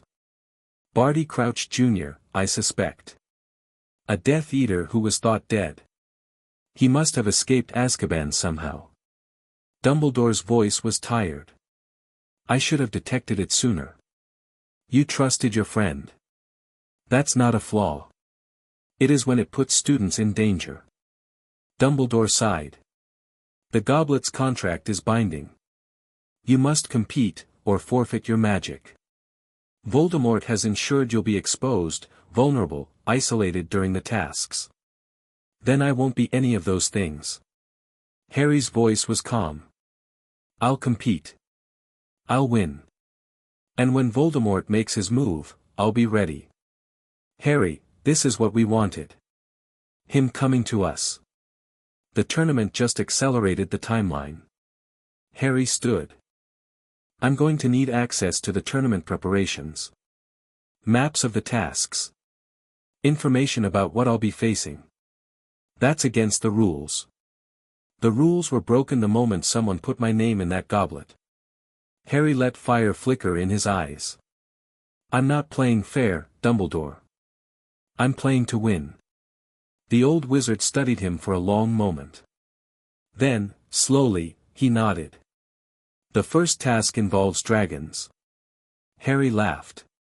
Actually laughed. "Of course it does." The Hungarian horntail was magnificent. Harry stood at the edge of the arena, watching the creature rage against its chains, and felt something he hadn't expected. Kinship. Not the deep bond he shared with Encalagon or Smog. But recognition. Understanding. This creature was family, in a distant, diluted way. Its fire called to his fire. The other champions had struggled.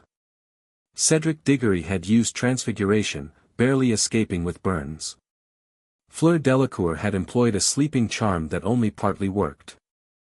Victor Krum had been brutal, effective, but damaged the dragon's eggs in the process.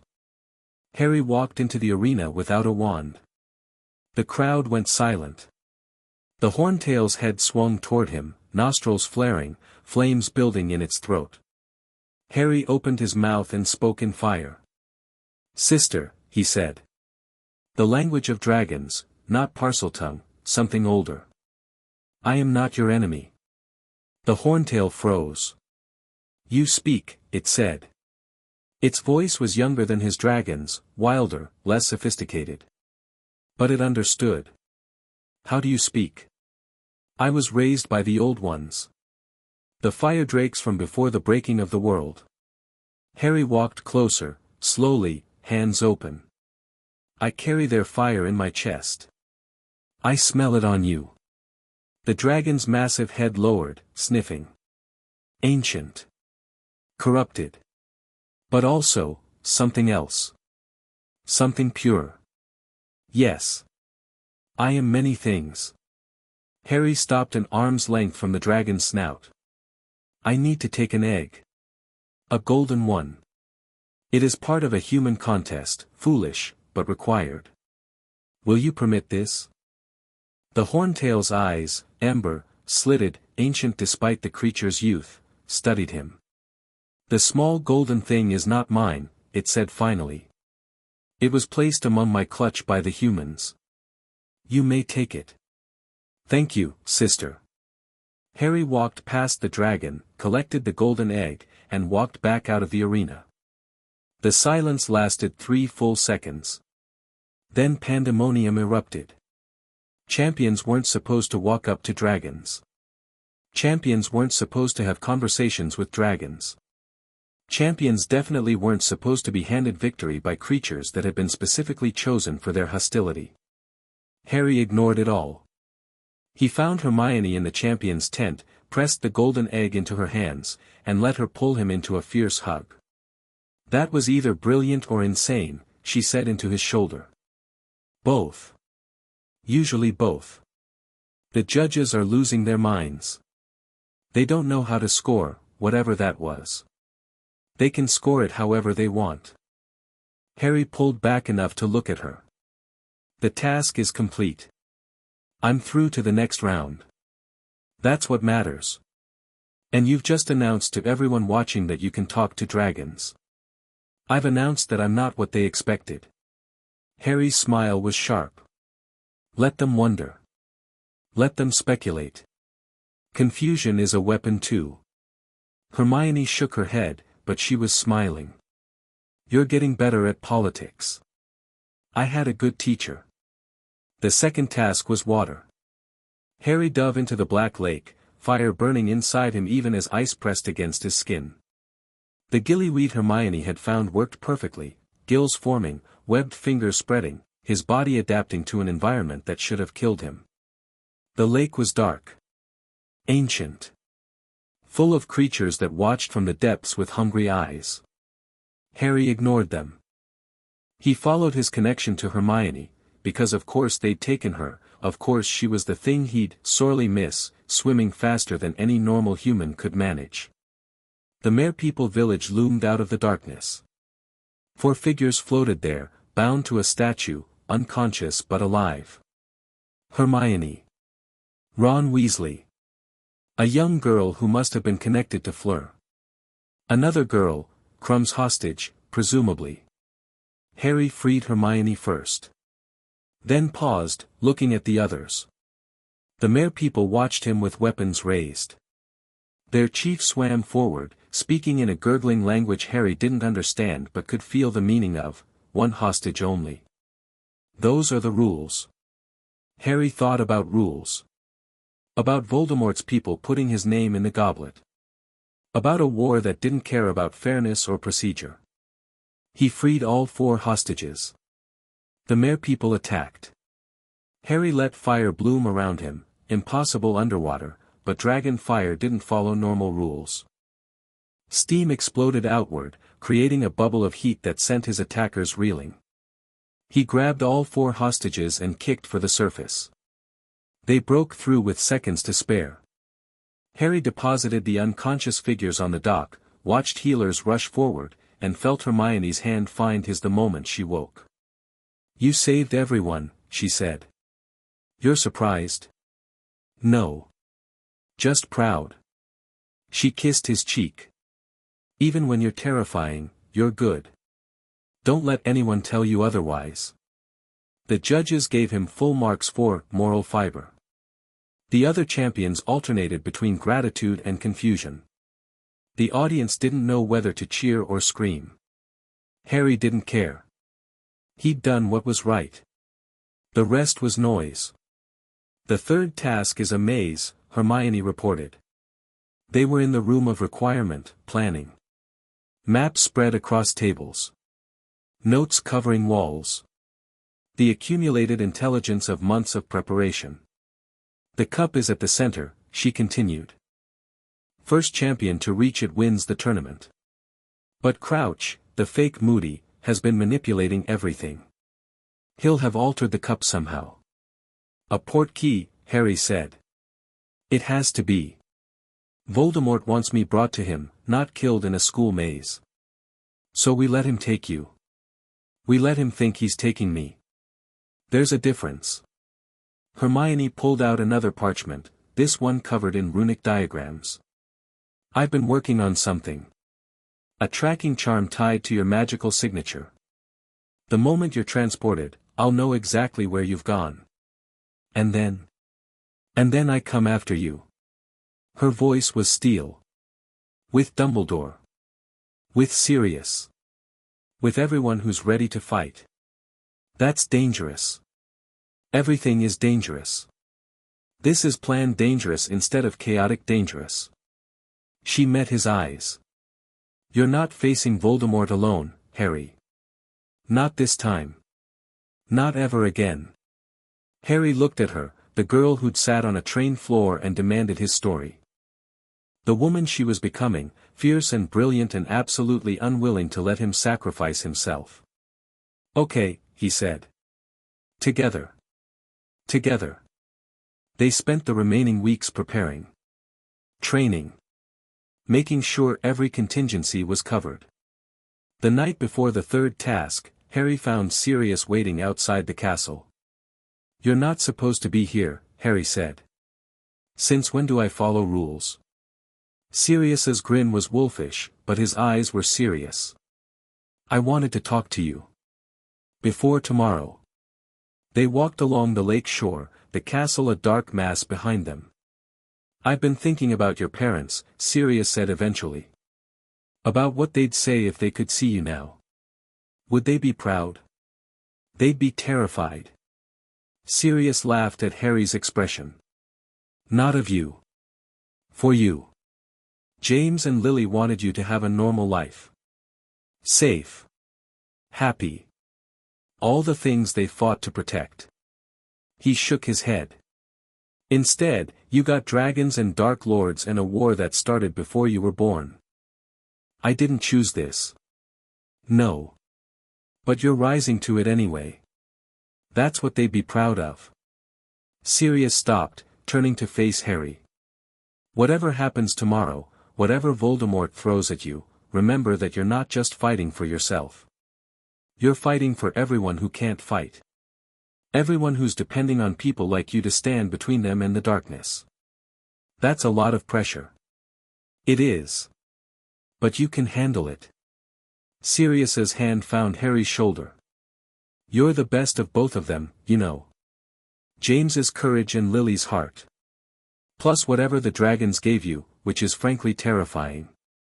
His voice softened. I'm proud of you, Harry. I know I haven't earned the right to say that, but I am. Harry felt something shift in his chest. That warmth again, but different. Older. You've earned it, he said quietly. You came back. You're here. That's what matters. Sirius pulled him into a fierce hug. Harry let himself be held, just for a moment. Then they walked back to the castle, and Harry went to prepare for war. The maze was chaos. Hedges that moved. Creatures that hunted. Enchantments that warped perception and twisted reality.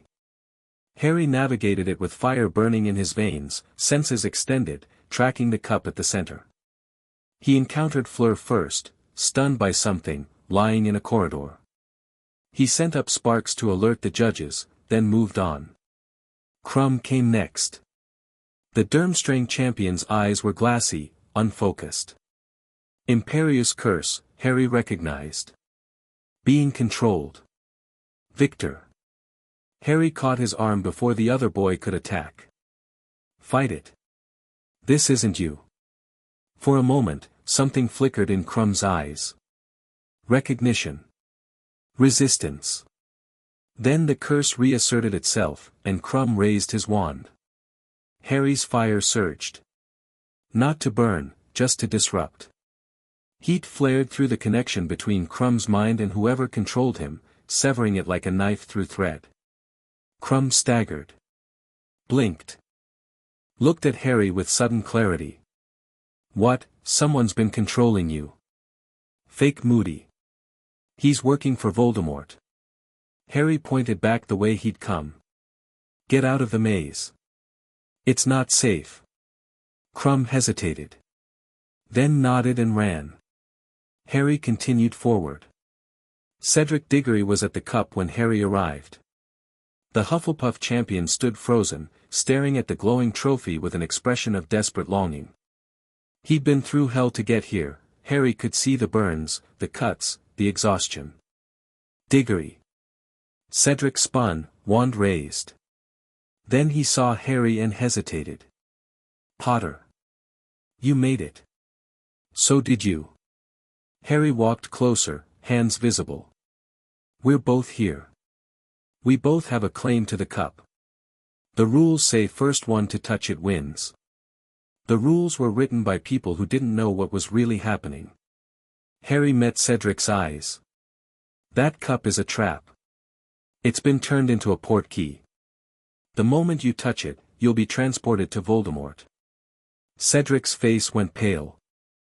That's insane. You know who is dead? No. He's been waiting. Building. Planning. Harry's voice was steady. I've destroyed 5 pieces of his soul this year. He's desperate to return before I can finish the job. This whole tournament was designed to get me in front of him. Then why are you telling me? Why not just let me touch it and take the fall? Because you're not part of this war. You shouldn't be collateral damage. Harry gestured at the cup. Walk away, Cedric. Go back to the entrance. Let me handle what comes next. You'd face you-know-who alone. I won't be alone. There's a plan.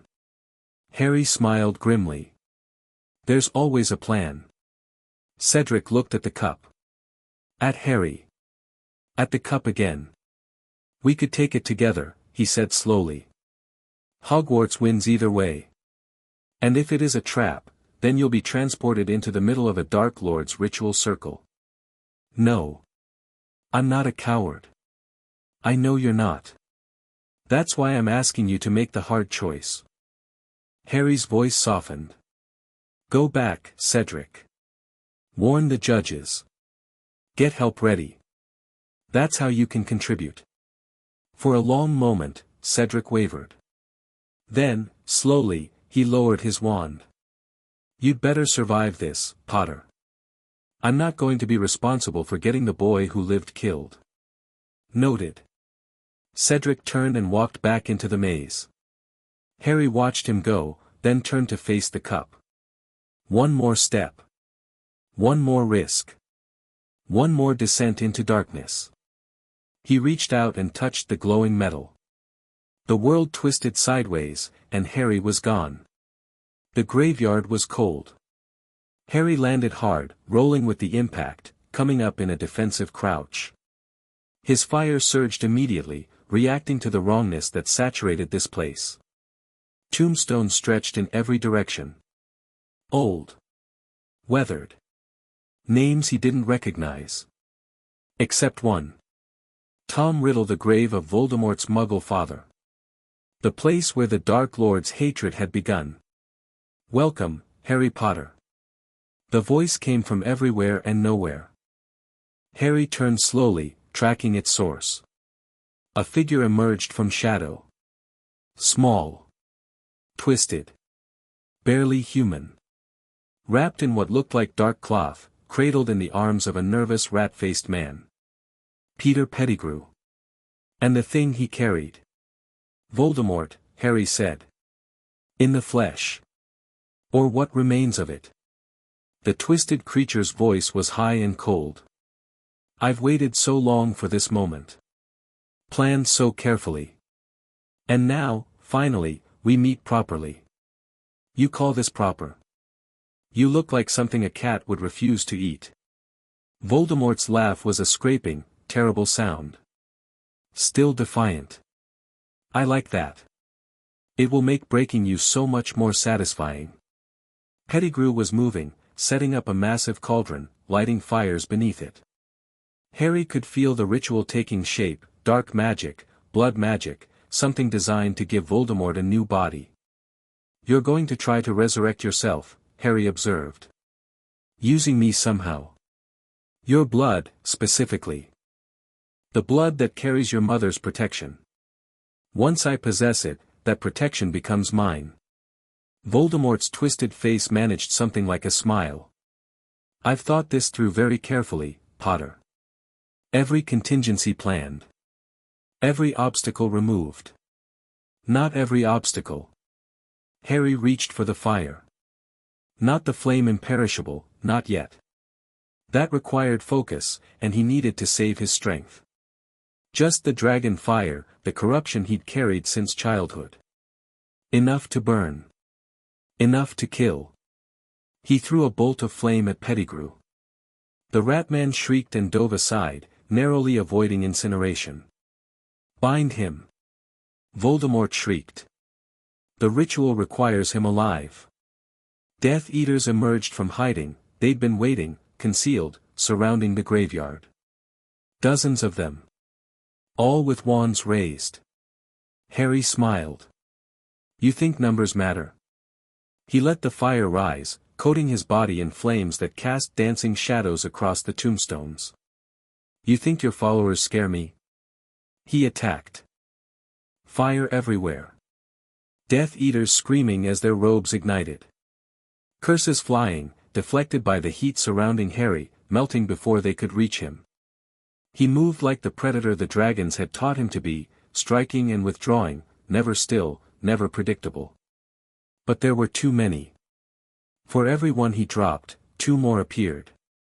And he was holding back. Killing humans with fire felt different than killing monsters. Worse. Even if they deserved it. A curse slipped through. Pain exploded across his back.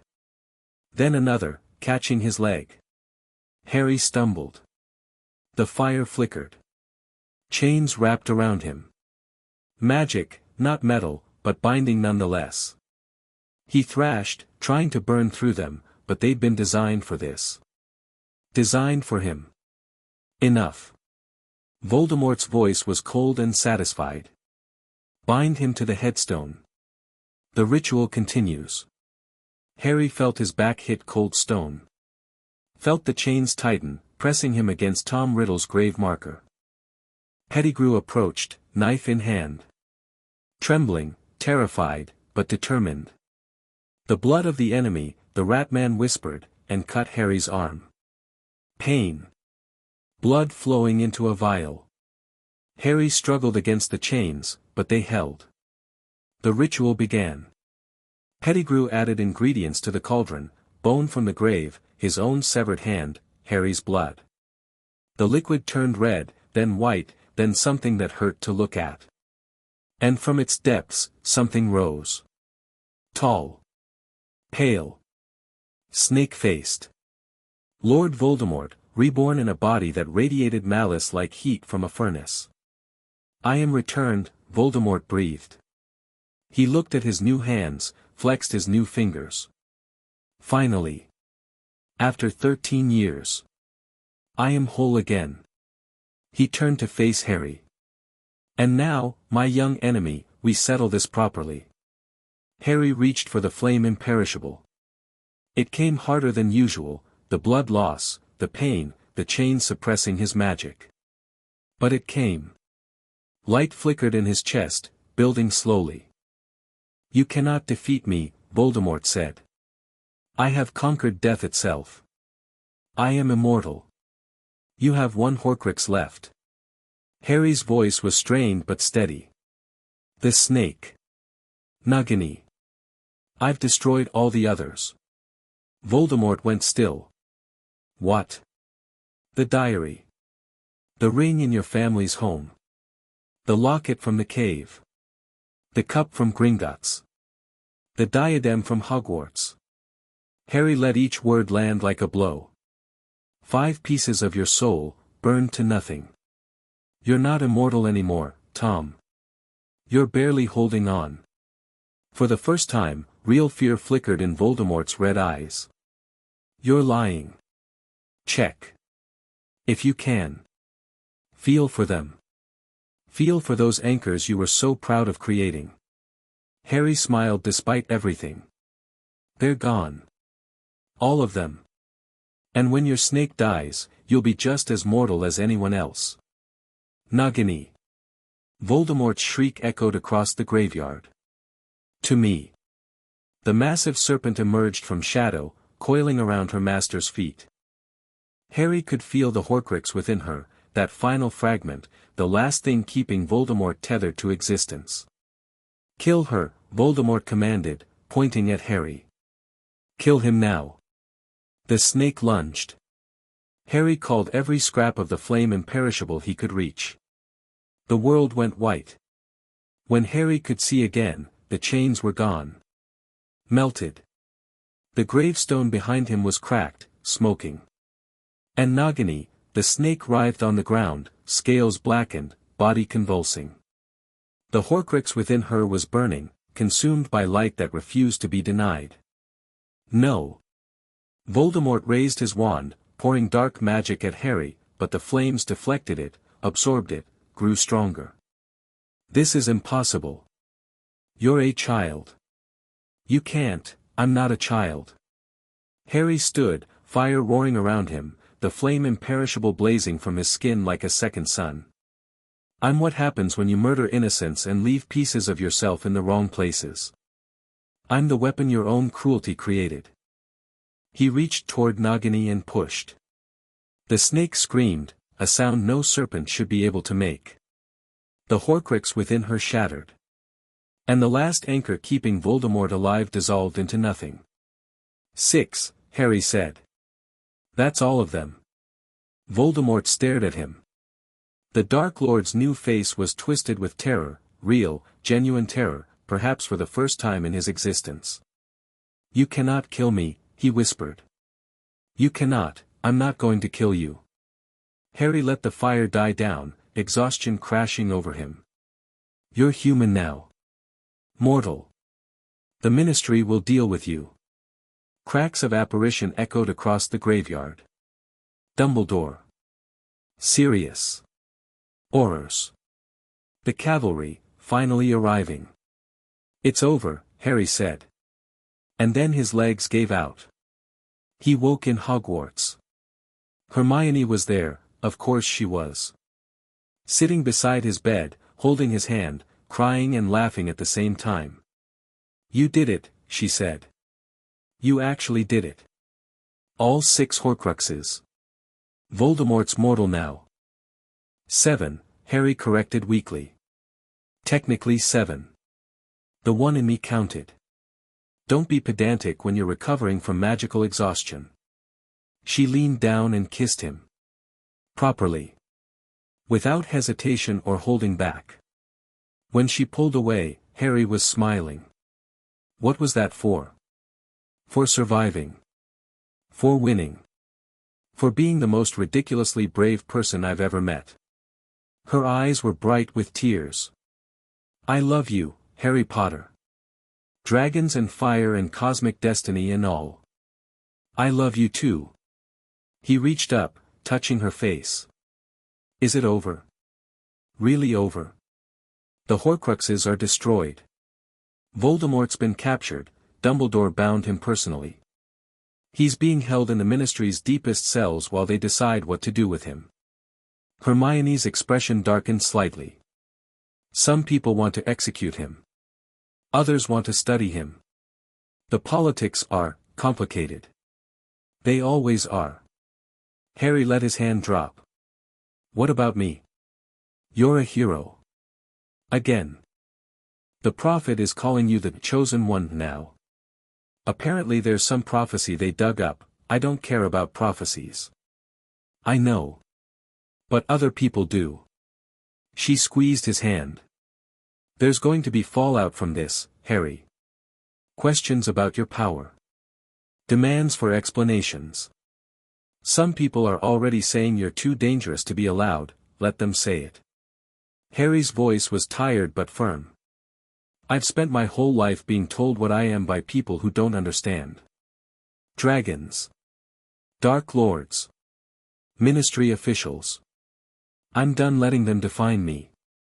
Then who defines you? Harry looked at her. At the girl who'd chosen him when she had every reason to run. At the woman who'd stood beside him through every impossible moment. I do, he said. With your help. Hermione smiled. Good answer. She settled onto the bed beside him, careful of his injuries. Harry wrapped an arm around her and let his eyes close. The war was over. The Dark Lord had fallen. The world was safe, for now, at least. But somewhere in the back of his mind, a whisper stirred. Morgotha's echo, patient and eternal, watching and waiting. Well done, my child, it said. You've grown so strong. So powerful. One day, you will be ready. One day, you will understand. And on that day, we will finally meet. Harry shoved the voice aside. He'd deal with that threat when it came. For now, he had Hermione. He had victory. He had peace. It was enough. It had to be enough. Chapter 6, When Gods Bleed 3 Years of Peace. Harry stood at the edge of the astronomy tower, watching dawn break over Hogwarts, and tried to remember what normal felt like. He was 17 now, legally an adult in the wizarding world, though he'd stopped feeling like a child long before that. The war had ended. Voldemort rotted in a ministry cell, stripped of magic, awaiting a trial that kept getting delayed by political maneuvering. The Death Eaters had scattered, some captured, some fled, some quietly reintegrating into society while pretending they'd never worn masks. And Harry. Harry had tried to be a student. Had sat through newts and career counseling and all the normal rituals of magical adolescence. Had pretended that his biggest concerns were grades and Quidditch and what he'd do after graduation. It hadn't worked. You're brooding again. Hermione's voice came from behind him, warm and familiar. She'd finished her newts a year early, of course she had, and was already working at the ministry, revolutionizing the department for the regulation and control of magical creatures from the inside. I'm thinking, Harry said. You're brooding. I know the difference by now. She joined him at the parapet, shoulder pressing against his. What's wrong? Nothing's wrong. That's the problem. He gestured at the peaceful landscape below. Everything's fine. The war's over. The world is safe. And I feel like I'm waiting for something. Something bad. Something inevitable. Harry touched his scar. It hadn't hurt in years, not since he'd burned away the last traces of Voldemort's connection. But lately, there'd been echoes. Whispers at the edge of perception. Dreams that left him cold and shaking. The dreams again. Hermione's voice was quiet. Every night now. Getting stronger. He finally turned to look at her. Morgotha's echo is waking up. I don't know why, don't know what triggered it, but something's changed. He's closer than he's ever been. Hermione's expression shifted into that familiar analytical focus. Have you talked to the dragons? I've tried. The connection is strange. Muffled. Like something's interfering with the between spaces. Harry's jaw tightened. I'm worried about them. Then we go check on them. Physically. It's not that simple. The realms are unstable. I've felt it for months, dimensional boundaries shifting, weakening in places they shouldn't be weak. He shook his head. Something's happening, Hermione. Something bigger than Voldemort ever was. Then we figure it out. Together. She took his hand. That's what we do, remember? Face impossible things and survive anyway. Harry squeezed her fingers, drawing strength from her presence. 3 years. 3 years of building something real with this woman. 3 years of learning that love wasn't weakness, that connection didn't diminish him. I need to visit them, he said. The dragons. Whatever's happening, they'll know more than anyone in this world. Then go. I'll hold things together here. Hermione's smile was steady. Just come back to me. Always. He kissed her, properly, deeply, the way he'd learned to over years of practice, and then stepped off the tower. Fire bloomed around him. The world twisted. And Harry fell between spaces, toward the home he'd left behind. The dragon's realm was wrong. Harry felt at the moment he arrived, a fundamental corruption that went beyond anything Morgotha's echo had ever managed. The stone was cracked. The eternal magma glow flickered uncertainly. And the air. The air tasted like ending. And Calagon. Harry's voice echoed through empty caverns. Smog. Anyone. Silence. Then, from the deepest shadows, movement. The unnamed emerged. Harry had never seen the eldest dragon move with urgency before. It had always been stillness incarnate, patience made manifest. Now it flowed toward him like an avalanche given purpose, and in its ancient eyes, Harry saw something he'd never expected to see.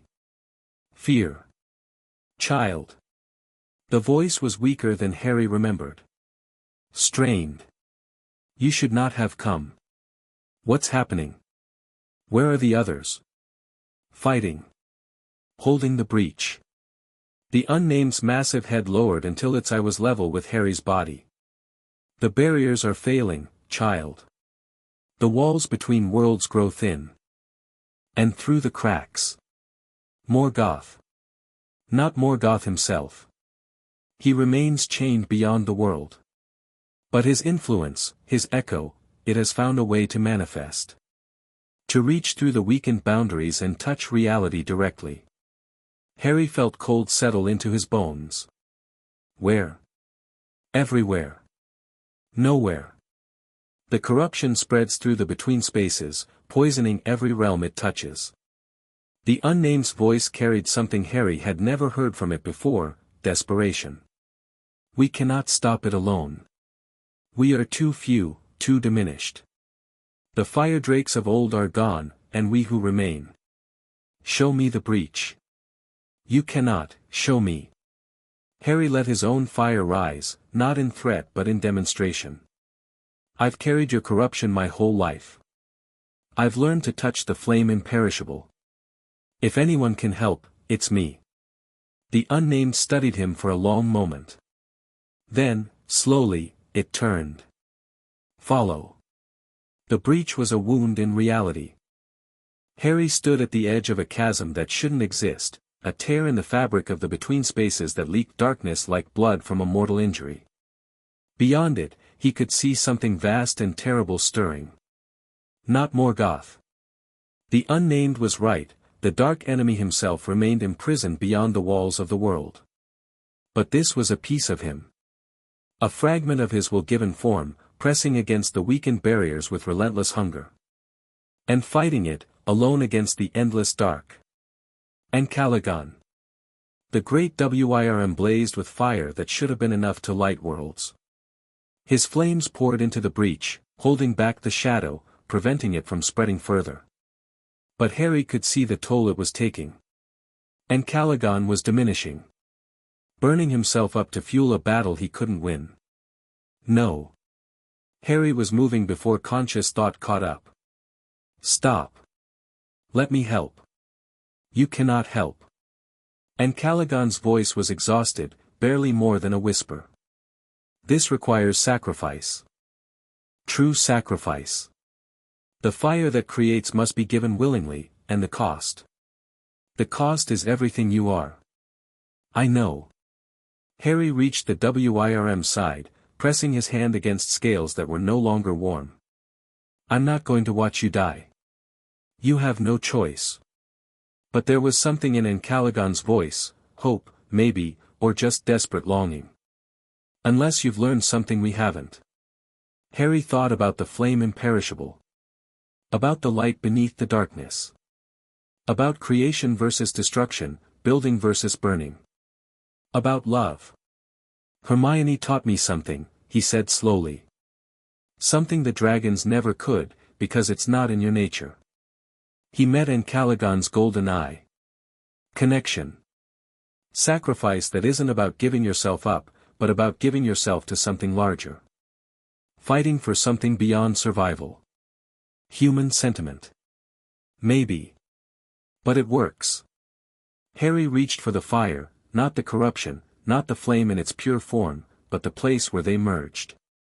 The place where he was both dragon and human, both darkness and light. You've been trying to hold this alone. Burning yourselves up because that's what fire does. But fire doesn't have to consume. It can also sustain. He stepped into the breach. Harry, the darkness hit him like a physical force. Morgoth's echo, pressing against his mind, his soul, everything he was. Finally, it whispered. Finally, you come to me. Open yourself, child. Let me through. We can end this struggle together. No. Harry reached for the flame imperishable. But not to burn. Not to destroy. To illuminate. Light exploded outward. Not the fierce white blaze he'd used against Horcruxes, but something gentler. A glow that pushed back shadow without consuming it. A warmth that healed rather than harmed. The breach, stabilized. Not closed. Harry didn't have the power to close it entirely. But the tears stopped spreading. The darkness stopped pressing. For the first time in what might have been centuries, the wound in reality began, slowly, to heal. How? Morgotha's echo was confused. Angry. What are you doing? That power is mine, you carry my fire, I carry the fire that existed before you corrupted it. Harry's voice was calm despite the effort of what he was doing. The flame imperishable. The light of creation. You tried to claim it, but you never could. And neither can your echo. I will have you eventually. The barriers will fall. The world will end. And you, will be here. Fighting. As long as it takes. Harry pushed harder, and the light pushed back the darkness another inch. That's what humans do. We fight for things we love, even when we can't win. Even when it costs us everything. The echo screamed. Raged. Threw itself against Harry's light with all the fury of a god denied. Harry held. Not alone. He felt Encalagon's fire joining his, no longer sacrificing but supporting. Felt Smaug's presence somewhere in the distance, adding his own flames to the effort. Felt even the unnamed stir, contributing something ancient and profound. And beyond all of them, he felt Hermione. Not physically present. But connected. The love between them was its own kind of fire, a flame that burned without consuming, that gave strength without demanding sacrifice. Harry drew on it, let it fill him, let it become part of the light he was pouring into the wound. The breach sealed. Not permanently, nothing this damaged could be fixed permanently. But the tear closed. The darkness retreated.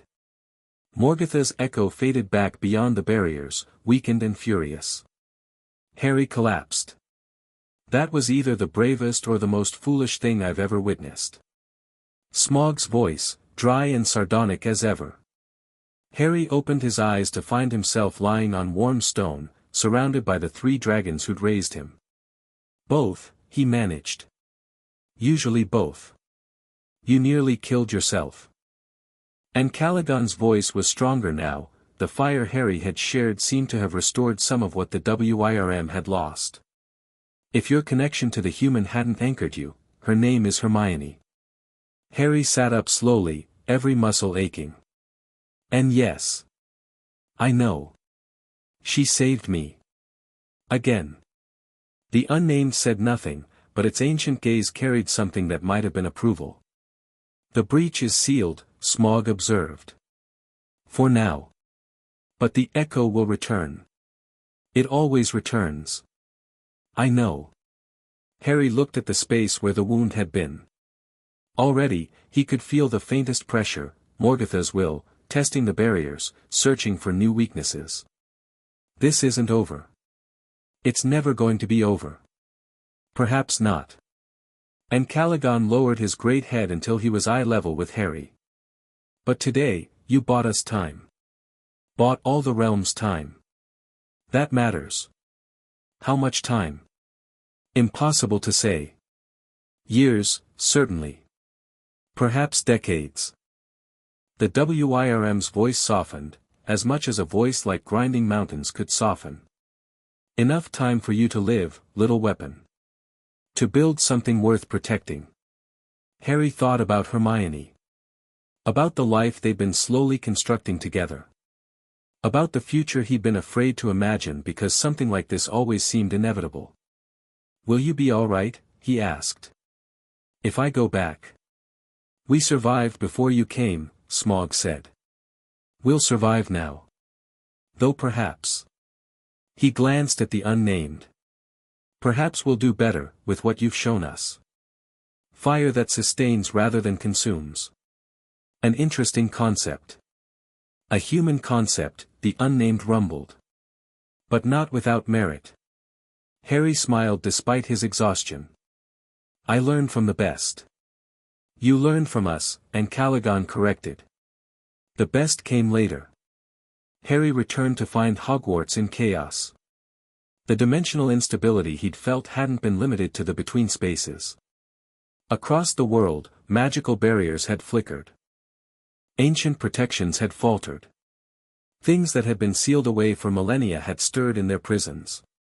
None had broken free. Harry's actions had apparently stabilized more than just the Dragon Realm's breach. But the wizarding world had noticed. And they were terrified. The Ministry's in emergency session, Hermione reported when he found her. Her face was pale, worried, but she pulled him into a fierce embrace the moment she saw him. They're calling it a magical earthquake. Most of them have no idea what really happened. That's probably for the best. Is it? She pulled back, studying his face. Harry, if something's coming, if this was just a warning, it was handled. For now.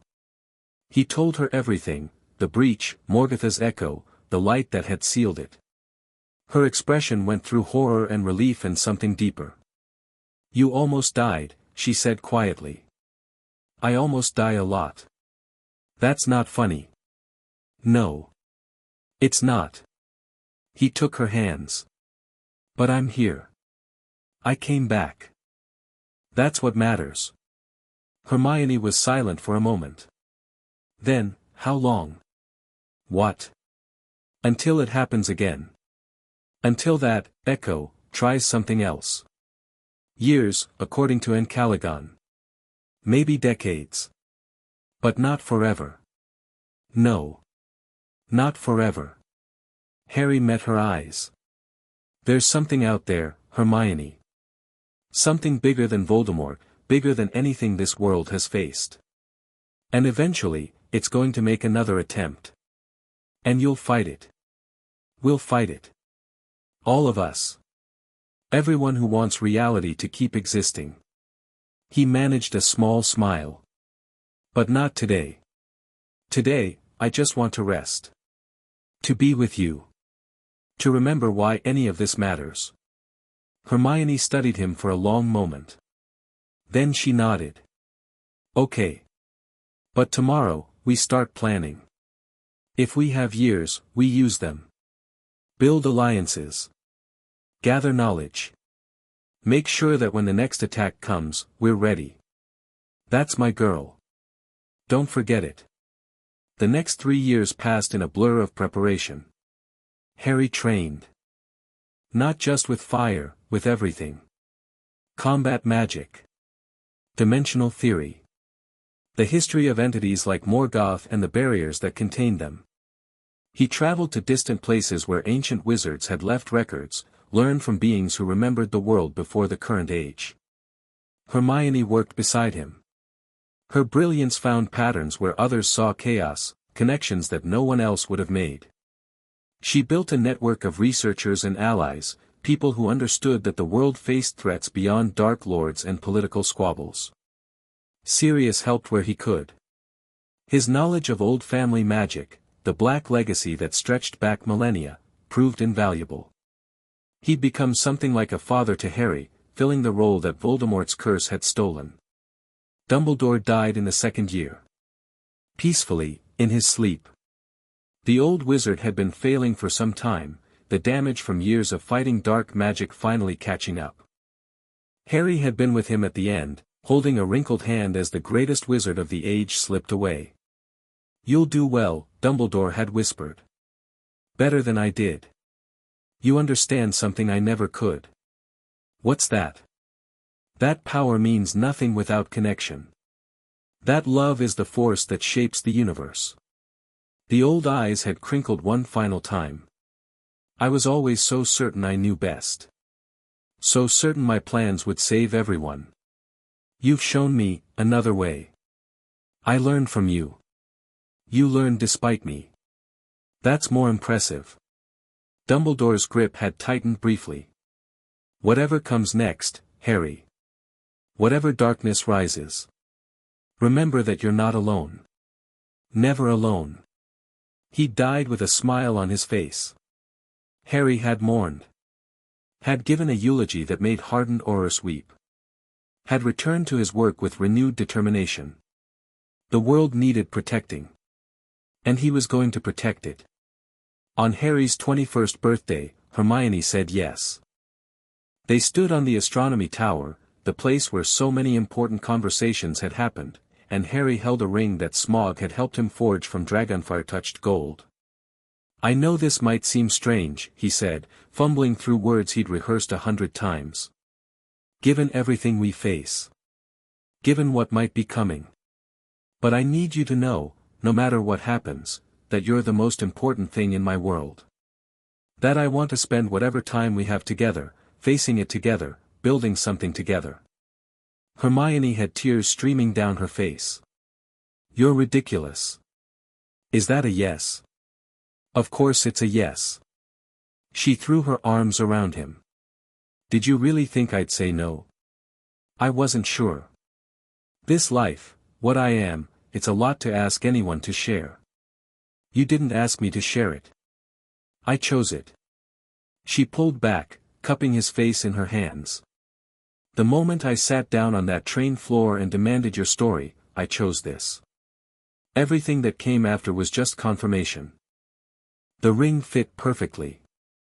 Of course it did. Smaug had been characteristically smug about his craftsmanship. They married 3 months later, in a ceremony that brought together worlds. Dragons circled overhead, and Calagon and Smaug, watching from the between spaces. Wizards and muggles mingled in the Granger's back garden. Sirius cried like a baby and pretended it was allergies. It was the happiest day of Harry's life. Which made what came next even harder. The attack came on their first anniversary. Not Morgoth's echo, that pressure remained distant, contained, waiting. This was something else. Something that made Harry's blood run cold with a recognition he couldn't quite place. The Ministry fell in a single night. Dark creatures poured through portals that shouldn't have been possible. Dementors by the thousands. Inferi armies. Things that had no names, pulled from dimensions that existed parallel to the world Harry knew. And leading them, orchestrating them, a figure Harry had never seen but somehow knew. Voldemort. Not the broken mortal rotting in a cell. Something else. Something that had been waiting, building, planning while everyone thought the war was over. He made another Horcrux, Hermione realized, her voice sharp with horror. Before we caught him. He must have found a way, the breach. Harry felt sick. When the dimensional barriers weakened. He must have used that instability to anchor a piece of himself somewhere we couldn't reach. But we destroyed them all, we destroyed the ones we knew about. The ones in our world. Harry's hands clenched. He spent 3 years building an army in a parallel dimension. Waiting for the right moment. The right moment was now. Harry and Hermione apparat to the Ministry, fighting through chaos that defied description. Dark creatures fell before Harry's fire. Hermione's spellwork carved paths through impossible odds. But there were too many. Always too many. They found Voldemort in the Department of Mysteries. The Dark Lord looked different, younger, somehow. Vital. Whatever dimensional magic he'd tapped had restored more than just his life. He radiated power that eclipsed anything Harry had felt from him before. Potter. The voice was silk and poison. I've been waiting for this. 3 years of preparation for this single moment. You lost. Harry let his fire rise. I destroyed every piece of your soul. I watched you get dragged to a cell. How are you here? Because I learned from my mistakes. Voldemort smiled, a terrible expression on that snake-like face. Soul anchors in this world are vulnerable. but anchors in other dimensions. Protected by the same barriers that keep Morgoth himself contained. Those are beyond even your reach. Nothing is beyond my reach. Prove it. They fought. Not a duel, a war compressed into two bodies. Fire against darkness. Creation against corruption. Harry channeled everything he'd learned, everything he'd become, and it still wasn't enough. Voldemort had grown too powerful. The dimensional magic he'd absorbed made him something more than mortal, less than divine, utterly unstoppable. Harry fell. Pathetic. Voldemort stood over him, wand raised. All that power. All that potential. Wasted on heroics and sentiment. He aimed at Harry's chest. Goodbye, Potter. This time, there will be no miracle. Harry. Hermione's voice. Her body, throwing itself between him and the curse. Green light. She fell. Harry screamed. The world went white. Later, he would remember what came next only in fragments. Fire. More fire than he'd ever produced. The flame imperishable and Morgoth's corruption merged into something that shouldn't have been possible, fueled by grief that burned hotter than any physical force. Voldemort had tried to run. Harry had caught him. Had held him in flames that consumed the Dark Lord's new power, his dimensional anchors, his very existence. Had burned until there was nothing left. The Ministry was ash. The creatures were dust. And Hermione. Harry found her where she'd fallen. Cradled her body. Felt for any spark of life, any trace of the fire that had always burned in her. Nothing. No. His voice was broken. Barely human. No, no, no, he reached for the flame imperishable. Not to destroy, to create. To pour life back into the body in his arms, to reverse what the killing curse had done. You cannot, something whispered. Not Morgoth's echo, something gentler. Something sad. Some things are beyond even that power. I have to try. Harry pulled at the light, forced it into Hermione's still form. She saved me. She always saved me. I can't, you can. You must. This is what loss means, child. This is the price of love. Harry felt the fire die. He sat in the ruins of the Ministry, holding his wife's body, and understood for the first time what it meant to truly lose. The funeral was quiet. Harry stood at the graveside, a plot in the Granger's garden, near the spot where they'd married, and felt nothing. The emotions were there, somewhere deep inside, but they'd been burned away by what he'd done. By what he'd had to become to destroy Voldemort permanently. Sirius stood beside him. Silent. Present. The only father figure Harry had left. She knew the risks, Sirius said eventually. She chose this life with you, knowing what it might cost. That doesn't make it hurt less. No. It doesn't. Sirius's hand found his shoulder. But it means something, Harry. Her choice. Her sacrifice. It means something. Harry looked at the headstone. Hermione Jean Potter. Beloved wife. Brilliant mind. Fierce heart. She was the best of me, he said quietly. Everything good I became, she made it possible. And now. Now you honor her by continuing. By being the person she believed you could be. Sirius's voice was rough with his own grief. That's all any of us can do when we lose someone we love.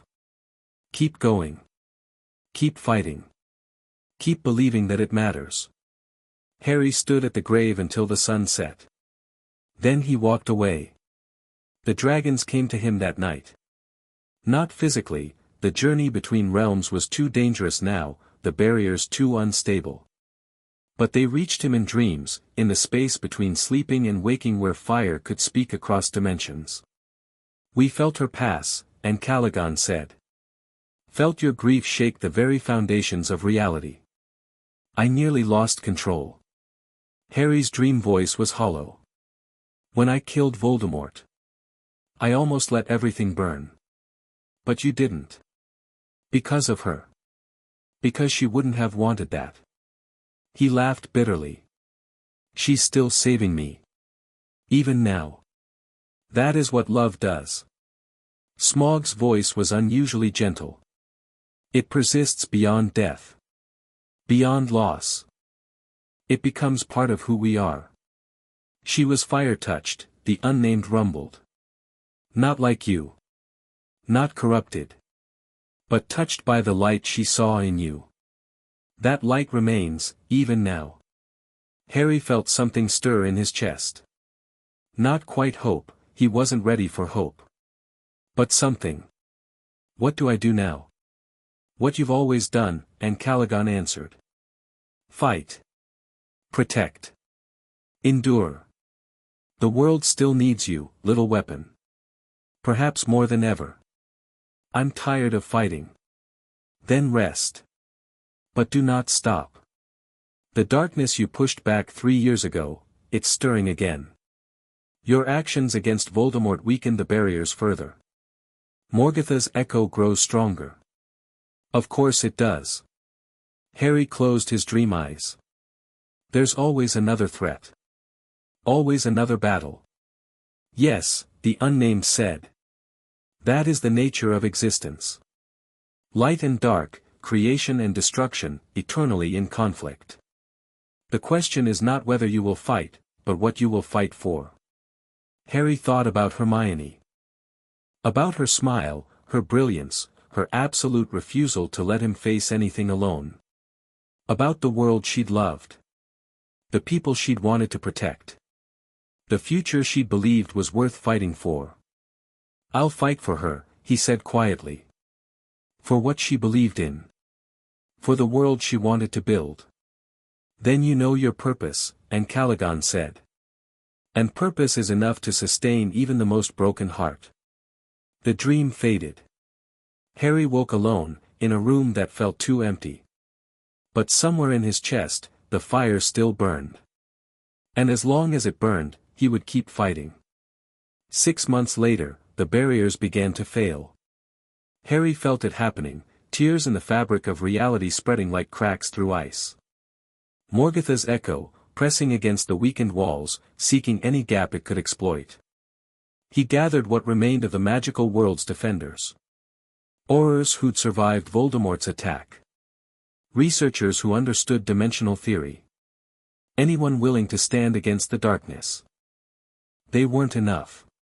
Harry knew it. They all knew it. The force pressing against reality was vast beyond comprehension, a fragment of a god who'd once challenged the creator of the universe itself. But they fought anyway. Because that's what humans did. Because that's what Hermione would have wanted. The final breach opened on a Tuesday. Harry stood at its edge, a wound in the sky itself, pouring darkness into the world. Through it, he could feel Morgoth's echo gathering itself for a true manifestation. For the moment when a piece of the dark enemy would finally walk the earth again. You can't stop this. The echo's voice shook reality. You're mortal.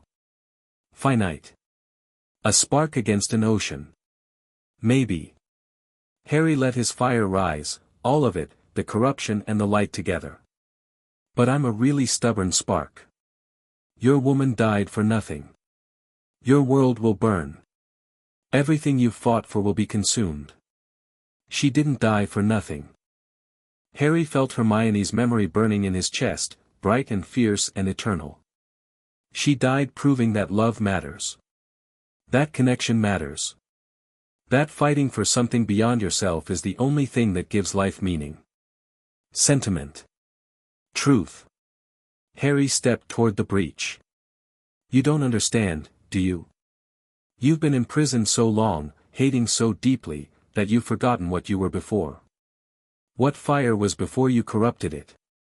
The echo laughed, a sound that killed birds in flight and cracked stone. I am fire. I am the darkness. There was nothing before me. Wrong. Harry reached for the flame imperishable. Deeper than he ever had before.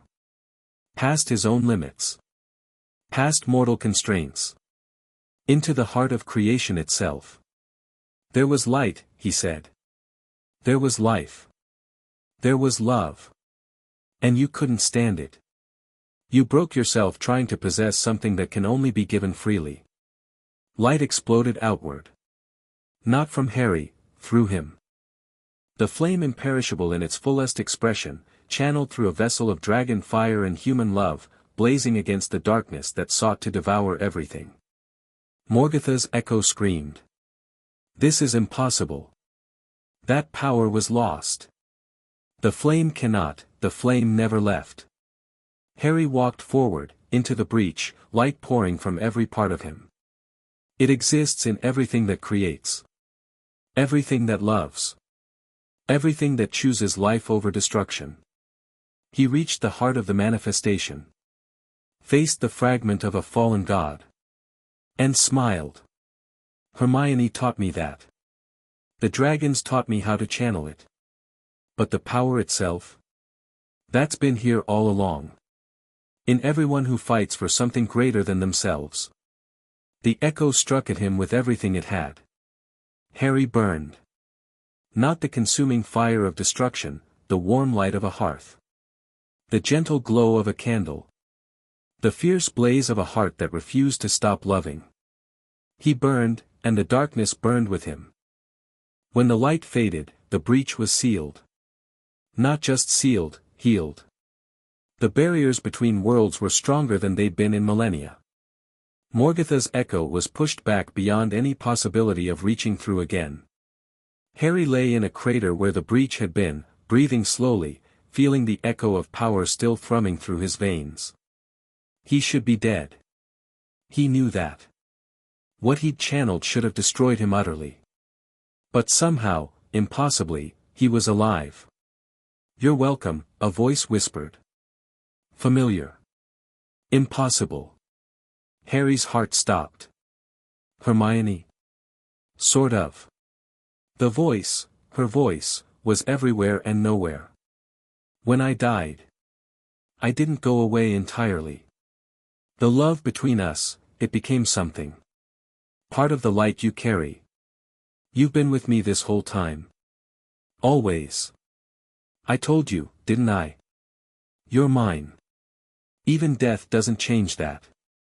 Harry felt tears streaming down his face. I miss you. I know. I miss you too. But I'm not really gone, Harry. I'm part of you now. Part of the fire that burns without consuming. Is that supposed to make me feel better? Is it working? Despite everything, the battle, the exhaustion, the grief that still cut like knives, Harry laughed. A little, he admitted. Then keep going. Keep fighting. Keep living. I'll be here, always. And when your time finally comes, I'll be waiting. The presence faded. Harry lay in the crater, staring up at a sky that was clear and bright for the first time in months. Hermione was gone. But not entirely. Not forever. And somehow, that was enough to keep going. Harry walked out of the crater as the sun rose. The magical world was in ruins. Voldemort's attack and the dimensional instability had devastated infrastructure, scattered communities, destroyed so much of what wizards had built over centuries. But people were still alive. Still fighting. Still rebuilding. Sirius met him at the edge of the destruction, looking older than Harry had ever seen him. You did it, Sirius said. Whatever that was, you actually did it. I had help. Harry touched his chest, where Hermione's presence still lingered like warmth after a fire. I always have help. What now? Harry looked at the shattered world around him. At the people emerging from shelters, blinking in the light, beginning the slow process of picking up the pieces. Now we rebuild, he said. Properly this time. No hiding. No secrets. We create a world where magic and humanity work together instead of apart. That's a tall order. I've got time. Harry started walking toward the nearest group of survivors. And I've got reasons. Sirius watched him go, something like pride mixing with the grief on his weathered face. The boy who lived. The man who'd faced down gods and survived. The husband who still carried his wife's love like a flame in his heart. Harry Potter had saved the world again. And this time, he was going to make sure it stayed saved. Chapter 7, The Flame Imperishable. 10 years passed like water through fingers. Harry stood at the window of his office, a modest room in the rebuilt ministry, nothing like the opulent spaces the old guard had favored, and watched the sun set over a London that had changed beyond recognition. Magical and Muggle worlds intertwined now, the statute of secrecy a relic of a fearful past. Children learned spells alongside mathematics. Healers worked in hospitals that served everyone. Dragons, the smaller, friendlier breeds, soared through protected airspaces, no longer hidden, no longer hunted. It wasn't perfect. Nothing ever was. But it was better. You're brooding again. Harry smiled without turning. I'm reminiscing. There's a difference. Not much of one. Sirius joined him at the window, moving slower than he used to. 70 years old now, though he looked older, Azkaban had taken years that would never come back. The delegation from the Goblin Nation is waiting. Something about trade route negotiations. Tell them I'll be there in 5 minutes. I've been telling them that for 20 minutes. Then tell them more convincingly. Sirius snorted but didn't argue. He'd learned, over the years, that Harry's moments of reflection weren't interruptions, they were necessities. The weight of what Harry carried required occasional stillness. When Sirius left, Harry touched the ring on his finger. Hermione's ring, now worn on his hand instead of hers. He'd never remarried. Never even considered it. The love that burned in his chest was enough, would always be enough. You're moping, her voice whispered. Faint now, after so many years, but still present. Still her. I'm being contemplative. Same thing. Go deal with the goblins. They're probably plotting something. They're always plotting something. That's what makes them interesting. And you love interesting. Harry smiled. I love you. I know. Now go. The world won't run itself. He went. The goblin delegation was, predictably, difficult. Harry navigated the negotiations with patience born from decades of practice. The goblins wanted expanded mining rights in Scotland. The Scottish magical community wanted compensation for environmental damage from previous operations. Everyone wanted someone else to make concessions first. Director Potter, the lead goblin, Ragnar's grandson, inheritor of Gringotts, said with barely concealed frustration. You speak of compromise, but what you offer is surrender. I speak of mutual benefit. There's a difference. From where I sit, the difference is invisible. Then change where you're sitting.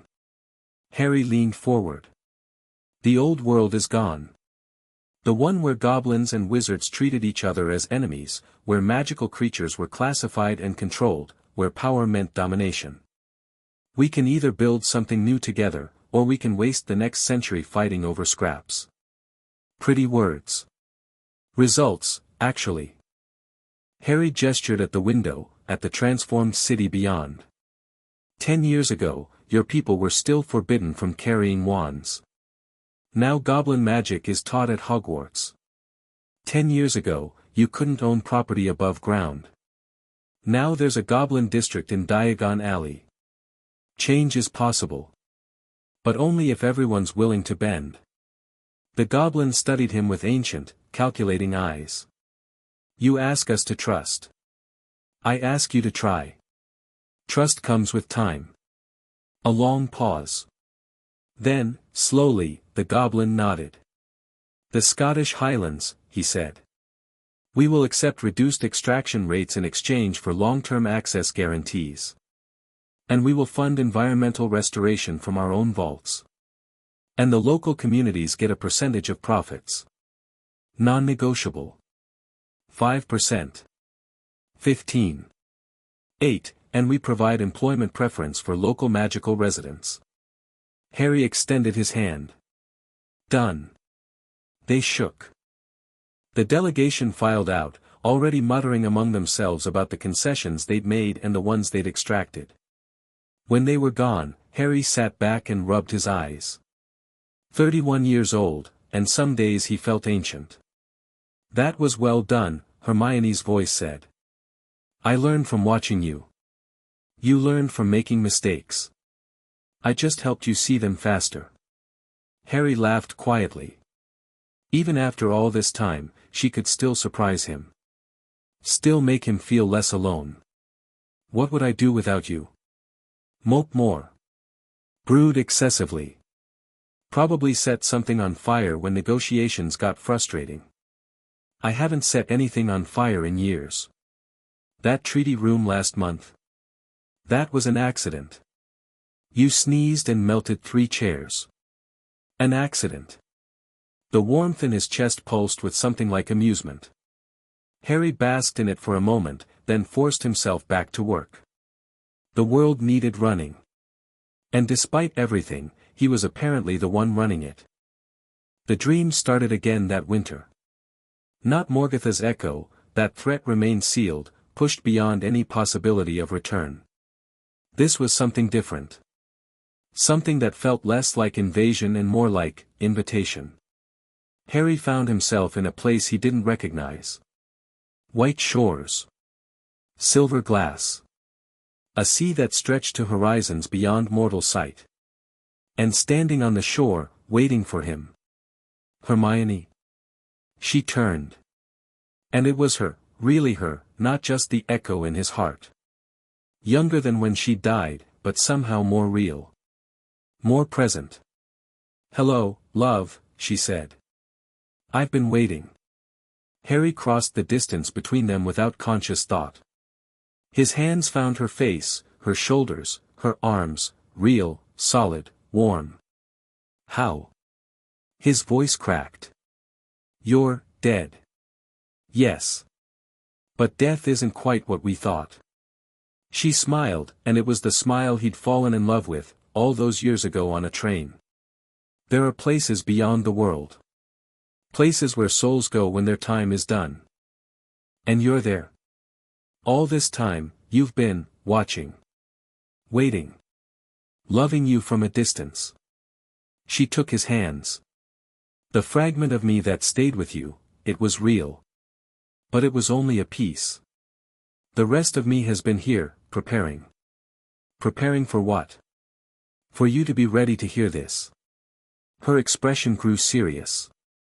Harry, your work in the mortal world is nearly done. The changes you've made, the bridges you've built, they'll last. The world doesn't need you to run it anymore. It needs you to let it run itself.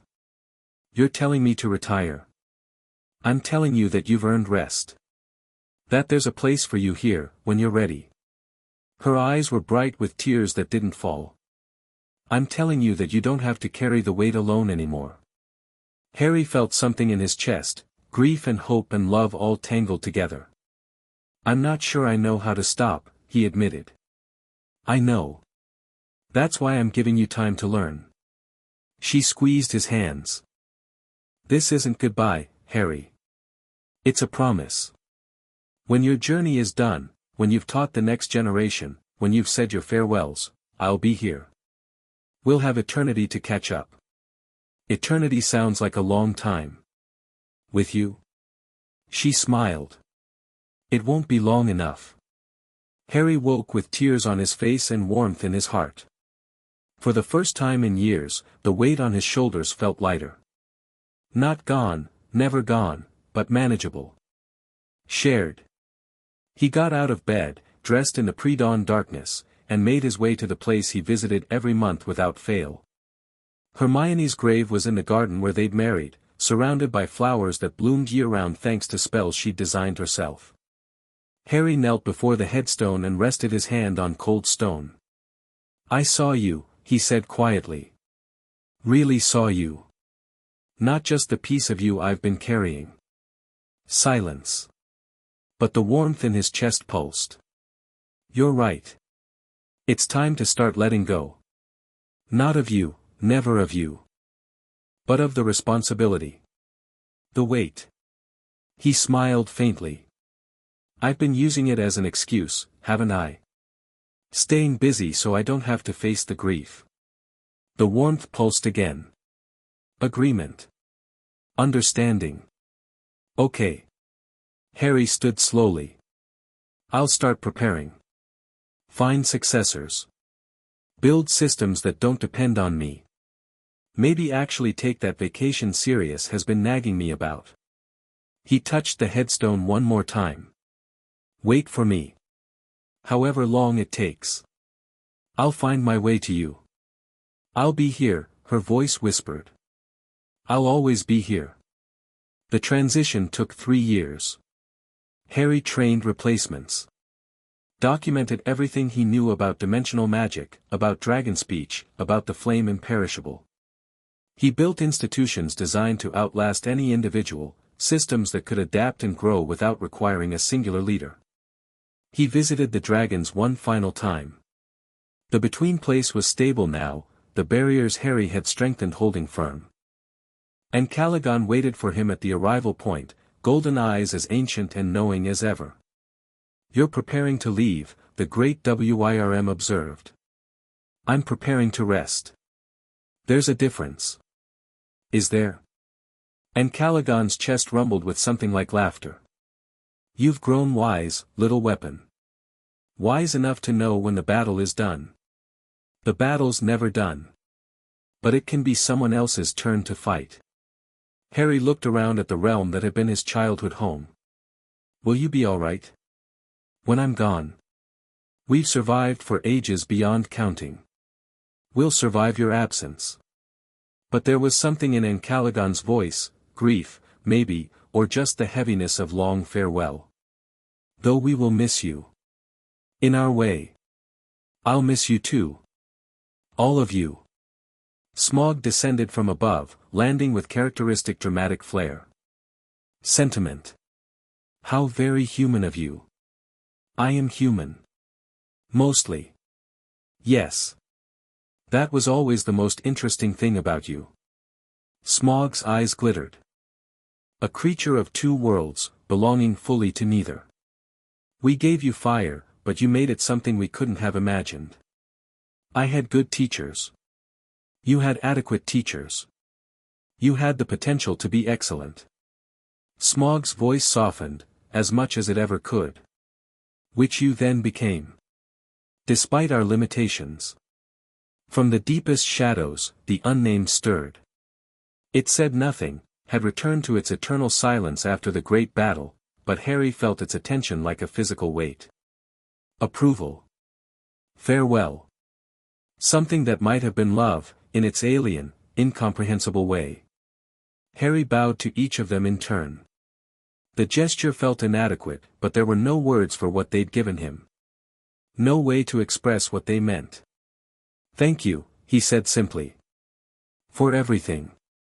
And Caligon lowered his head until his eye was level with Harry's body. Go well, Harry Potter.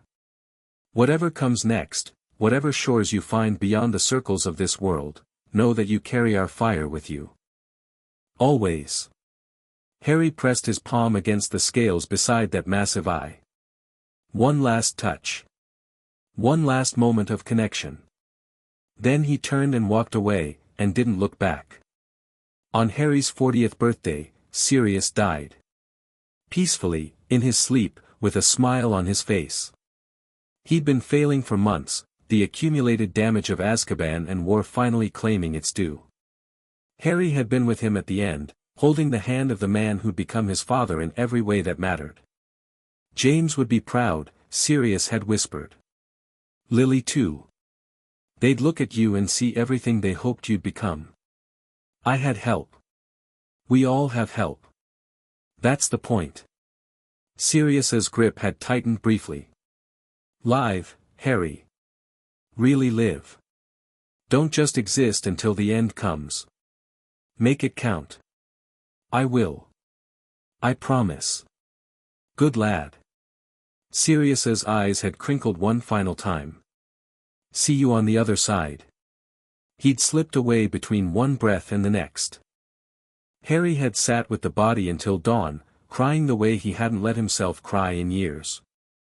Then he'd stood up, dried his eyes, and kept his promise. The next decade was the best of Harry's life. Not because of great deeds or world-changing events. Because of small things. Teaching young witches and wizards at a school that welcomed everyone. Walking through forests that had been restored from magical damage. Watching the world he'd helped build flourish in ways he couldn't have predicted. He traveled. Saw places he'd never had time for during the wars. Climbed mountains that touched the sky, explored caves that reached the heart of the earth, swam in oceans that held secrets older than magic. He made friends. Real friends, not allies or subordinates. People who knew him as Harry, not as the director or the savior or the boy who lived. People who argued with him about Quidditch and shared drinks at pubs and made him laugh until his sides hurt. He loved.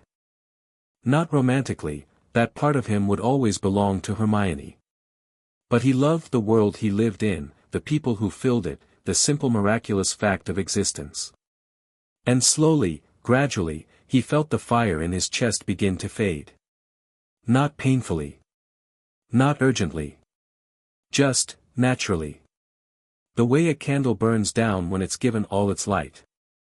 It's almost time, Hermione's voice whispered one evening, as Harry sat watching the sun set over Hogwarts. I know. Are you afraid? No. And he meant it. I'm ready. Harry Potter died on a Tuesday. He'd chosen the spot carefully, the astronomy tower at Hogwarts, where so many important conversations had happened. Where he'd stood with Hermione all those years ago, planning a war they thought they might not survive. He was alone. He'd wanted it that way. Farewells had been said, letters had been written, arrangements had been made. Everything was in order. The sun was setting, painting the sky in colors that shouldn't have been possible. Harry sat at the edge of the tower, feet dangling over nothing, and let himself feel the moment. 50 years. Half a century of fighting, building, loving, losing. A lifetime that had started with dragons and ended with peace. Not ended, Hermione's voice said. She was stronger now, closer. Transformed. Is that what this is? That's what everything is. Nothing truly ends, Harry. It just becomes something else. Harry felt the fire in his chest pulse one final time. Warmth spread through him, golden and gentle. I'm ready, he said. The flame imperishable answered. Not the destructive blaze he'd wielded against Voldemort or Morgoth's echo. Something softer. Something that felt like coming home after a very long journey. Light surrounded him. Lifted him. The world fell away, Hogwarts, London, the mortal realm he'd protected for so long. And when it cleared, he stood on white shores. Silver glass stretched beneath his feet. A sea of light extended to horizons beyond imagination. And standing before him, exactly as she'd promised. Hermione. She was radiant. Not just beautiful, transcendent. The years had fallen away, the pain had faded, and what remained was pure and bright and eternal. Hello, love, she said. Welcome home. Harry crossed the distance between them and pulled her into his arms. She was real. Solid. Warm. I missed you, he breathed into her hair. I know. I missed you too. She pulled back enough to look at his face. But we have eternity now. All the time in the world and beyond. What do we do with eternity? Hermione smiled, that brilliant, wonderful, impossible smile he'd fallen in love with on a train when they were children. Whatever we want. That's the point. They walked along the shore together, hand in hand, talking about everything and nothing. The years they'd spent apart. The years they'd have together. The nature of the place they found themselves in. It's not heaven, exactly, Hermione explained. Not in the way humans imagine it. It's more like, the next stage. What comes after mortal existence, for souls that earn the right to continue. Earned. Through love. Through sacrifice. Through choosing light over darkness, even when it cost everything. She squeezed his hand. You earned it 100 times over, Harry. I couldn't have done any of it without you. I know. That's why I'm here. She smiled. We earned it together. They came to a place where the shore met something that might have been a garden. Trees that sang with light. Flowers that bloomed in colors beyond mortal vision. And waiting there. Sirius. Younger than Harry had ever seen him, grinning like a kid who'd gotten away with something. About time you showed up, he said. I've been waiting ages. It's been 10 years. Like I said. Ages. Sirius pulled Harry into a fierce hug. You did good, pup. James and Lily are proud. I'm proud. Speaking of James and Lily. Hermione's voice was gentle. There are people who want to see you, Harry. People who've been waiting even longer than I have. Harry's heart, or whatever served as a heart in this place, clenched. My parents? And others. Everyone you've lost along the way. Hermione took his hand again. When you're ready. Harry looked at her.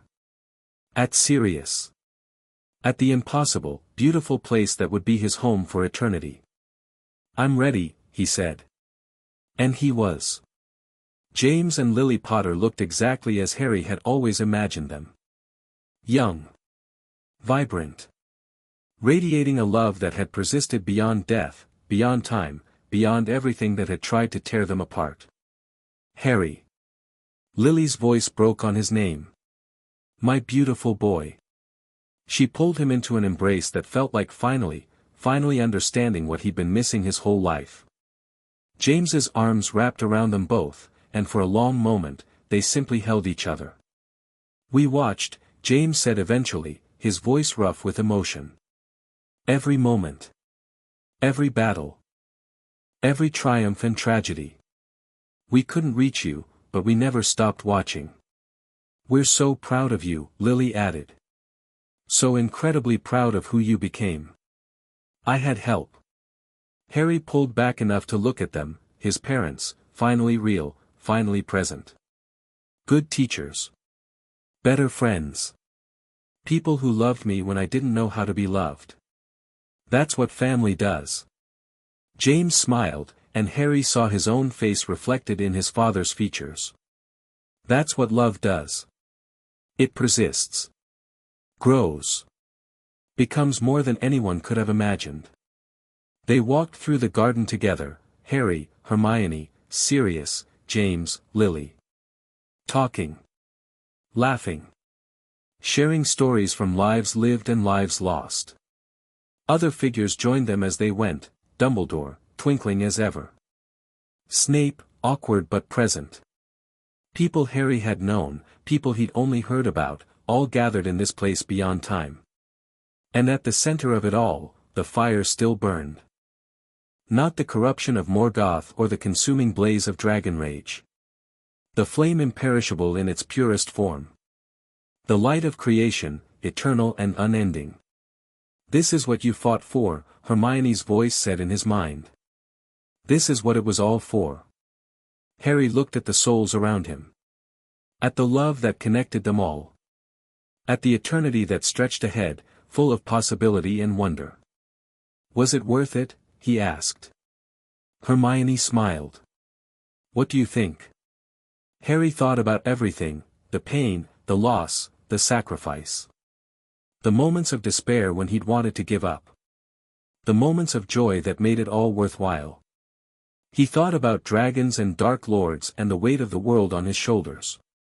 He thought about a bushy-haired girl who'd sat on a train floor and demanded his story.